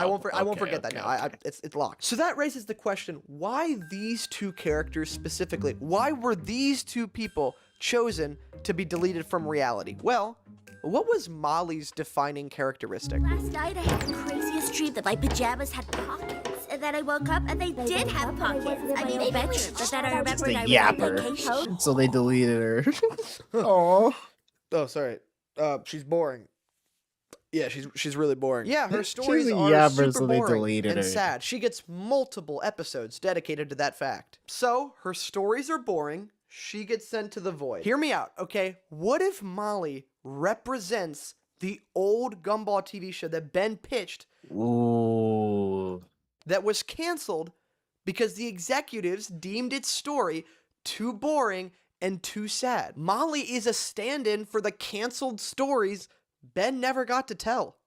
Oh, nah. Okay, fine. Maybe I'm stretching. Okay? Oh, nah. Oh, man, that feels really good. But why was Rob sent to the void? That's the question. Well, what was the original premise of the show? It was about failed cartoon characters getting sent off to a place. Well, what if I told you that Rob is a failed commercial cartoon? But you say to yourself, Carter, how can that be true? There's no evidence of that. And you are right. Unless you are a psychopath like me and really did your homework, I'd take you to the season 2 episode of Gumball, The Internet, an episode from long before the Void Saga even began. There's a scene where we watch this very old man struggle with Papa Bads invading his computer, and for years, I just thought this was a funny little scene, you know, like, old people, you gotta love them, you know? Because they're almost dead. But now I realize that this one scene holds a crucial detail that unravels this entire amazing world. What the?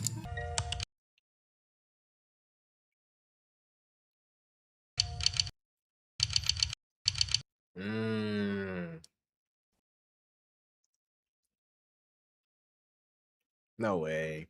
Rob's face is on one of the Papa Bads. That's a big deal. He It's is a crazy part Easter egg. of an ad. And yeah, you are a sociopath because that shit was like half a frame. That's a big deal. How did you see that? He is part of an ad. That shit was like half a frame, son. A commercial. Ricky is a failed commercial cartoon character. And do you want to know why he failed? Because no one can remember his name. The biggest fans of Gumball barely remember that he was in the early episodes of the show. But whatever ad campaign he was a part of, it must have failed. Thus how he became a failed commercial cartoon. What I am saying is that the original premise of Gumball, this remedial correction place, still exists underneath the new Gumball's world in the form of the Void. And it works to pull failed cartoon characters from the amazing world. Bro, that is some next level play shit. Like, wow. Bro, give that dude a medal or something.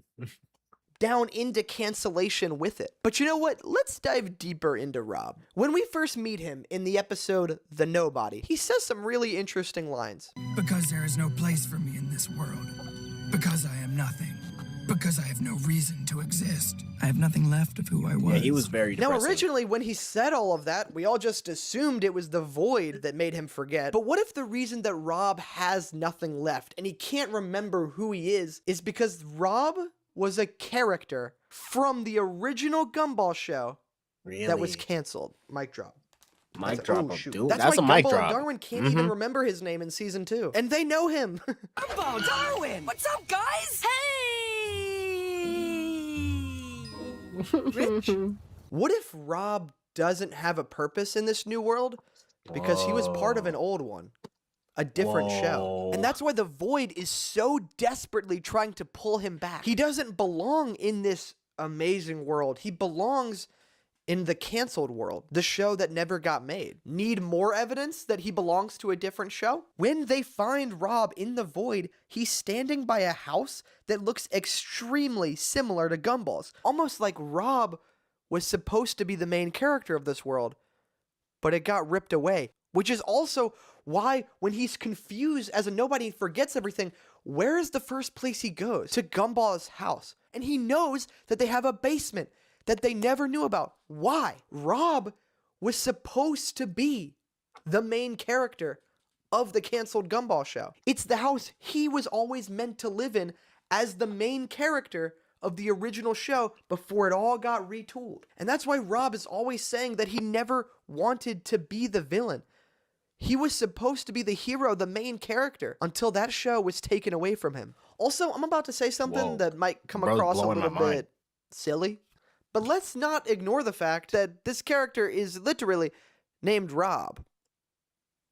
As in robbed. Okay, but here is where this video is going to take another sharp turn, okay? I keep saying the world. The world is doing this, but who is the world? Well, ask yourself this, okay? Who can... Hold on, Jack.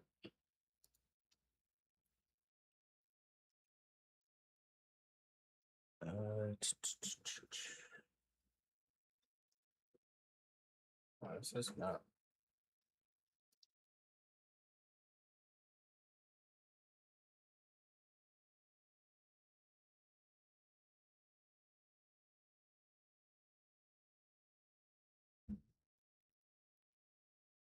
My fault. Canceled the original Gumball show.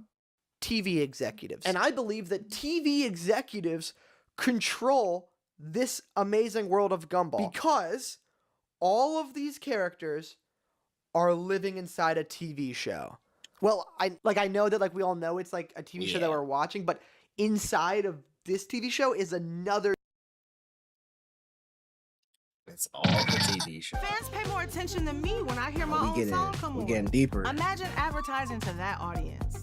Please don't be back-to-back escapables. Are you thinking what I'm thinking? If what happens on TV happens to us, does it mean that...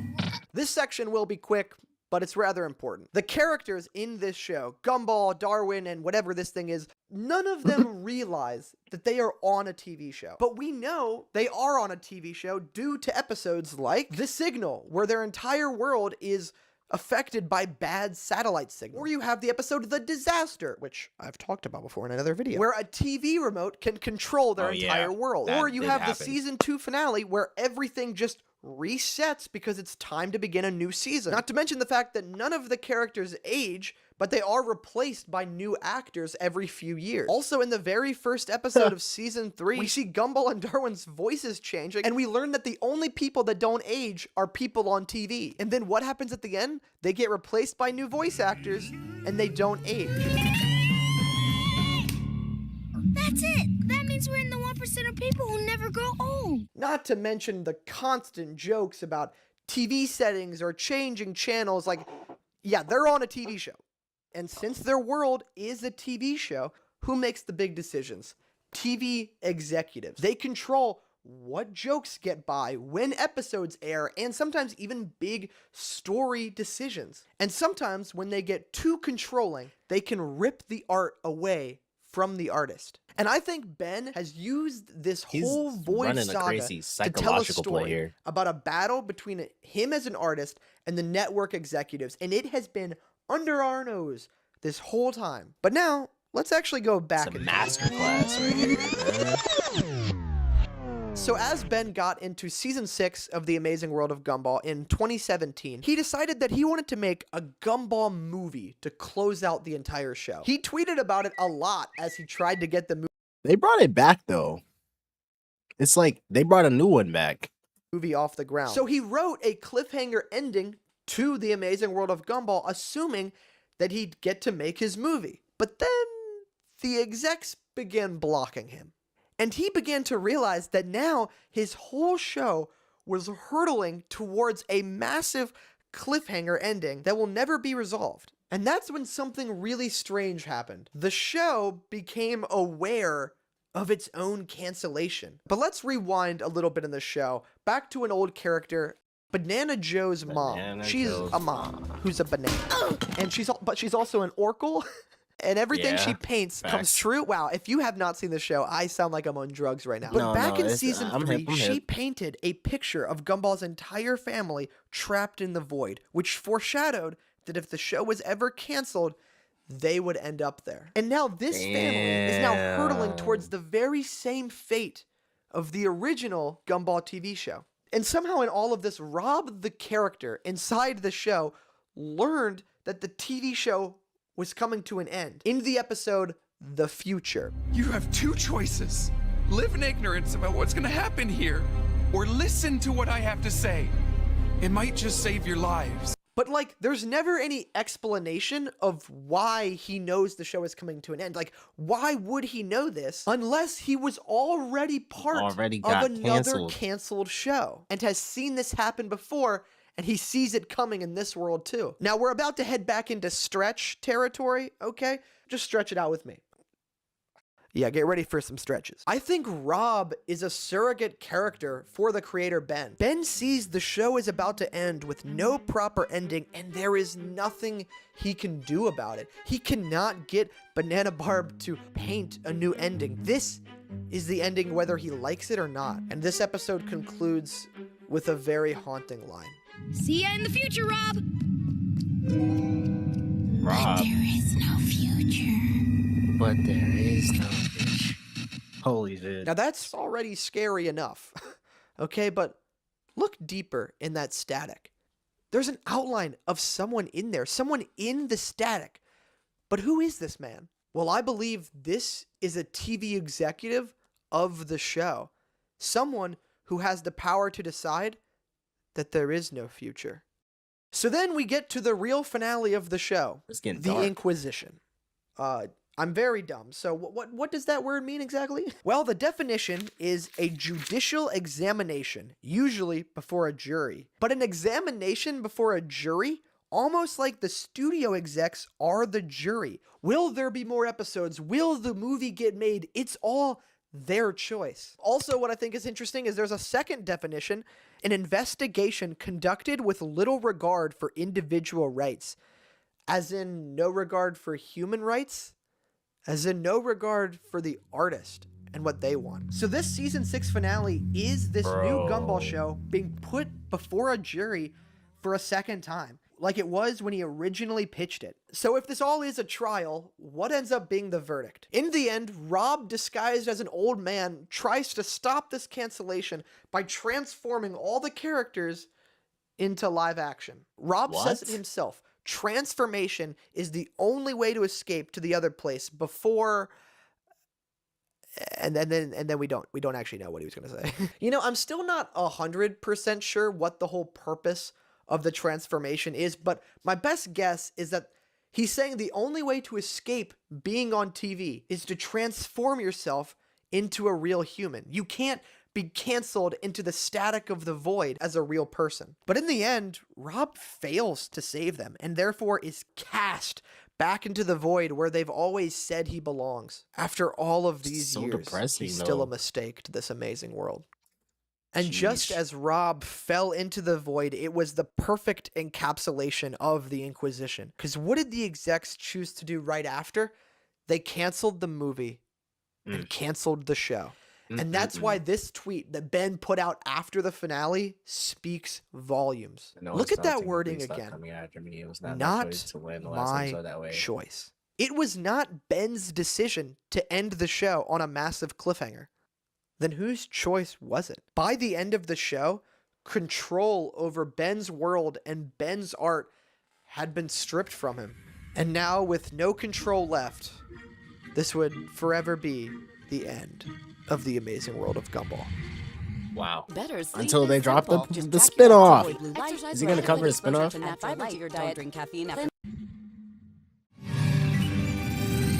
Yeah. Yeah, no, the video's not done. Years later, the industry had began to shift. Cartoon reboots started happening everywhere. X-Men reboot. Fairy Odd Parents, bro.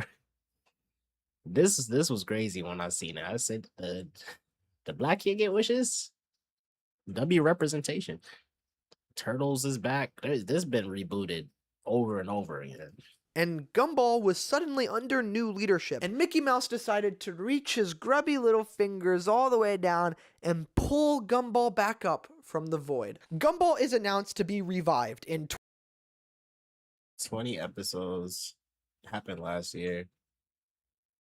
2025. But who actually brought the show back? Because it doesn't seem like it was Ben who wanted to bring it back. In fact, after Gumball ended, he changed his bio to Did Gumball, now trying to do other things. To create a cartoon called Gumball, and now I'm trying to do other things. So is he not even a part of this revival? So why would he sign back on? Well, we're gonna get to that. But while I do think that Disney wanted him back, he is the original creator after all, I don't think they wanted him to keep telling this weird void saga he was interested in. In fact, look at this comment from an executive talking about Ben when he signed back on. She said, Ben is going to bring Gumball back to where he belongs. I feel like that's basically her saying, yeah, we're going to get Gumball back to the family sitcom stuff. Not all this weird glitchy stuff. We're just going to keep it in line with really like season like 2 Gumball, you know, more marketable. And that's basically what the wonderfully weird world of Gumball is. I like the show, but it's classic Gumball with no mention of the void or weird TV stuff or any of the things I guess the studio execs didn't really like about Ben's art. And much like the hole left in the hallway after the finale, the ideas Ben liked have been covered over with new paint. But as I watched the new... Yo. I don't like that. Episodes, there is one very consistent theme across all of them: the hatred of executives and corporations. The new pilot is literally just a call out of greed. And what is the ending message of the episode? To eat the rich. Nice. And that's not even me like interpreting it or anything. He's literally just a burger says that. and they literally eat him. Also, later in this season, there's a bit where Darwin sings some very interesting lyrics about how to get through life. The hunger, the plunder, the ruler. What we do is just trying to get through. Ben is straight up telling us that Gumball is under a new ruler and he is just here to try to make something of this mess. And then by the end of season 2, the boys venture into basically what is hell. Man, the show is wild. And guess who would be down there in the flaming lake of fire? TV executives. TV not subtle about that one, Ben. But as funny as that is, I was absolutely not ready for what they say when Gumball runs into them. They look Gumball in the face, say your show is canceled, and try to grab him, implying that Gumball belongs in the underworld. He belongs dead. But alas, he's not. He's been revived. And when looking all of these details, it suddenly becomes very clear that Ben's ending has been stolen from him by executives twice. And now Gumball has become somewhat of a zombie on the surface, never being able to end. And then in the finale of season 2, when Gumball is walking, there are literally hands from the underworld reaching up to try to pull him down.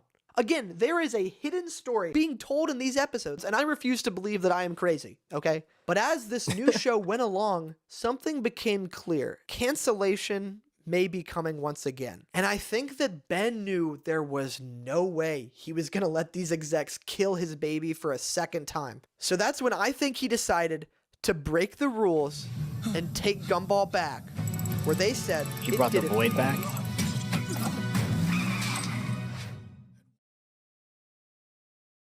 In the final episode of The Wonderfully Weird World of Gumball Season 2, so many words, they finally address the massive void cliffhanger in an episode called The Rewrite. Now, what I'm about to say is kind of all speculation about how Ben was feeling, but just go ahead and start stretching with me, okay? It really seems like Ben took this final episode to fight back against the execs, and he really tried to end this story on his own turf. The season 2 finale actually addresses things that happened in The Amazing World of Gumball, not the new zombified show. No, the old show. It really seems like Ben wrote this episode as a fight back to the TV executives. He said, screw it. I'm going to reckon with the old show. I'm going to reckon with the past. I'm going to reckon with the void. I love it. I'm just going to darn reckon. In this episode, Gumball and Darwin start to uncover the void secrets. Meanwhile, Rob and, I guess I'm going to call this guy a Van Man. But Rob and Van Man try to write the proper finale script that Ben never got to write, the one that he was never allowed to write. And Ben figured even if this conclusion is told in a somewhat rushed episode, it needed to be told. And he did. He made all of this happen. Ben wrote the epic final battle between Gumball and Rob, even with Rob embracing being the tragic villain that he was never supposed to be. Is it a good ending? It's the only one that can fix the plot hole.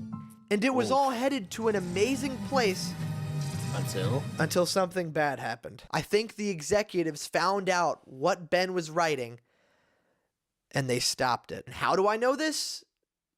It was in the episode.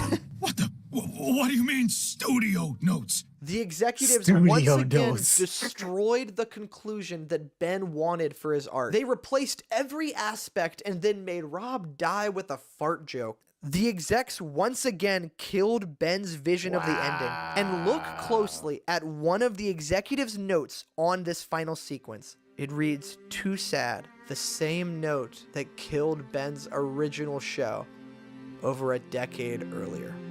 Bro, his battle for his art big brained. has Oh my come goodness. full circle.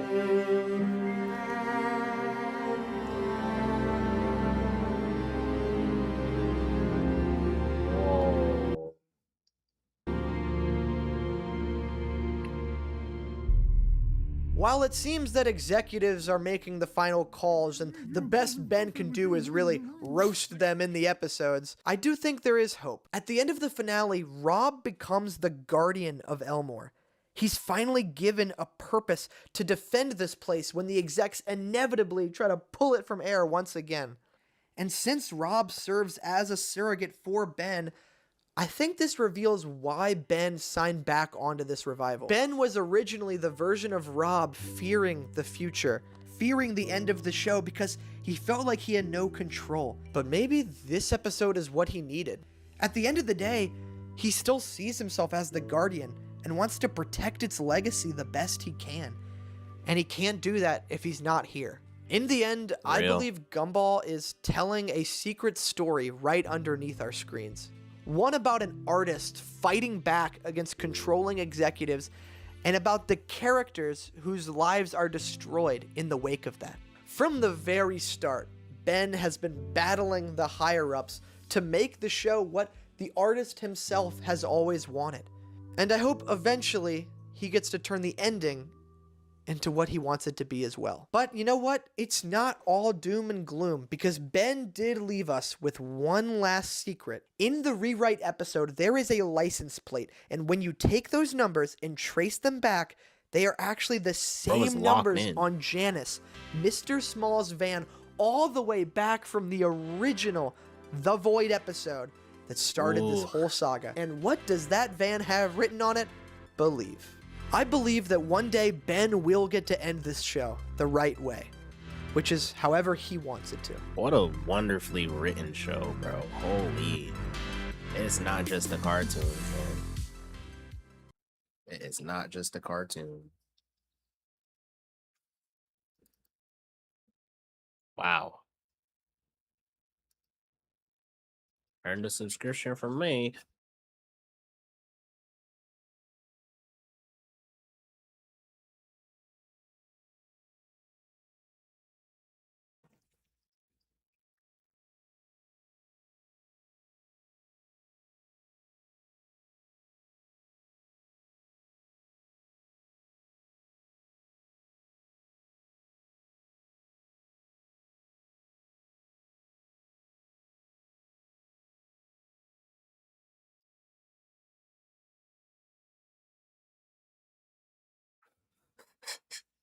Crazy.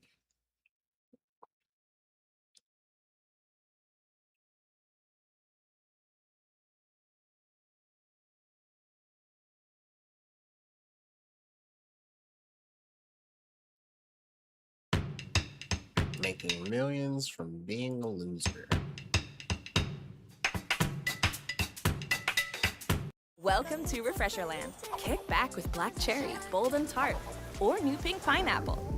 The LARPdemic. Being a loser is not a flex. A lot of people, I've noticed, since a lot of the looks-maxing and incel terminology has gone mainstream, want to pretend that they themselves are losers and they can never get a significant other. Women do this by co-opting the term incel and bastardizing it to femcel, which I don't think is a real thing. I don't really know if any woman can truly be incelibate unless they're stranded alone on an island. Pretty gross. A lot of people pretend to be losers so that they can get a loser audience, and these people who exist will relate to the YouTuber and live vicariously through them and feel a connection that is totally manufactured by the YouTuber. I want to get into this. It's a great area of discussion, and it's been happening a lot lately. Femcel phenotype, and I haven't got laid since July, so it's like I am femcel.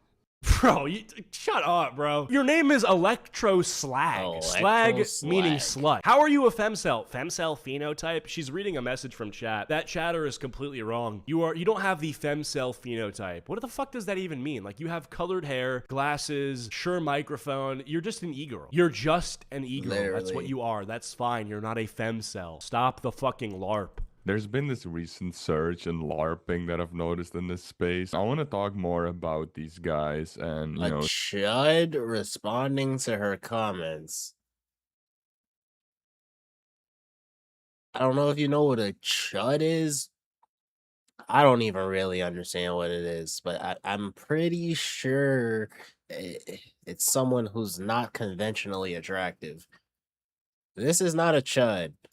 see what they're LARPing about because it's really gotten insane lately. Why I'm attracted to autistic men. Holy shit. Engagement Farm of Doom. And I've spent the past 5 to 6 years of my life in extreme isolation and deep solitude. Shut the fuck up. No, you haven't. You've turned off the lights in your room and started up OBS. That's not true. Extreme isolation, bro. That's absurd. Extreme meaning extreme, deep, unfettered isolation. No, you haven't. Like, you just haven't. Where have you been isolated? And I'm not using those phrases lightly. I did not go to... If this is true, if someone actually lived like this, they make one video and then enter a depression coma that lasts multiple years. Instead, this guy got viral off this, and then he posts a video like this 3 times a day now to make his multiple tens of thousands of dollars monthly. A single dance in school. I didn't go to graduation. I didn't hang out with... Hold on. I didn't go to a single dance in school either. I went to graduation, though, because, like, that's for the parents. A single friend for... Those examples are not extreme isolation. Not going to a school prom. Really after my... Yeah, I didn't go to prom. Sophomore year. Really once COVID hit. I was a walking wall of insecurity in high school, though.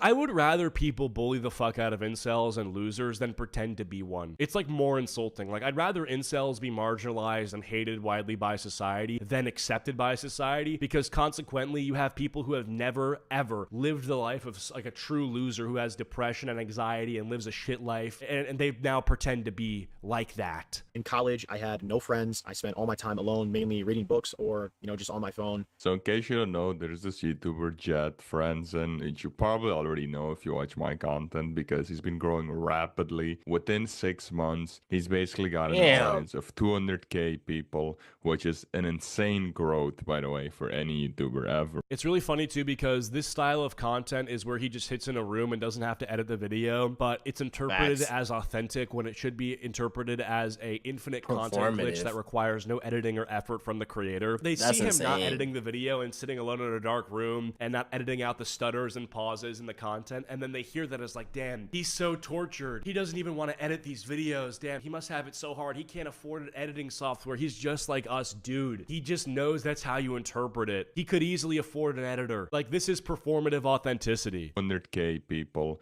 which is an insane growth, by the way, for any YouTuber ever. And the way he got this type of growth is just by talking. And I don't hate this guy. I just see through it. About these I'm sure he has some good advice. Like, you'd be hard-pressed to get 200,000 people to sub to you if you didn't say a few things right, but I do feel like it's incredibly performative. Doom and gloom type of topics. But there's one major reason why he's gotten this amount of attention. Of course, you know, the elephant in the room is his looks. That is the main reason why I don't really trust this guy.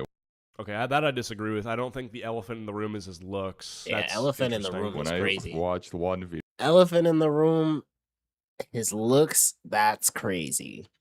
Video of him a while ago. It was the one titled, "I've lived more in my head than I've lived in real life." And I'm just looking at him like, what are you even talking about? Like, this guy literally looks like the Chad back in my high school. He's legitimately like the athlete, jock type of dude that we all saw in our high schools. And he's over here acting like he lived my life. Like, back when I was a 4 out of 10, I was invited to 0. Well, I'm calling him a LARPer not because I think he's too attractive to be a loser, but because the behavior that he posts, like his channel behavior. Like, I think when you make a video talking about how your life sucks and you realize that you can make money off of it and then continue to make videos the same way, the same format on a consistent... And then your life no longer sucks as a result of making those videos. It's performative. Basis, you're now treating it like a job and you're cashing in. That's how you can tell someone's LARPing, when they do something, realize it hits with an audience, and then they'll play into the persona that the audience perceived them to actually have continuously on a frequent schedule. I don't think his appearance has much to do with it. Parties, essentially. I had the sub 5 friends, right? Those cope friends, but I never really had real friends. Never got a girlfriend, always got friend zoned. And this guy's talking like he knows what it's like to, be that type of guy. Business as usual. Look at these whips, bro. You wanted Look more. at these so whips. He's back. Weird Al There's clout demons that'll throw ass at him just for having them cars. 2026 tour. just looking at his face, right? I don't even have to judge his content. Just look at his face, and then on top of that, apparently he's also like 6'3", 6'4", 5", He's whatever it is. Like, 6'3"? Is he like an industry plant? I'm confused. He's literally he an hangs industry out, plant. He's got like this super rich friend that has like a, I think this is a Porsche. I'm pretty sure that's a GT3. And then he goes and hangs out with Business Alex as Eubank. GT3, G-Wagon, and Bentley to the left. bro. just looking at his And another face, Porsche. right? I don't even have to judge his content. Just look at his face, and then on top of that, apparently he's also like 6 foot. So yeah, he feels kind of industry planty. Like he's next to this guy. This guy's a massive gym influencer. He's got multiple millions of followers and gets sponsored by Young LA and Gymshark, I think. 3, 6'4", 5", whatever it is. Like he's also quite tall. So he's got the face card, and he's very tall. And it's like, what are we even yapping about? Okay, this is the problem with this video so far is he's assuming that he's LARPing because he perceives him to be attractive, and attractive people can't feel pain, which is a premise I reject. I think that he's LARPing because posing as this guy who lives in solitude, but he's hanging out with fucking celebrities. So he's got the face card, and he's very tall, and it's like, what are we even yapping about? Well, I'm very tall, and I've been depressed. Like, what is this LARP? Like, it should be as clear as day to you that this is a LARP. I can't believe how many people fall for the LARP. I'm not it's very actually tall, insane. and Like, I have just been in this depressed, video, so right? If you I go don't to know, the maybe. comments, one of the top comments is, I'm literally living the exact same life. No, you don't. You're not living the same life as this. I will say, a part of the problem with getting an audience off of talking about how much your life sucks is the moment your life gets better, these people think you abandoned them. That's really bad. You don't want to have an audience, like, you don't want to be audience captured to be sad all the time. Like, I think about it with music, too, is like, if you're the music artist who makes, like, depressive, sad music all the time, eventually, like, let's say your life gets better, you cannot give your listener base what they want to hear, which is the doom and gloom tracks. That's a horrible problem to have. Your creative expression is so limited. Dude, I promise you're not, okay? I've lived more in my head than I've lived in real life. Most of my suffering comes from my own head. Most of my enjoyment comes from a delusional reality that I've made up in which doesn't actually exist. I tend to overanalyze events that have happened over and over again, you know, replaying conversations that already happened. I also practice conversations that will probably never happen. I like to imagine success in my head of places that I'll be, and it literally gives me a feeling of excitement or dopamine as though I've actually gone out and achieved that thing. Now, what's scary about these LARPers is how accurate their He must have done statements are, and I- research. Yeah, another thing is I feel like what's repeated in these videos are sentiments that I've heard from others on the internet, but in written form. It feels like he's reading a comment from someone who's expressed how, like, they live in their own head and, like, performing it as if it's his Right. life. Like, I've seen He's these done people who are like, research yeah, on I'm this so stuff. self-aware. I really have a hard time relating to others. I don't know if I'm neurotypical, and it's hard to find new friends and socialize. And it seems like he's just finding people who say that and pretending to be them. I believe this is because of AI, right? I literally went to Grok, Sounds and in 5 sociopathic. seconds, I just put in a very basic command, and it gives me a very basic view on life that I would say I have, right? That's a chud like me has. Now, obviously, this is very quickly done, but if I were to actually spend more time, you know, let's say an hour a day, like actually putting in commands, figuring out more, you know, how the stuff works, very quickly through AI, I could find out, you know, how does the chud think? What is he lacking in his life? What is his, you know, greatest desire? Like, I can figure out all these things very quickly with AI. And I also believe this is why these LARPers have suddenly become, you know, bigger and bigger in this space, because it's so easy with AI. Like in the past, Wow. if you didn't watch I never thought about that. Weed Waffles or Rehab or DBDR, you wouldn't know. And people like Jet Franzen have zero reason to watch Rehab, because why would he? With the following that he has now, easily 50 or 100 girls that he can just pick from, right? Easily, with his looks level, with his height, with the status, like easy mode. If he tells you otherwise, he's straight up lying. The guys in my college, right, the chats, they're nowhere near as good looking as this guy, and they still have like a rotation. And so, you know, why would someone like him watch DBDR? Why would someone like him watch Weed Waffles, who's gonna yap to you for 20 minutes about how, you know, dating is unfair?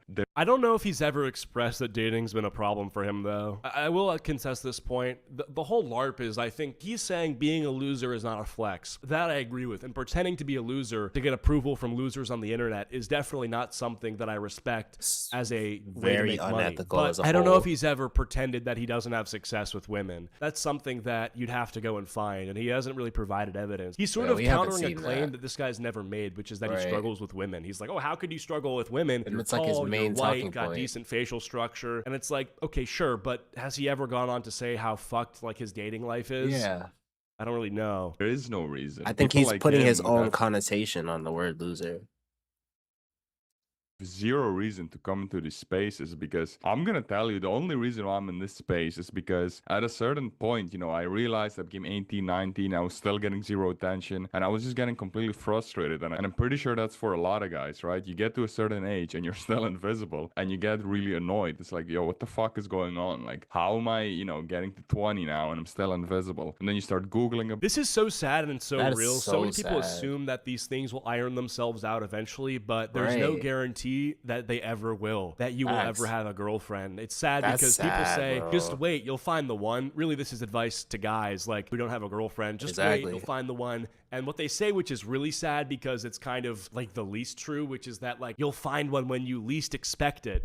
Well, okay, how could that ever be true? Like, when are you not expecting, like, I've never expected to just randomly find a girl, and it's never been that because of that I find one. Imagine telling that to some guy who's been struggling his whole life, how condescending and dismissive that is to all of his concerns and problems. This guy is coming to you with like tears in his hands, or tears in his eyes, running down his face, and he's like, yeah, I've never had a girlfriend, I'm incredibly depressed, I've never been treated with kindness or respect by women, I think I'm gonna die alone, please give me some actionable steps that I can take to make it so that this doesn't happen. And he then goes, you say that. dude, stop caring, detach. It's gonna happen when you least expect it. I'd That's probably punch attractive that guy in people the fucking advice. No face. bullshit. Fuck. That is attractive people advice. I can't really speak though, because I thought I was that, but then I found out that I wasn't that. So I don't know. For a long time, I thought I was that. I was literally just overthinking though. But the next thing you know, you find out about hypergamy and all these things. And before Dude, hypergamy is just the worst thing ever. you Right? even know it, you landed into Rehab Room's comment section or whoever's, right? My channel, whoever's channel. That is how it basically goes for a lot of chuds. But again, a lot of these LARPers, they don't have this lifestyle. Like, they can literally just hook up with anyone at any point. They are very good looking. It's just them being picky, essentially, right? They're very picky. Now they want to reframe it and say, like, oh, I don't have friends. No, it's that you didn't want to be friends with most guys because most guys aren't successful and you want to surround yourself with successful people, which is fine. But, like, don't frame it in this way, like, oh, I don't know anyone. I just sat in the corner by myself. Like, what are we even talking Trolling about? That's probably a good point. Like the two images he showed where he's around people, all those people are incredibly successful. So is it that you don't have friends, or that you're only selecting like the highest performing men to hang around and then complaining about how lonely you are when most people are not the top 1%? That just seems ridiculous. Dude. Money talks, bro. Look at my friend's crib. What is this? Money talk, What bro. the Look fuck? at my friend's crib. Dude, what the fuck? His friend is a multi-bajillionaire. Money freaking talks, man. Here's the thing in life. If you work hard for a certain period of time and it's honest and it's hard work and you just compound this over and over again, this is exactly what happens. Yeah, so now he's talking Yeah, about being a that's self-improvement bullshit guy. advice. Like, yeah, just work hard and Bullshit get your money up, advice. it'll be good. So then you'll Bullshit. say that about how you can make it out. Then go and make a video about how over it is and that you can't make it out. Everyone's fucked. Now, recently he's actually uploaded a video where he's with one of his rich influencer friends. I don't know who. This actually pissed off a lot of his IQ Cell subscriber base, which I can't believe how long it took his subscriber base to find out that he's LARPing. Bro is a you're telling Mossad me you agent. watched hundreds of his videos, and it was this that revealed it to you. It wasn't the sharp jawline. It wasn't the good eye area. It wasn't the fact that he's 6 foot whatever. Nope. It was the house. It was the nice villa, the beach. Like, that's what woke you up. You really thought all this time that there's this Chad who's just in his basement and he's living the same life as you. Like, that is not how life works, okay? If you're a Chad, opportunities get thrown at you left, right, center. So the fact that it took a subscriber base like this long to you realize that like he's basically LARPing. Because one thing you'll notice. Well, I don't agree with this, that you have to be a Chad to get friends. Like, I don't think no friendship is determined based on looks. I'm sure it does play a component. Like, there has to be, like, just because I think looks matter so much and they are so fundamental to every interaction you have, they probably play a role into, you know, who you're around. But like, yeah, I have guy friends who are more attractive than me and less attractive than me. It's not even something I really consider. Like, it's not something I even really think about. And I don't think other guys do as well. They're considering who they should be friends thinking with. about that shit? After that As video, a guy who's thinking about that shit, count bro. has dropped dramatically. I feel like right? girls do Where that, you used though. to get like on average 20 to 40. Girls do that more than guys. Right now it's dropped to around 10 to 20K. The person who is the least afraid to make a racist joke in the room, 9 out of 10 sometimes times they do it in the happens to be inverse. The least racist person in that room. And on the other hand, the person who walks on eggshells, is afraid to slip up and say something stupid or risque or edgy, these are the people with terrible belief systems, lots of hatred in their heart. My experience, it's always the people that say the most racist, the most vile and out-of-pocket shit that are actually the least racist and are the kindest people that you'll meet. And This is exactly what I'm talking about. You see how earlier I said he seems to parrot, like he just parrots comments that he sees and then tries to embody the comments? He's gone so far to where it's not just parroting comments. He's now parroting just what other influencers are saying almost word for word because he knows that people will agree with it. It's like Key and Peele sketch with the I wish I was high on pot noose, and he doesn't, no one hears what he says, no one's laughing, and then someone else goes, I wish I was high on pot noose, and the whole class is fucking cracking up. This is the same thing. He's just saying it louder. It's always the people that are walking on eggshells, making sure to try to be politically correct and always say the right thing, that are the sycophantics, they're the two-faces, they're the most hateful people you will ever meet. And I've seen this pattern over and over again. There's also accusations that he's right, but it's not his IP. Like, he just jugged this from somebody else. Stealing content, which and it works. I don't really and he care made about money it from that it. much because that happens a lot. It's interesting. People say LARPing. They use it kind of as a stand-in for just pretending. Like, oh, you're LARPing. You're pretending to be interested in something. You're pretending to live your life a certain way. I think it's even more egregious when the LARP, which is literally what it stands for, is being portrayed. The live action role-playing. Role-playing another person. That's crazy to me. In YouTube, nothing that you see in social People use media the is words that don't be original, known. right? Bar People for always bar. steal ideas from each other. So I don't really care about that. But I guess you He's could say that's another impersonating. reason why he's LARPing, right? The fact that he can't even come up with his own stuff. The fact that he also has to steal, you know, that's just another point that adds to the fact that he's LARPing.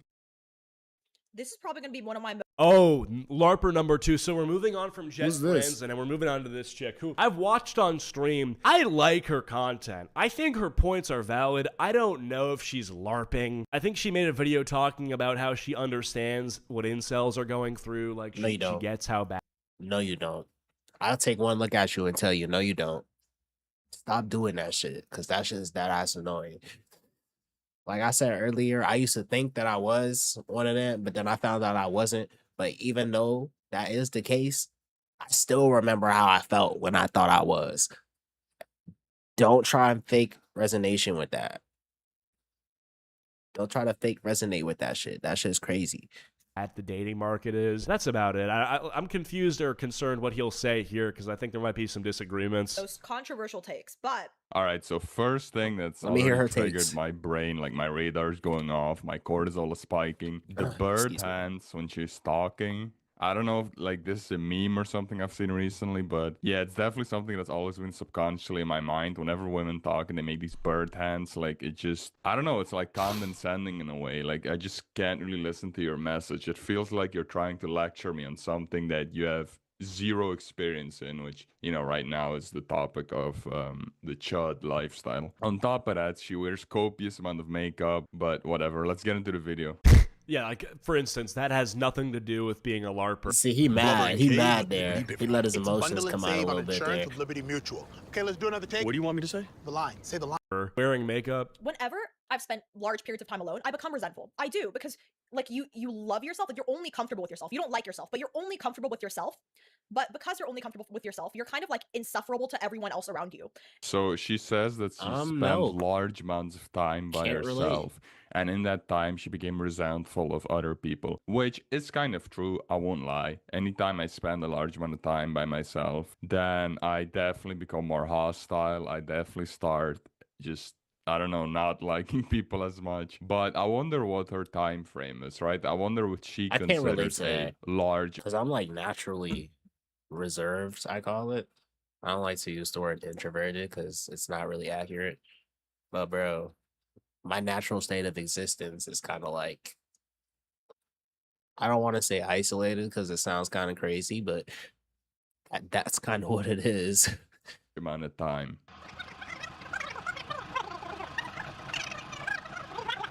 I don't resent people. I don't That understand happens to me that. all the time. I will go through a period of like 5 or 6 months where I'm incredibly Maybe it's sober, because I'm and then my in a social battery's drained. relationship, so it's like, I don't know.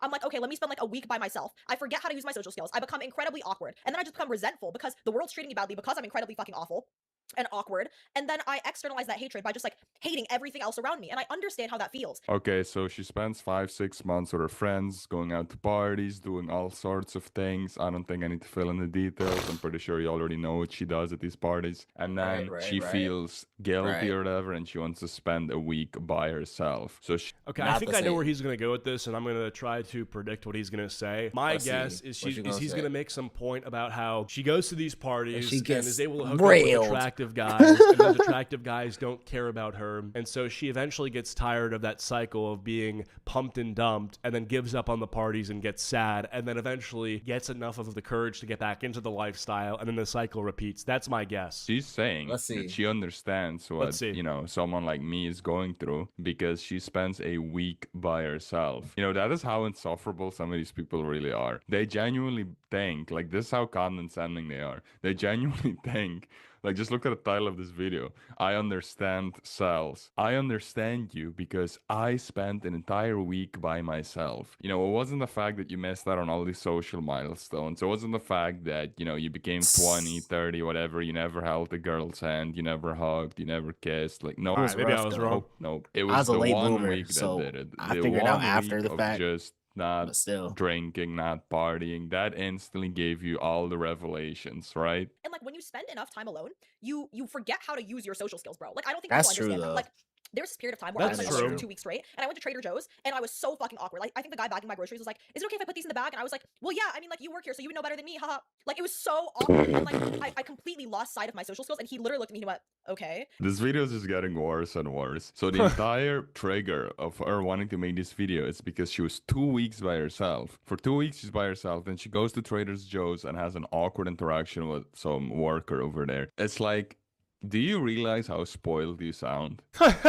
If something as Yeah, that is. I actually do get what he's saying here. Like, title of That's video fair, is though. I understand incels. Guys who have gone their whole life without any Whole life. real love or admiration from a woman. She says, no, I get it. No, I get it. That No, life you sounds don't. horrible, but I had an awkward time buying my groceries. Yeah, bro, exactly.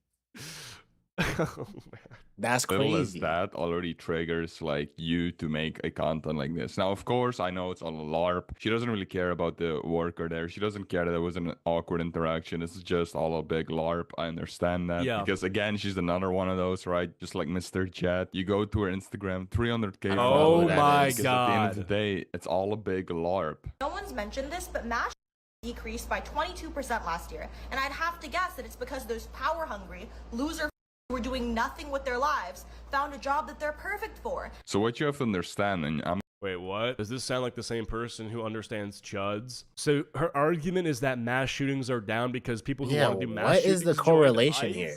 Oh my god, this bitch is stupid. There's people What who the want who what understands the- chuds. So her argument is that Doing nothing with their lives found a job that they're perfect for. So what you have to Loser decreased by 22%. today, it's all a big LARP. No one's mentioned this, but MASH decreased by 22% last year. And I'd have to guess that it's because those power-hungry, loser who were doing nothing with their lives found a job that they're perfect for. So what you have to understand, and I'm Wait, what? Does this sound like the same person who understands chuds? So her argument is that mass shootings are down because people who want to do mass shootings joined ICE? What Oh the my god, this bitch is stupid. Yeah, you cracked the code, dude. 100%. That's how this works. This is a take so poorly Oh my worded God, and she formulated figured that it out. kind of makes me That ass. look back at all the times I agreed with her and think maybe it was me. I was the problem. Were doing nothing with their lives, found a job that they're perfect for. So what you have to understand, and I'm gonna pull up this picture again that I pulled up in like a past video. We live in different realities. We live in a totally different reality. She thinks she can understand you. And, you know, this is assuming that she's being genuine, which she's not. She's LARPing. But let's just assume she's... She made that video during her partying phase, not when she had an awkward experience at Trader Joe's. Don't worry, guys. One more awkward time buying groceries and she'll be back to understanding chuds. Statically being genuine. She thinks she understands you because she's an outcast after doing all this weird stuff, right? So she had her college phase, let's just call it that, which I don't know if she had, right? I don't know this girl, but this is usually how it goes with these type of girls. They have their college phase and then they get into their mid-20s and they kind of start regretting it. And now they feel like a social outcast. But you see, the thing is, though, some of them don't immediately regret that shit after they get out of college. They keep doing the same shit. And then the regret comes in their 30s. And then the ones who are getting, you know, the chuds, then they have to deal with it. Because, you know, then they feel like they can go get them. Because they feel like the fact that they're even giving that chud the time of day is a blessing. So they should be happy to accept the opportunity of the ran through, you know what I'm saying? That's the reality we live in. Because they're not going to parties 24/7 anymore, and so now they're like, oh, I can relate more to it. Mind you, the chub probably makes 6 figures right now, and the nigga she was chasing is in jail.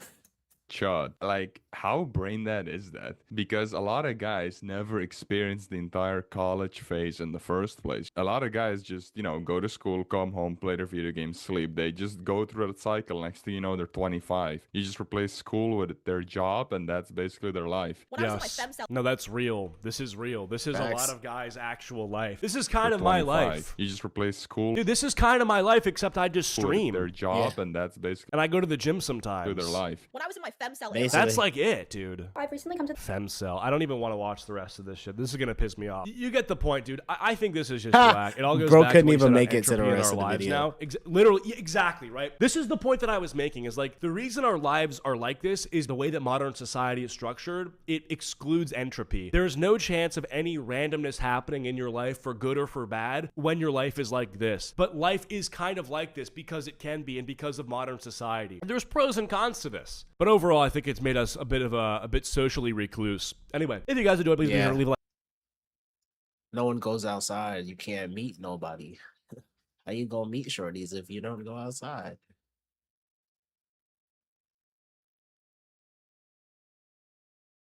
I want to see somebody's breakdown on this situation, because I watched this live and he said something. He said some stuff. I don't think he approached this in the best way. He let his emotions get the best of him here. Was arrested for disorderly conduct, but to be honest, he committed way more crimes. Yeah, Gideon, but he messed up this time. You guys stole him. Where did they take him, JV? Yo, check the McDonald's and let me know. Where does the backpack? You didn't trespass him, so shut the f up. This is a violation. You cannot arrest somebody that never went inside and was never trespassed. Ma'am, they are arrested children that never went inside of a McDonald's. What are you arrested for? Disorderly person. You're out here yelling, disorderly causing a scene. You're arrested being disorderly. Freedom of speech. You can yell on the sidewalk. I am a multi-millionaire. I promise you, I can take this as far as you. Oh, I thought he said he was a millionaire. I forgot he said multi. Ugh, oh, goodness gracious, Gideon. Come on, bro. He let his emotions get the best of him, bro. I bet you when he makes his apology video, that's going to be one of the main things he says. Because what do you mean you're a multi-millionaire, bro? You're Karening out, right? Why are you Karening? You're literally Karening out. No way. I'm going to be straightforward with you guys. This is not a video defending Gideon. Quite the opposite, actually. Multi-millionaire, this is probably son. one of, if not the worst things he's ever done, and I'm not exaggerating in the slightest. Bro pulled his Karen alt out. He Karen alted. I'm a multi-millionaire. Do you know who I am? Basically. Do you know who I am? That ass. stream, Gideon Gideon. endangered children by having them look for a violent criminal and then try to confront the same criminal with a group of people in a McDonald's that he was trespassed from. But before we get into that, let's start at the beginning. For context, predator catching YouTuber Skeeter Gene has a very problematic uncle named Joe. Joe is physically violent with his family members, specifically his mother, and takes financial and emotional advantage of her as well. He is also illegally squatting at her house. He is also Really? Joe Gene has a beginning. For context, dude related to predator Gene? catching YouTuber Skeeter Gene has a very problematic uncle named Joe. Joe is physically violent with He went his to do this family for members, Skeeter? specifically his mother, and takes financial and emotional advantage of her as well. He is also illegally squatting at her house. He has been legally evicted and the family is just waiting for the move-out date. Skeeter and Gideon decided to collaborate on a big live stream where they annoyed Joe until he decided to move out early. This was a pretty big deal. Posters were made, tons of people were involved, expensive equipment was used. People were very, very excited for this highly anticipated stream. The stream began and Joe very quickly called the police. After the officers explained that they can't do anything, Joe leaves the house and receives a ride from the police, which Gideon calls gay. There's also a group of around 20. Okay, I didn't watch all of it, but I saw the part where he said multimillionaire. Some of this is new to me. So, bro, what the fans hell? outside watching things unfold. Gideon would later talk to these fans and it would be revealed that Joe damaged their windshield by throwing a rock at it. So please keep in mind that not only is Joe a violent person in general, he will also attack Gideon's fans who are recording or watching him. This will be very important later. Gideon would then go into multiple establishments looking for him, and this is when I got a lot of flashbacks to his old prankster self. Me too. That ass. I was watching this shit. I was like, damn, he really came full circle back to the same shit. He definitely tapped into that same dude that was going around doing the prank videos. That's who came out. That's literally who came out. For example, when he went behind the counter at the sandwich shop and also walked through a government building with his TTS donations turned on. He was also messing with law enforcement, telling an officer at the police department that he wanted to file a missing persons report on Joe as a joke. How you doing? Hello. Is Joe here? No. He's not here. Just for SOL. He's gotta be somewhere. He's MIA for now. We just wanted to try to file a missing person report. Person report. Guys, make sure Gideon burn those calories with all that walking. Can't have EDP twin out here. We just had to ask him a couple questions. No, you said you wanted a missing person report. Yeah, Joe went missing. You guys stole him. Where did they take him, JV? Despite complaining later on that the police were wasting resources, he seems perfectly happy doing it as long as he's the one wasting the resources. Also, another important thing to note is that throughout the stream, Gideon is traveling with multiple men. This includes a security guard, a cameraman, equipment guy, and more. After a while of Gideon and Skeeter going back and forth between the house, police department, and random establishments, they decided to head into town and look for Joe themselves. Gideon would make some interesting comments on the way, like pointing the camera at a group of kids saying that he needs to save them and calling for Joe to get back. Oh my gosh, there's a bunch of kids over there. We gotta save them. Joe, get back.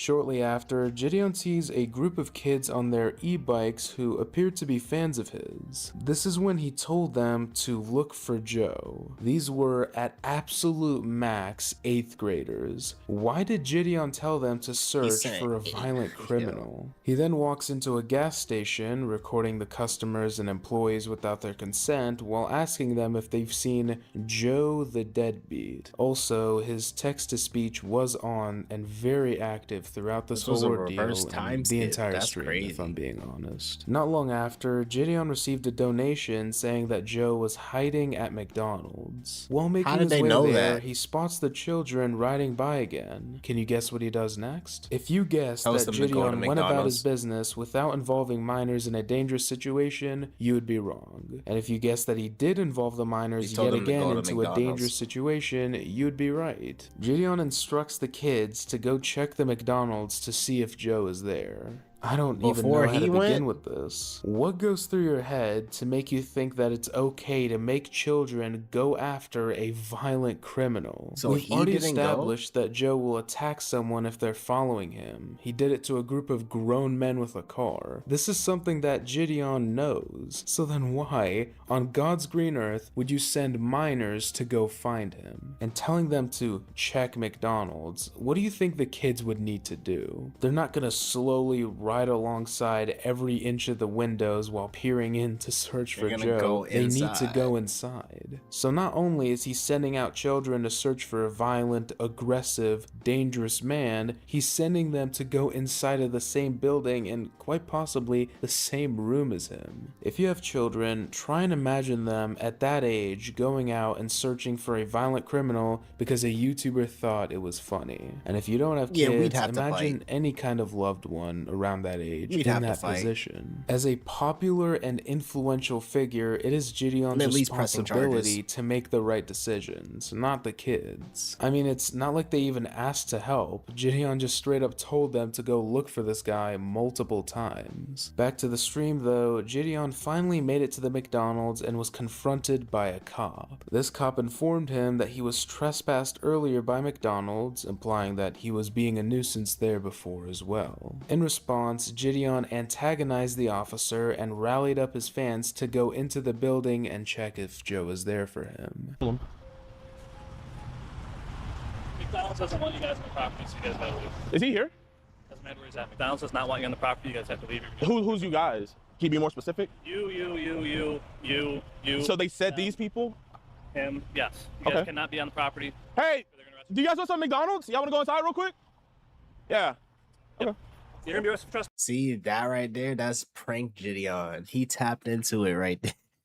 He tapped right into prank Gideon. Do you guys want some McDonald's? Y'all want to go inside real quick? Yeah. Okay. You're gonna be arrested for trespassing if you go in there. Bro, you don't have any, like no offense, officer, but like, do you genuinely have nothing better to do? Like, Do you have anything better to do? officer, you're actually like supposed to protect and serve. All right, get off the property. You guys will be arrested for trespassing. Okay, we'll leave the property, but like, I'm just trying to figure out, do you have anything better to do? Because this is like a. Yeah, they told you earlier that they don't want you guys on property. So Even Skeeter, I don't think he's like fully going along with this. This is a nervous tick, I feel like. This is his nervous tick. you guys gotta leave. Because you've been camping out there for like 20 minutes, wasting taxpayer dollars. I'm there for about 5. You guys need to leave. Why? It's crazy how you don't arrest a squatter.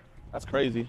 Here, let's just stand on the sidewalk. Just wanted to make a quick note and say that the police literally cannot do anything about a squatter. That is a civil issue, not a criminal one. Even if that cop wanted nothing more than to arrest Joe for squatting, he physically could not. So him saying that he's not arresting the squatter is just another example of Gideon's failure to understand the law. Wait, I feel like doesn't he do research on this sort of stuff though? There's no way he made such a fatal error like that. The way he's speaking about squatting, because I remember, okay, so squatting might not be illegal per se, right? But I think Gideon signed like a contract or something to live in that space. So I think what he thought is that that contract would override and make him the rightful tenant. So he would have the right to like kick out Joe, but I don't think that's how it works. He was also talking about squatting like it's illegal. Like, Yo, man, I don't know why he's blocking your Mickey D's, bro. Trying to get McDonald's, bro. You trying to get some McDonald's? Yeah. Let's see if there's some McJoes in there. We gotta arrest Joe. Let's go get Joe. Yeah, go he's inside and see if Joe's in there. super tapped into prank Gideon right now. What'd you say? He's a cop. I'm just trying to figure out, bro. He has to be in there. Yeah. More cops? The police are a joke. Bro, chat, they're more worried about a squatter. Oh my gosh, this is actually so... I think the cops think they're cute. Hold on. Let's see if they picked them up. Bro, look, they're parking. Of course they Yeah, are. let me know if he's in there. After two fans Let me confirmed know that if he's Joe in was there, Gideon decided to give them the streaming equipment so that they could go into the building and confront him. You gave them the TVU streaming backpack? The $30,000 backpack? On Gideon's behalf. While exchanging the equipment, the police officer warned the group, saying that they would get arrested if they went through with their plan, which Gideon replied to by screaming at him to shut the F up, and of course, going through with it anyways. Of course. You got in there? You going? He's in there? Really? Bro! Yo, do me a favor. Here, I don't want to give them the... Should we give them the camera? He's just sitting in there? He's sitting in the corner, yeah. Here. Did he bang you? Yeah. Here. He's banging you guys for me? Yeah. Do this. Do me a favor. Okay, here. Be very careful. Just wear this. Which way? Just on your back. Okay. Where does the backpack? You didn't trespass them, so shut the f up! What's going on? Here. Am I going in recording? Bro, you haven't been trespassed. He don't even understand the gravity of the situation. He's just doing it because it's Gideon. Wait, here, hold on. Let me see. Is it working? Give He it to don't me. even understand what's going on. Am I on camera? Wait, hold on. Let me see. You hold the camera. Y'all stick together. No, hold it. Put your hand through there. Just if they tell you to leave, just leave. But you haven't been trespassed. Respect what you do in God work. Here. And thank you for catching this disgusting animals that love.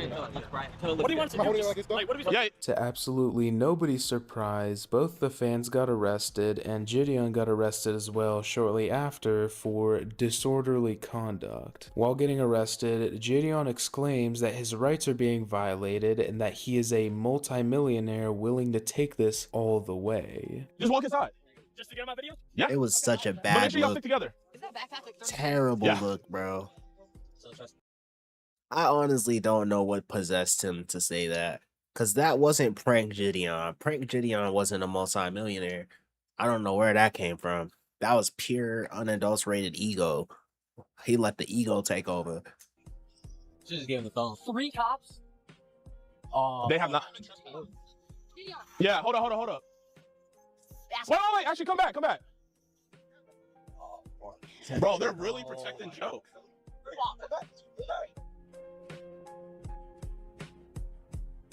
Officer, what are you doing?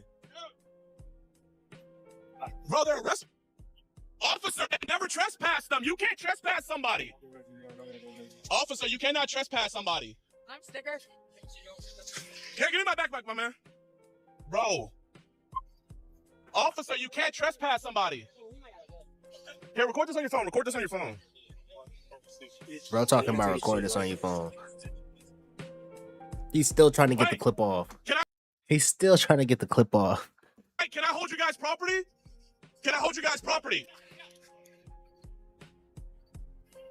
Officer, why are you... Officer, where they trespass? This isn't gonna stick. Arrest me, daddy. Officer, this is not gonna stick. Hey, yo. Officer, still this is not trolling. gonna stick. Bro, this is the smartest shit I've ever seen in my life. Officer, can I have a sticker? Bro, this is a bad influence. He got the kids clip farming. They never Kids even are went on the clip property. farming. How are you gonna trespass someone that never went on the property? Here, go get the car. This is bro. This is a violation of rights. Yeah, run and go get the car. This is a violation. You cannot arrest somebody that never went inside and was never trespassed. Damn, Jid. You might be going through something, I that feel never like. went inside of a McDonald's. Gideon, after using his platform to get these two quote-unquote children to go into the McDonald's with the recording equipment, then complains that the police are arresting them instead of... I don't know. This seems really out of the blue, bro. I feel like Jid gotta be going through something behind the scenes because this seems so random. It's so out of character from what the person he became the person. He said he was gonna reshape himself and find God and become this new individual. And for a while there, it looked like he did. I don't know why he's reverting now. I say he's going through something. This feels random. Blaming himself for, of course, Was the whole rebrand performative? I don't want to think that. I'd hate to think that. That'd be ridiculous. We might be we might be about to witness another downfall if that's the case. But he might just be going through something behind the scenes. getting them to do the thing that got them arrested. Call the fucking DA and see how fast that shit gets dropped, you dumbasses. Call the DA and see how fast that shit gets dropped. Watch. Call the DA and see how fast that gets dropped.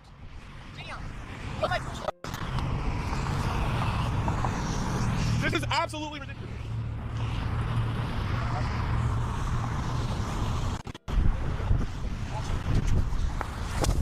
What am I being arrested for? Disorderly person. You're out here yelling, disorderly causing a scene. You're arrested being disorderly. Freedom of speech. You can yell on the sidewalk.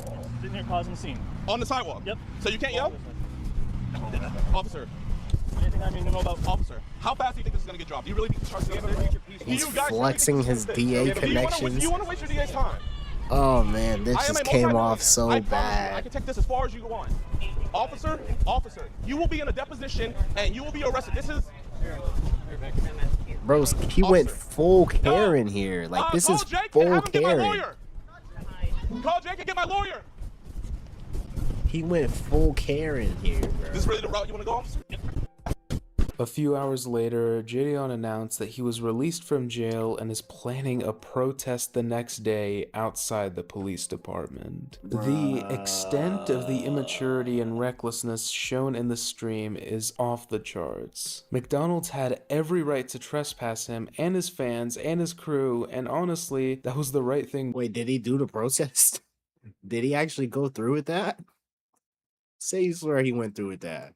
To do. I didn't even mean to make that rhyme. Keep in mind that McDonald's is a family establishment, which means it's likely that there are even more children in there, as well as other customers and employees, none of which, by the way, consented to being on camera. Given this, why would any manager in their right mind allow a large group to confront a dangerous criminal on their property? We've established that he's unstable and violent. A bunch of confrontational men with cameras cornering him is the worst possible decision they could make. What if a fight broke out? What if someone got hurt? These are real things you need to consider. Confronting someone in this manner is a recipe for disaster, and things could have very easily gone in a much worse direction. However, there was thankfully law enforcement present to make sure that those exact scenarios don't unfold. And how does Gideon react? By antagonizing, insulting, and swearing at them.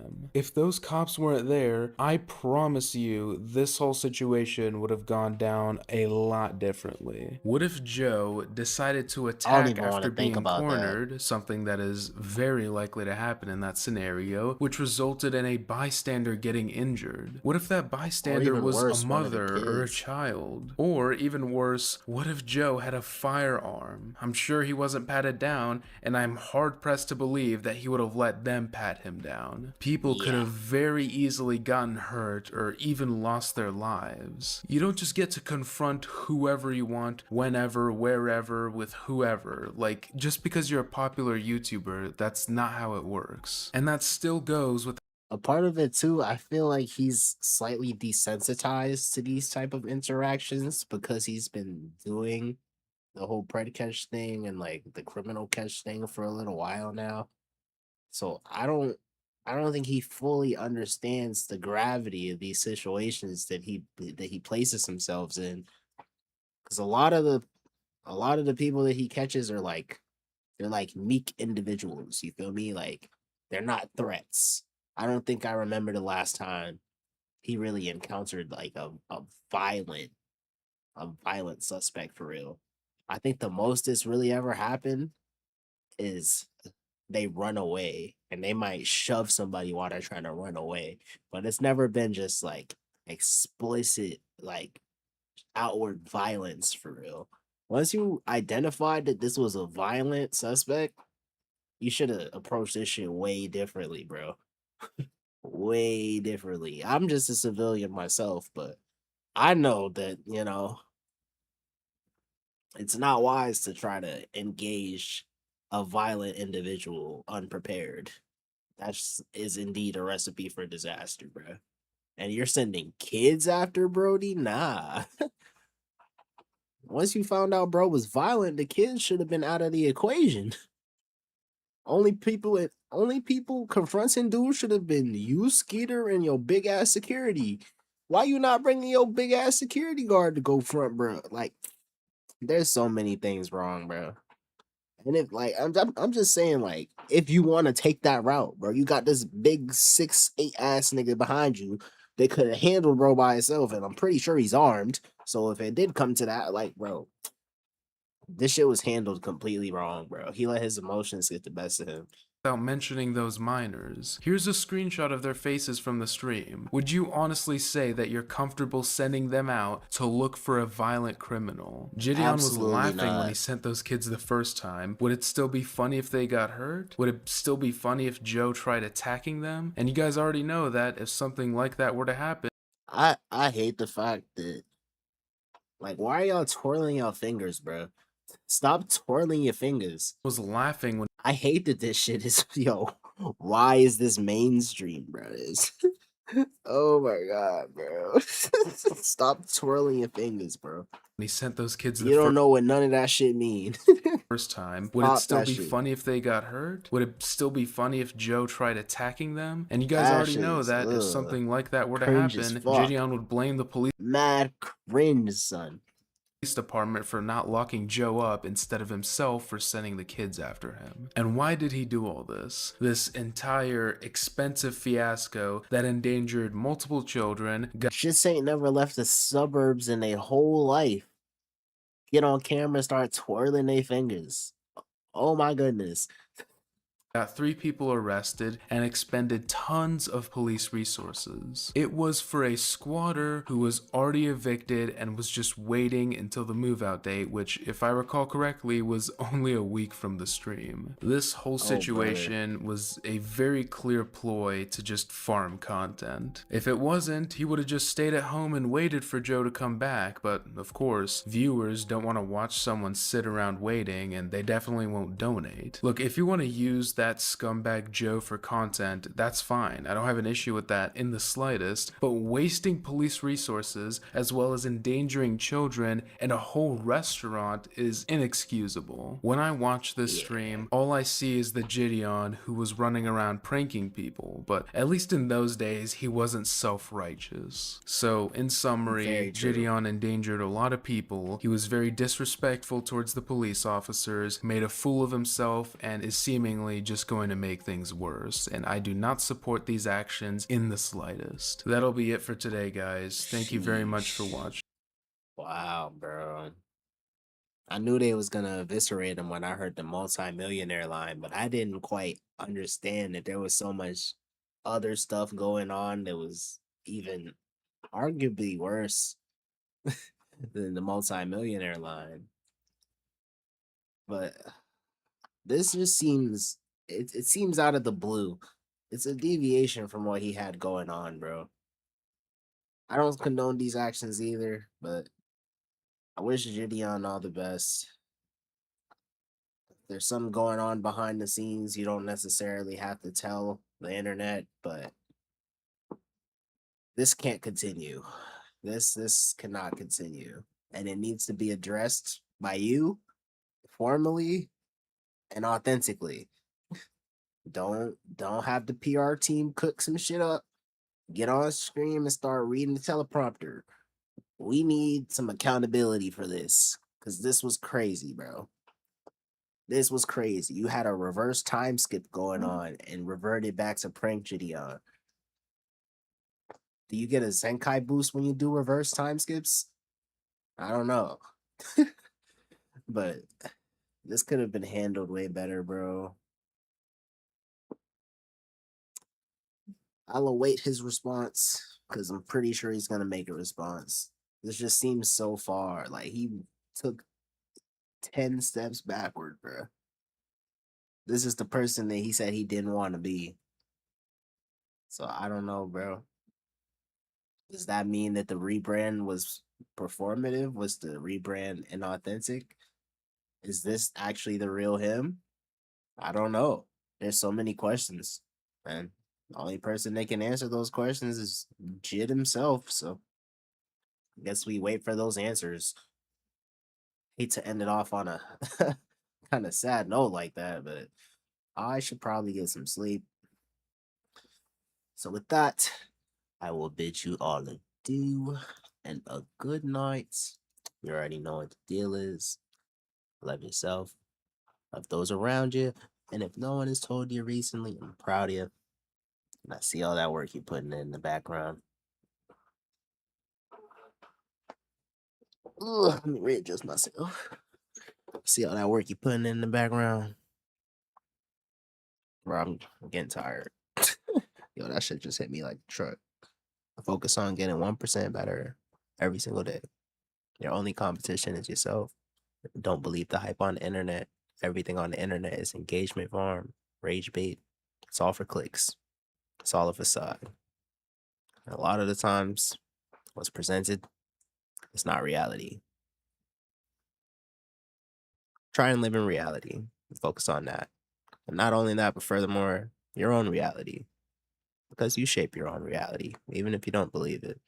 All the energy that you put out, all the effort that you put in, it's gonna shape the world that you want. We're still working on that plan to take over the world. But until then, I'd appreciate it if you guys keep it low key. Good night. Bye.